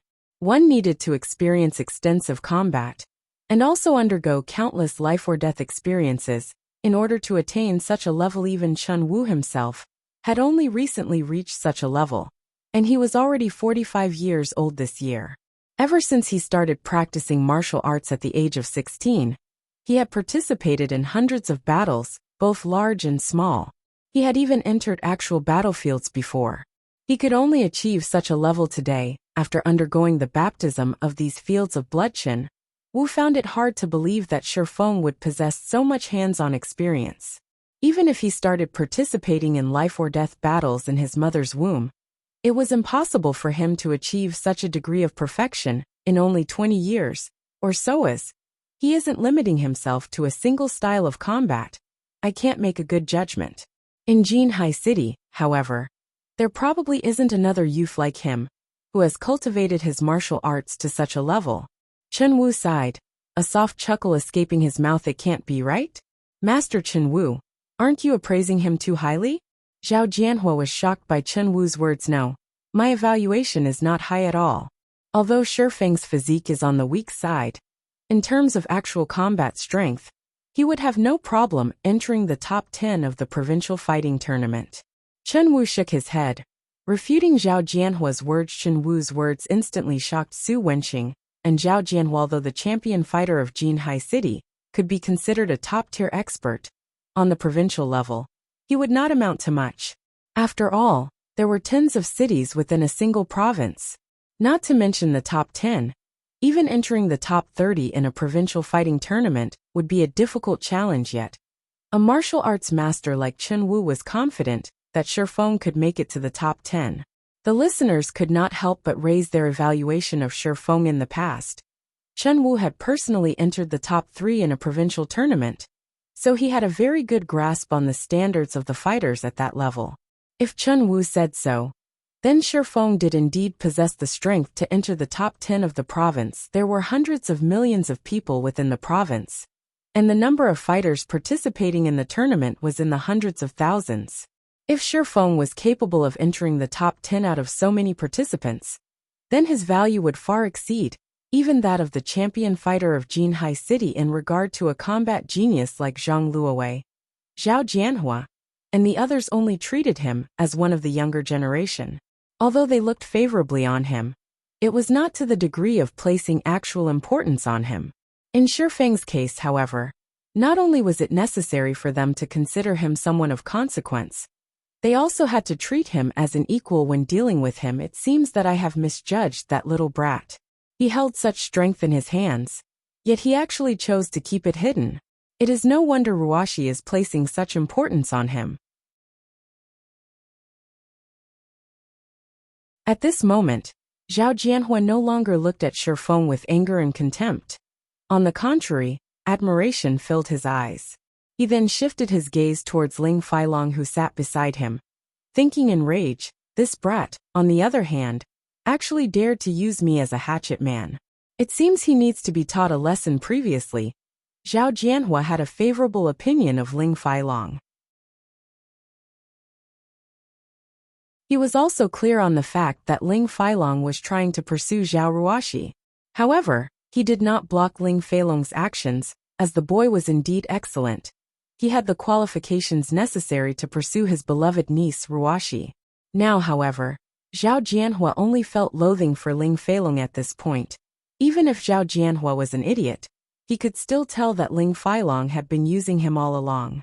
Previously, Ling Failong had many a time commented on Shifeng's shortcomings, his family's poverty, and how Shifeng was constantly stalking Ruashi. Ling Failong had also mentioned that Shifeng was often bullied by others, that he was a mediocre person, and so on. Now, however, it would seem that the situation was completely different from what Ling Failong had made it out to be in reality. Ling Failong had no chance of being compared to Shifeng, hence why Ling Failong slandered Shifeng, giving Zhao Jianhua a bad impression of Shifeng placing 9th in the university. That might be an impressive feat in Jinhai University, but against the backdrop of Jinhai City's fighting tournament, Ling Failong would only amount to the standard of a fresh contestant. Meanwhile, there were hundreds of such new contestants participating in the city's fighting tournament every year. If placed in a provincial tournament, not even a hint of Ling Failong's shadow would be found, as it were. The gap between Ling Failong and Shifeng was like the gap between heaven and earth. It seems that my eyes are really growing bad. Indeed, just like Elder Su had said, young people should be left to deal with their own matters. Zhao Jianhua no longer planned to interfere in the matters between Shifeng and Zhao Ruashi, intending to let nature take its course. As for what the final result would look like, that would depend on Ruashi herself soon. After the martial arts competition ended, Shifeng had undeniably become the main protagonist of the fellowship party this time around. Many students from the university came over to greet Shifeng, hoping to form a connection with him. By contrast, although Zhang Luowei clearly lay unconscious on the floor, not a single person bothered to check up on him. Not even his associate Lan Hailong. Although Shifeng had long since known about Lan Hailong's personality, he still couldn't help but sigh when he saw this scene. Such was the fickleness of human nature. However, Shifeng did not sympathize with Zhang Luowei, because Zhang Luowei was also such a person. In the past, Shadow had recruited plenty of new players with good potential. Just when they were about to enter a period of rapid development, a sudden dispute occurred between Zhang Luowei and Lan Hailong. As a result of that dispute, the two had broken off all relations with each other, and Zhang Luowei had chosen to leave Shadow for good. To add insult to injury, Zhang Luowei had also drawn away a significant number of experts from the guild when he left to join World Dominators. Shadow received massive damages due to his actions. If such a split had not occurred in the past, Shadow would not have lagged behind in its development and remained a third-rate guild. Only after Shifeng had taken over as guild leader did Shadow gradually start to develop into a top-tier second-rate guild. Yet, in this life, things were completely different. Originally, Shifeng had planned to pay a huge price to compete for talent against Shadow. Now, however, it would seem that all his plans were unnecessary. Zhang Luowei had suffered an overwhelming defeat, causing everyone's opinion of Shadow to fall significantly. By contrast, Zero Wing had become the sole target of the audience now, and Lan Hailong could do nothing but gnash his teeth at this development. If Lan Hailong had known from the beginning that Shifeng was so powerful, he definitely would not have agreed to Zhang Luowei having a match with Shifeng. At the very least, he could still have recruited some experts or new players with good potential. Now, however, he had lost all drawing power in this event. He could only choose from the leftovers of Zero Wing fellow student Shifeng. Do you think I can join Zero Wing? Even an outer member of the guild is fine. Hello, I am Yi Wumian, the president of Jinhai City's #1 workshop, Greenleaf. I wish to let my entire workshop join Zero Wing. I wonder if Brother Shifeng will be willing to accept us. We don't need many positions, only 10 official member spots, and 50 outer member spots. Just as Shifeng restarted his guild recruitment, the elite students of the university quickly surrounded him. There were also plenty of workshop representatives and professional fighters trying to meet with him. Among all these requests to join his guild, the most shocking one was the request from Greenleaf Workshop. In the past, Greenleaf Workshop had completely ignored Shadow's attempts at recruiting them, and they had instead established their own guild. After doing so, they had managed to obtain the aid and sponsorship of several corporations, becoming a third-rate guild in God's domain at that time. However, the number of guilds being established in Jinhai City was growing by the day, which resulted in the dilution of available funding. If the Greenleaf Guild had not been lacking in funds at that time, without a doubt, they would have been a powerful rival for Shadow. Besides that, Shifeng had finally managed to locate the 5 demon generals of Shadow by the time the fellowship party ended. The number of people he managed to recruit had exceeded the quota he previously set by more than 100. Just the number of potential experts he recruited had already exceeded 50 people, as well as 9 future top-tier experts. Among those 9 were the 5 demon generals, while the remaining 4 were core members of Greenleaf Workshop. After recruiting all these people, Zero Wing Workshop instantly became a huge existence in Jinhai City's virtual gaming world. Compared to other third-rate guilds, Zero Wing had a much more powerful backing now. As long as Shifeng could turn these players into the backbone of Zero Wing, he would not falter, even if he had to start a war with a second-rate guild, following which, Shifeng spent the remainder of his day signing contracts with these newly recruited members. As for the management of Zero Wing Workshop, Blackie had long since dealt with it. Moreover, most of the people Shifeng recruited were originally members of other workshops, so they took no time at all to adjust themselves to a new environment. In addition, these people could also contribute significantly on the management side of things. However, Blackie was truly shocked when he found out about the amount of people Shifeng managed to recruit. The influx of over 400 people had instantly filled up Zero Wing's workplace. Suddenly, the entire workshop was much livelier, no longer as empty and quiet as before. It was a fitting atmosphere for such a large workshop. Only when night arrived did Shifeng finally arrive back home. He then cooked a casual meal for himself and downed a bottle of nutrient fluids before starting a new day in God's domain. Also, this new day was fated to be extraordinary.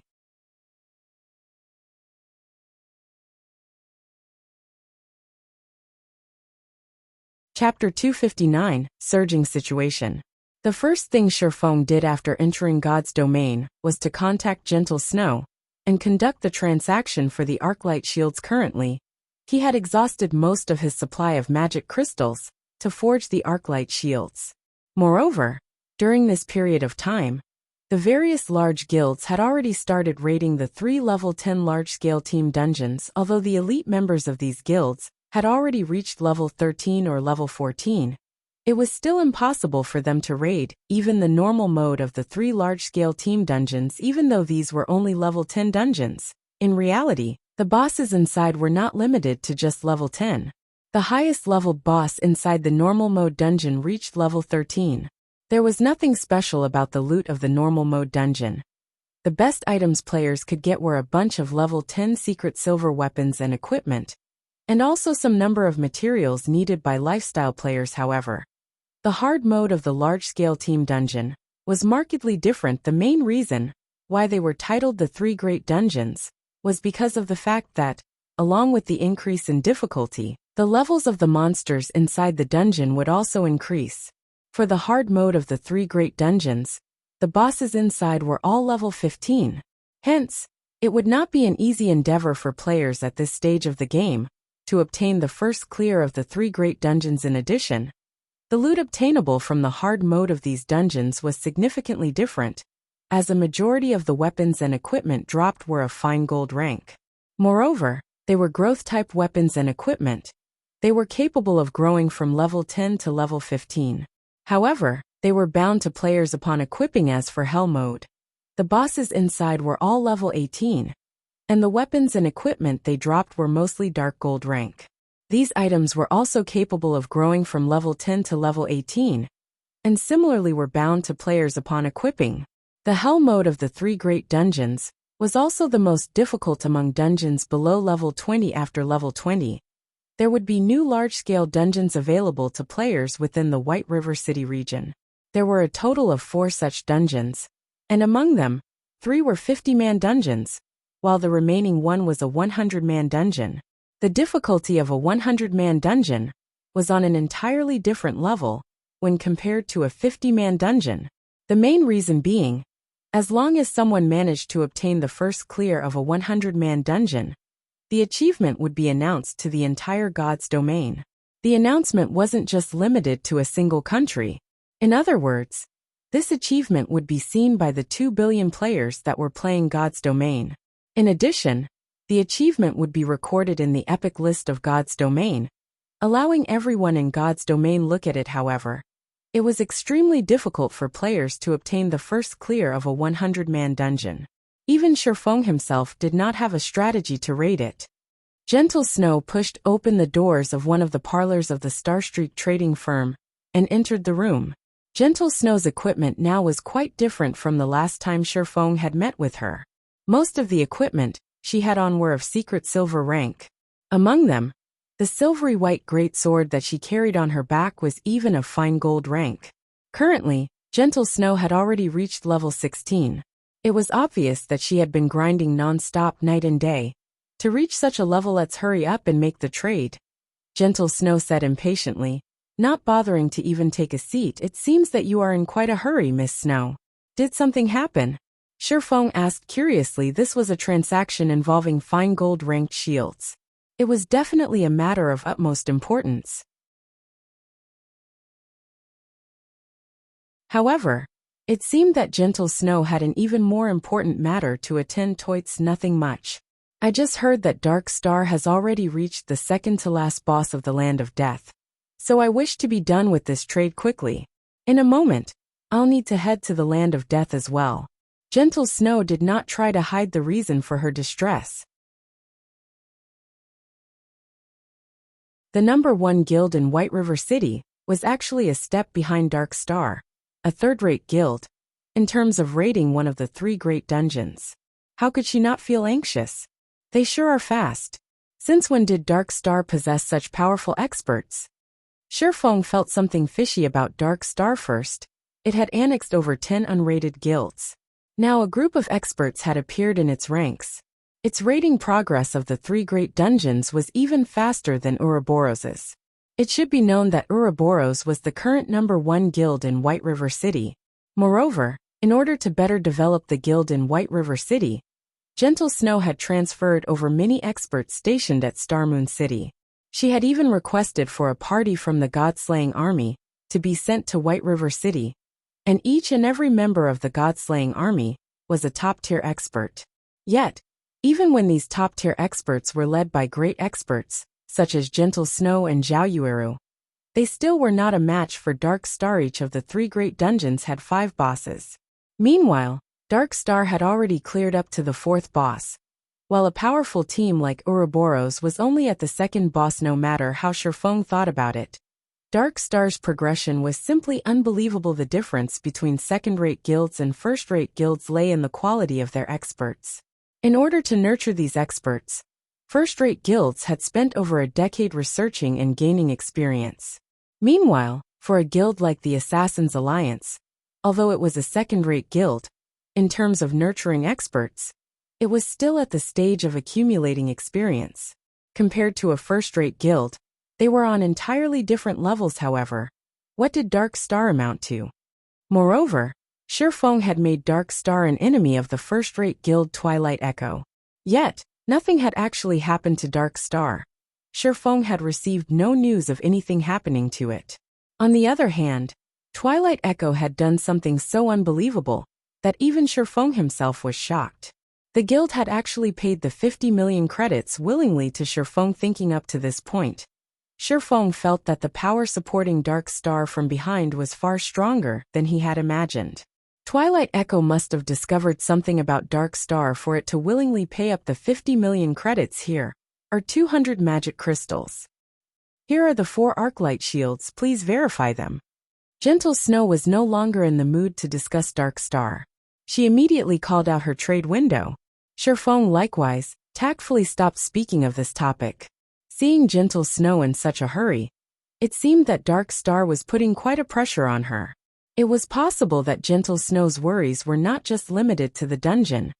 There should be some other matters troubling her. In any case, this had nothing to do with Shifeng, of course. If Gentle Snow was willing to reveal her troubles to him, Shifeng would naturally offer a helping hand as a friend. However, Gentle Snow chose to keep quiet about them, so Shifeng could only remain silent as well. Moreover, these 4 Arclight shields should provide quite an upgrade to the MTs of Gentle Snow's team. They should have no problem surpassing Dark Star if they had these shields. The moment Gentle Snow inspected the attributes of the Arclight shields, her eyes immediately glowed, a hint of joy surfacing on her face. Excellent. The attributes on these Arclight shields are simply too good. I will need 2 more of these items. I wonder when you will be able to finish them for me? At this time, excitement was evident on Gentle Snow's face. With these 4 shields, they would definitely have no problem clearing the 2nd boss. The success rate for producing these shields is simply too low. I will need around half a day's time to complete 2 of them, Shifeng replied after giving it some thought. Then, I'll visit again in half a day's time. You better not sell them to anyone else. Gentle Snow nodded her head. She then left the parlor hastily. Shortly after Gentle Snow departed, Fire Dance arrived at the Star Street trading firm. Guild leader, we've already finished our dungeon raiding preparations. We can head to the demon's castle at any time. Fire Dance looked at Shifeng with passionate eyes. She couldn't help but wish she could immediately show Shifeng how amazing the team she managed was. It's a little too early for that right now. The Demon's Castle is a 20-man team dungeon. You should also know that Zero Wing Workshop has recently recruited a new batch of members. On average, the level of these players are quite low. There are even some who have just made their accounts and entered the game. I want you guys to power level some of them, bring them up to level 15 quickly, and form a main team to raid the Demon's Castle, Shifeng said with a smile. Passing Fire Dance and Nameless originally, Shifeng had intended to have Aqua Rose send some of her subordinates over to aid them. However, most of her subordinates were currently managing the new recruits of the guild. In addition, Aqua Rose's group was also in the midst of raiding 10-man and 20-man dungeons to upgrade their equipment, preparing themselves to raid the 3 great dungeons. They had neither the time nor energy to help him raid the Demon's Castle. Hence, Shifeng planned to form a main force for the guild. He could not let the 9 top-tier experts he just recently recruited go to waste, so he decided to let Fire Dance and the others carry them. I understand, Fire Dance answered with disappointment. However, when she thought about how Shifeng was willing to let her lead even more players and in addition, become the leader of the guild's main team, she couldn't help but grow joyous. After all, this showed that Shifeng acknowledged her abilities. Oh, right. I nearly forgot to give these things to you. Just as Fire Dance was about to turn around and leave, Shifeng tapped his head and suddenly called out to her.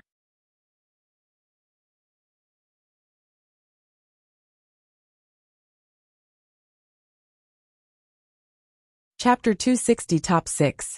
Fire Dance halted her steps and turned around to look at Shifeng.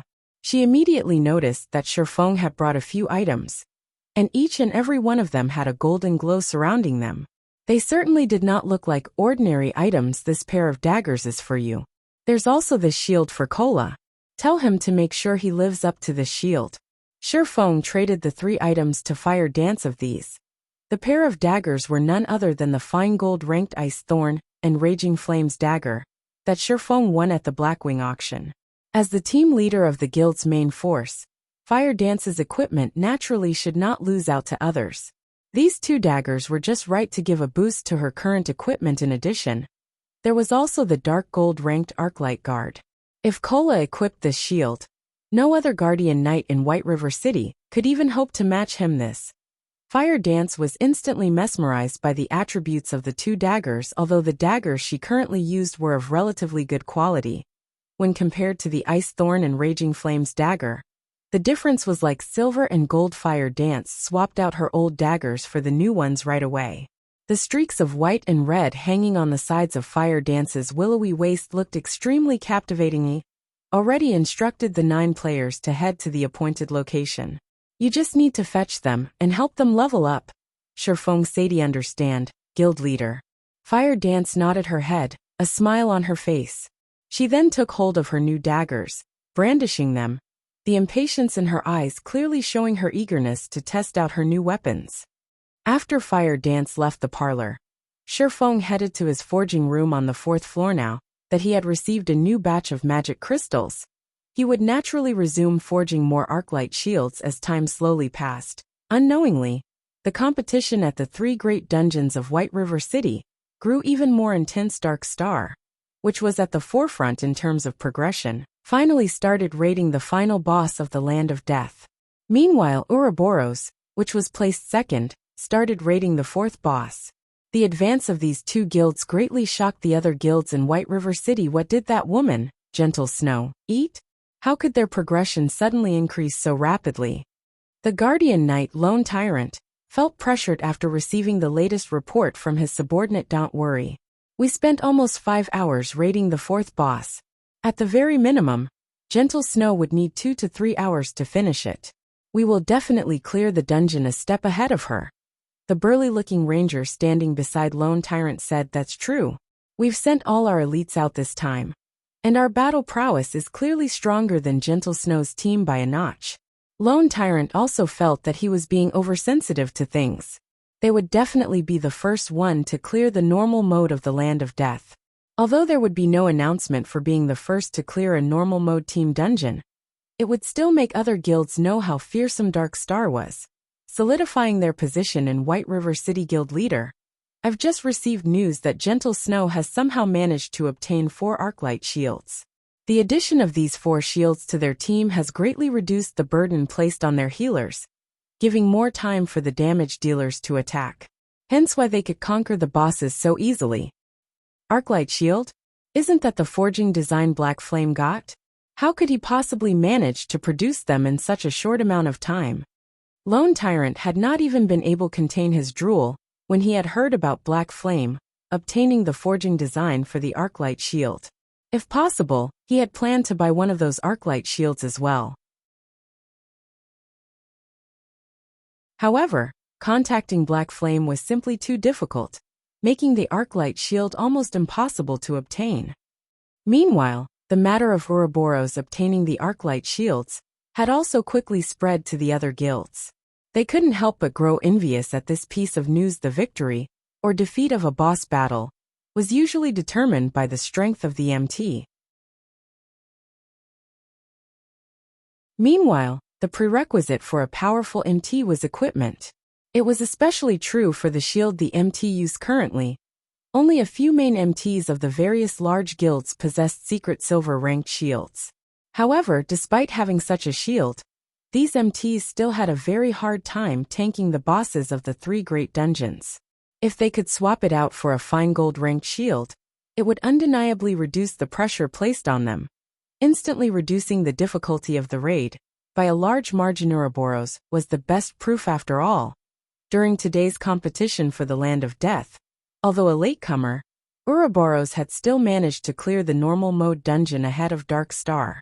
This achievement dumbfounded every guild in White River City. As for Dark Star's Lone Tyrant, he was currently burning with rage over this matter. He had secretly prepared so much, all in order to surpass Ouroboros. In the end, however, he was instead given a big slap to the face by Ouroboros soon after. The various large guilds in White River City started asking around, hoping to find out from the members of Ouroboros what method they used to obtain the Arclight shields. Some guilds had even directly created forum posts offering several hundred thousands of credits to purchase an Arclight shield. Looking at this scene, many players felt that these guilds had gone insane.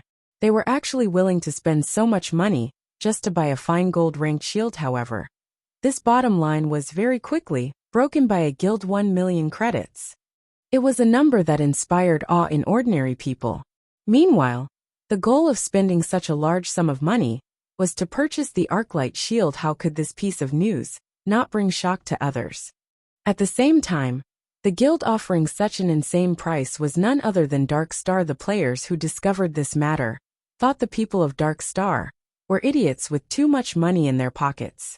However, when Shifeng saw Dark Star's offer, he couldn't help but inwardly praise them for their shrewdness. Aside from trying to purchase the Arclight shield, they had also made the post with the intention of directing players' attention towards Dark Star.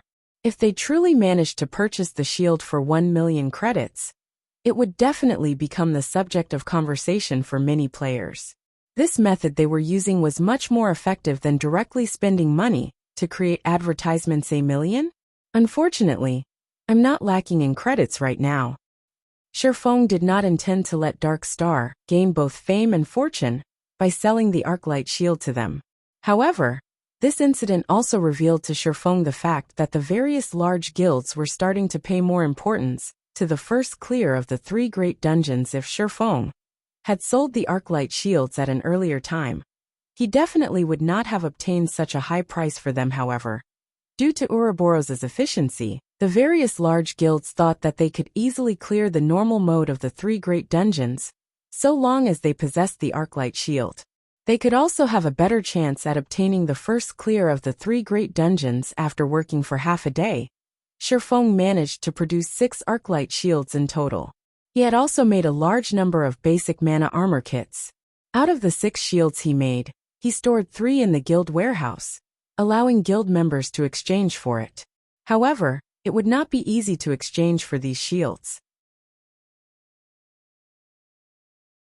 After all, if sold outside, One could get at least 25 gold for it. The sight of 3 arclight shields appearing in Zero Wing's guild warehouse brought the newly recruited members even greater hope, despite their not being able to obtain it for themselves at the same time. Shifeng's actions nearly caused the other guilds in White River City to vomit blood and anger. After all, instead of letting the MTs of the guild use these excellent shields, Shifeng had chosen to put them on display. It was as if these arclight shields meant nothing to Zero Wing. Just recently Zero Wing created a sensation throughout White River City. Now, its member count had already exceeded 5,000. It also had the 8 great experts holding down the fort for them. Zero Wing's strength could no longer be categorized within the levels of only second-rate or third-rate guilds.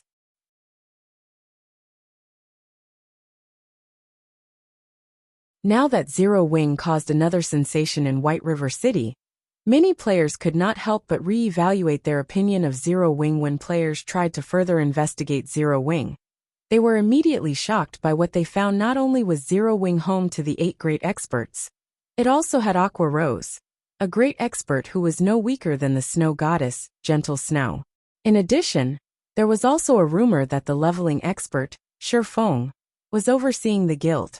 With so many experts there, Zero Wing's strength within White River City did not lose out to the 3 first-rate guilds in the slightest. Although it was weaker than the first-rate guilds in terms of dungeon rating, it had an extremely huge potential for growth. Unwittingly, Zero Wing had become publicly acknowledged as one of the top 6 guilds in White River City. The top 6 guilds were Ouroboros, Emperor's Light, World Dominators, Dark Star, Assassin's Alliance, and Zero Wing. Among these guilds, Ouroboros, Emperor's Light, and World Dominators were all first-rate guilds, and each of them possessed very powerful backgrounds. Even if only a portion of their actual strength was stationed in White River City, second-rate and third-rate guilds were still far from being comparable to them. Shortly after this incident, Shifeng exchanged another 2 arclight shields with Gentle Snow. He then placed the remaining 1 for sale at the Starstreak trading firm. 30 gold. No negotiations. If converted to credits, one could obtain 30 gold coins simply by spending around 600,000 credits. However, it would still require some effort to fully gather 30 gold coins. Meanwhile, Shifeng had reached level 17 unawares just by forging items.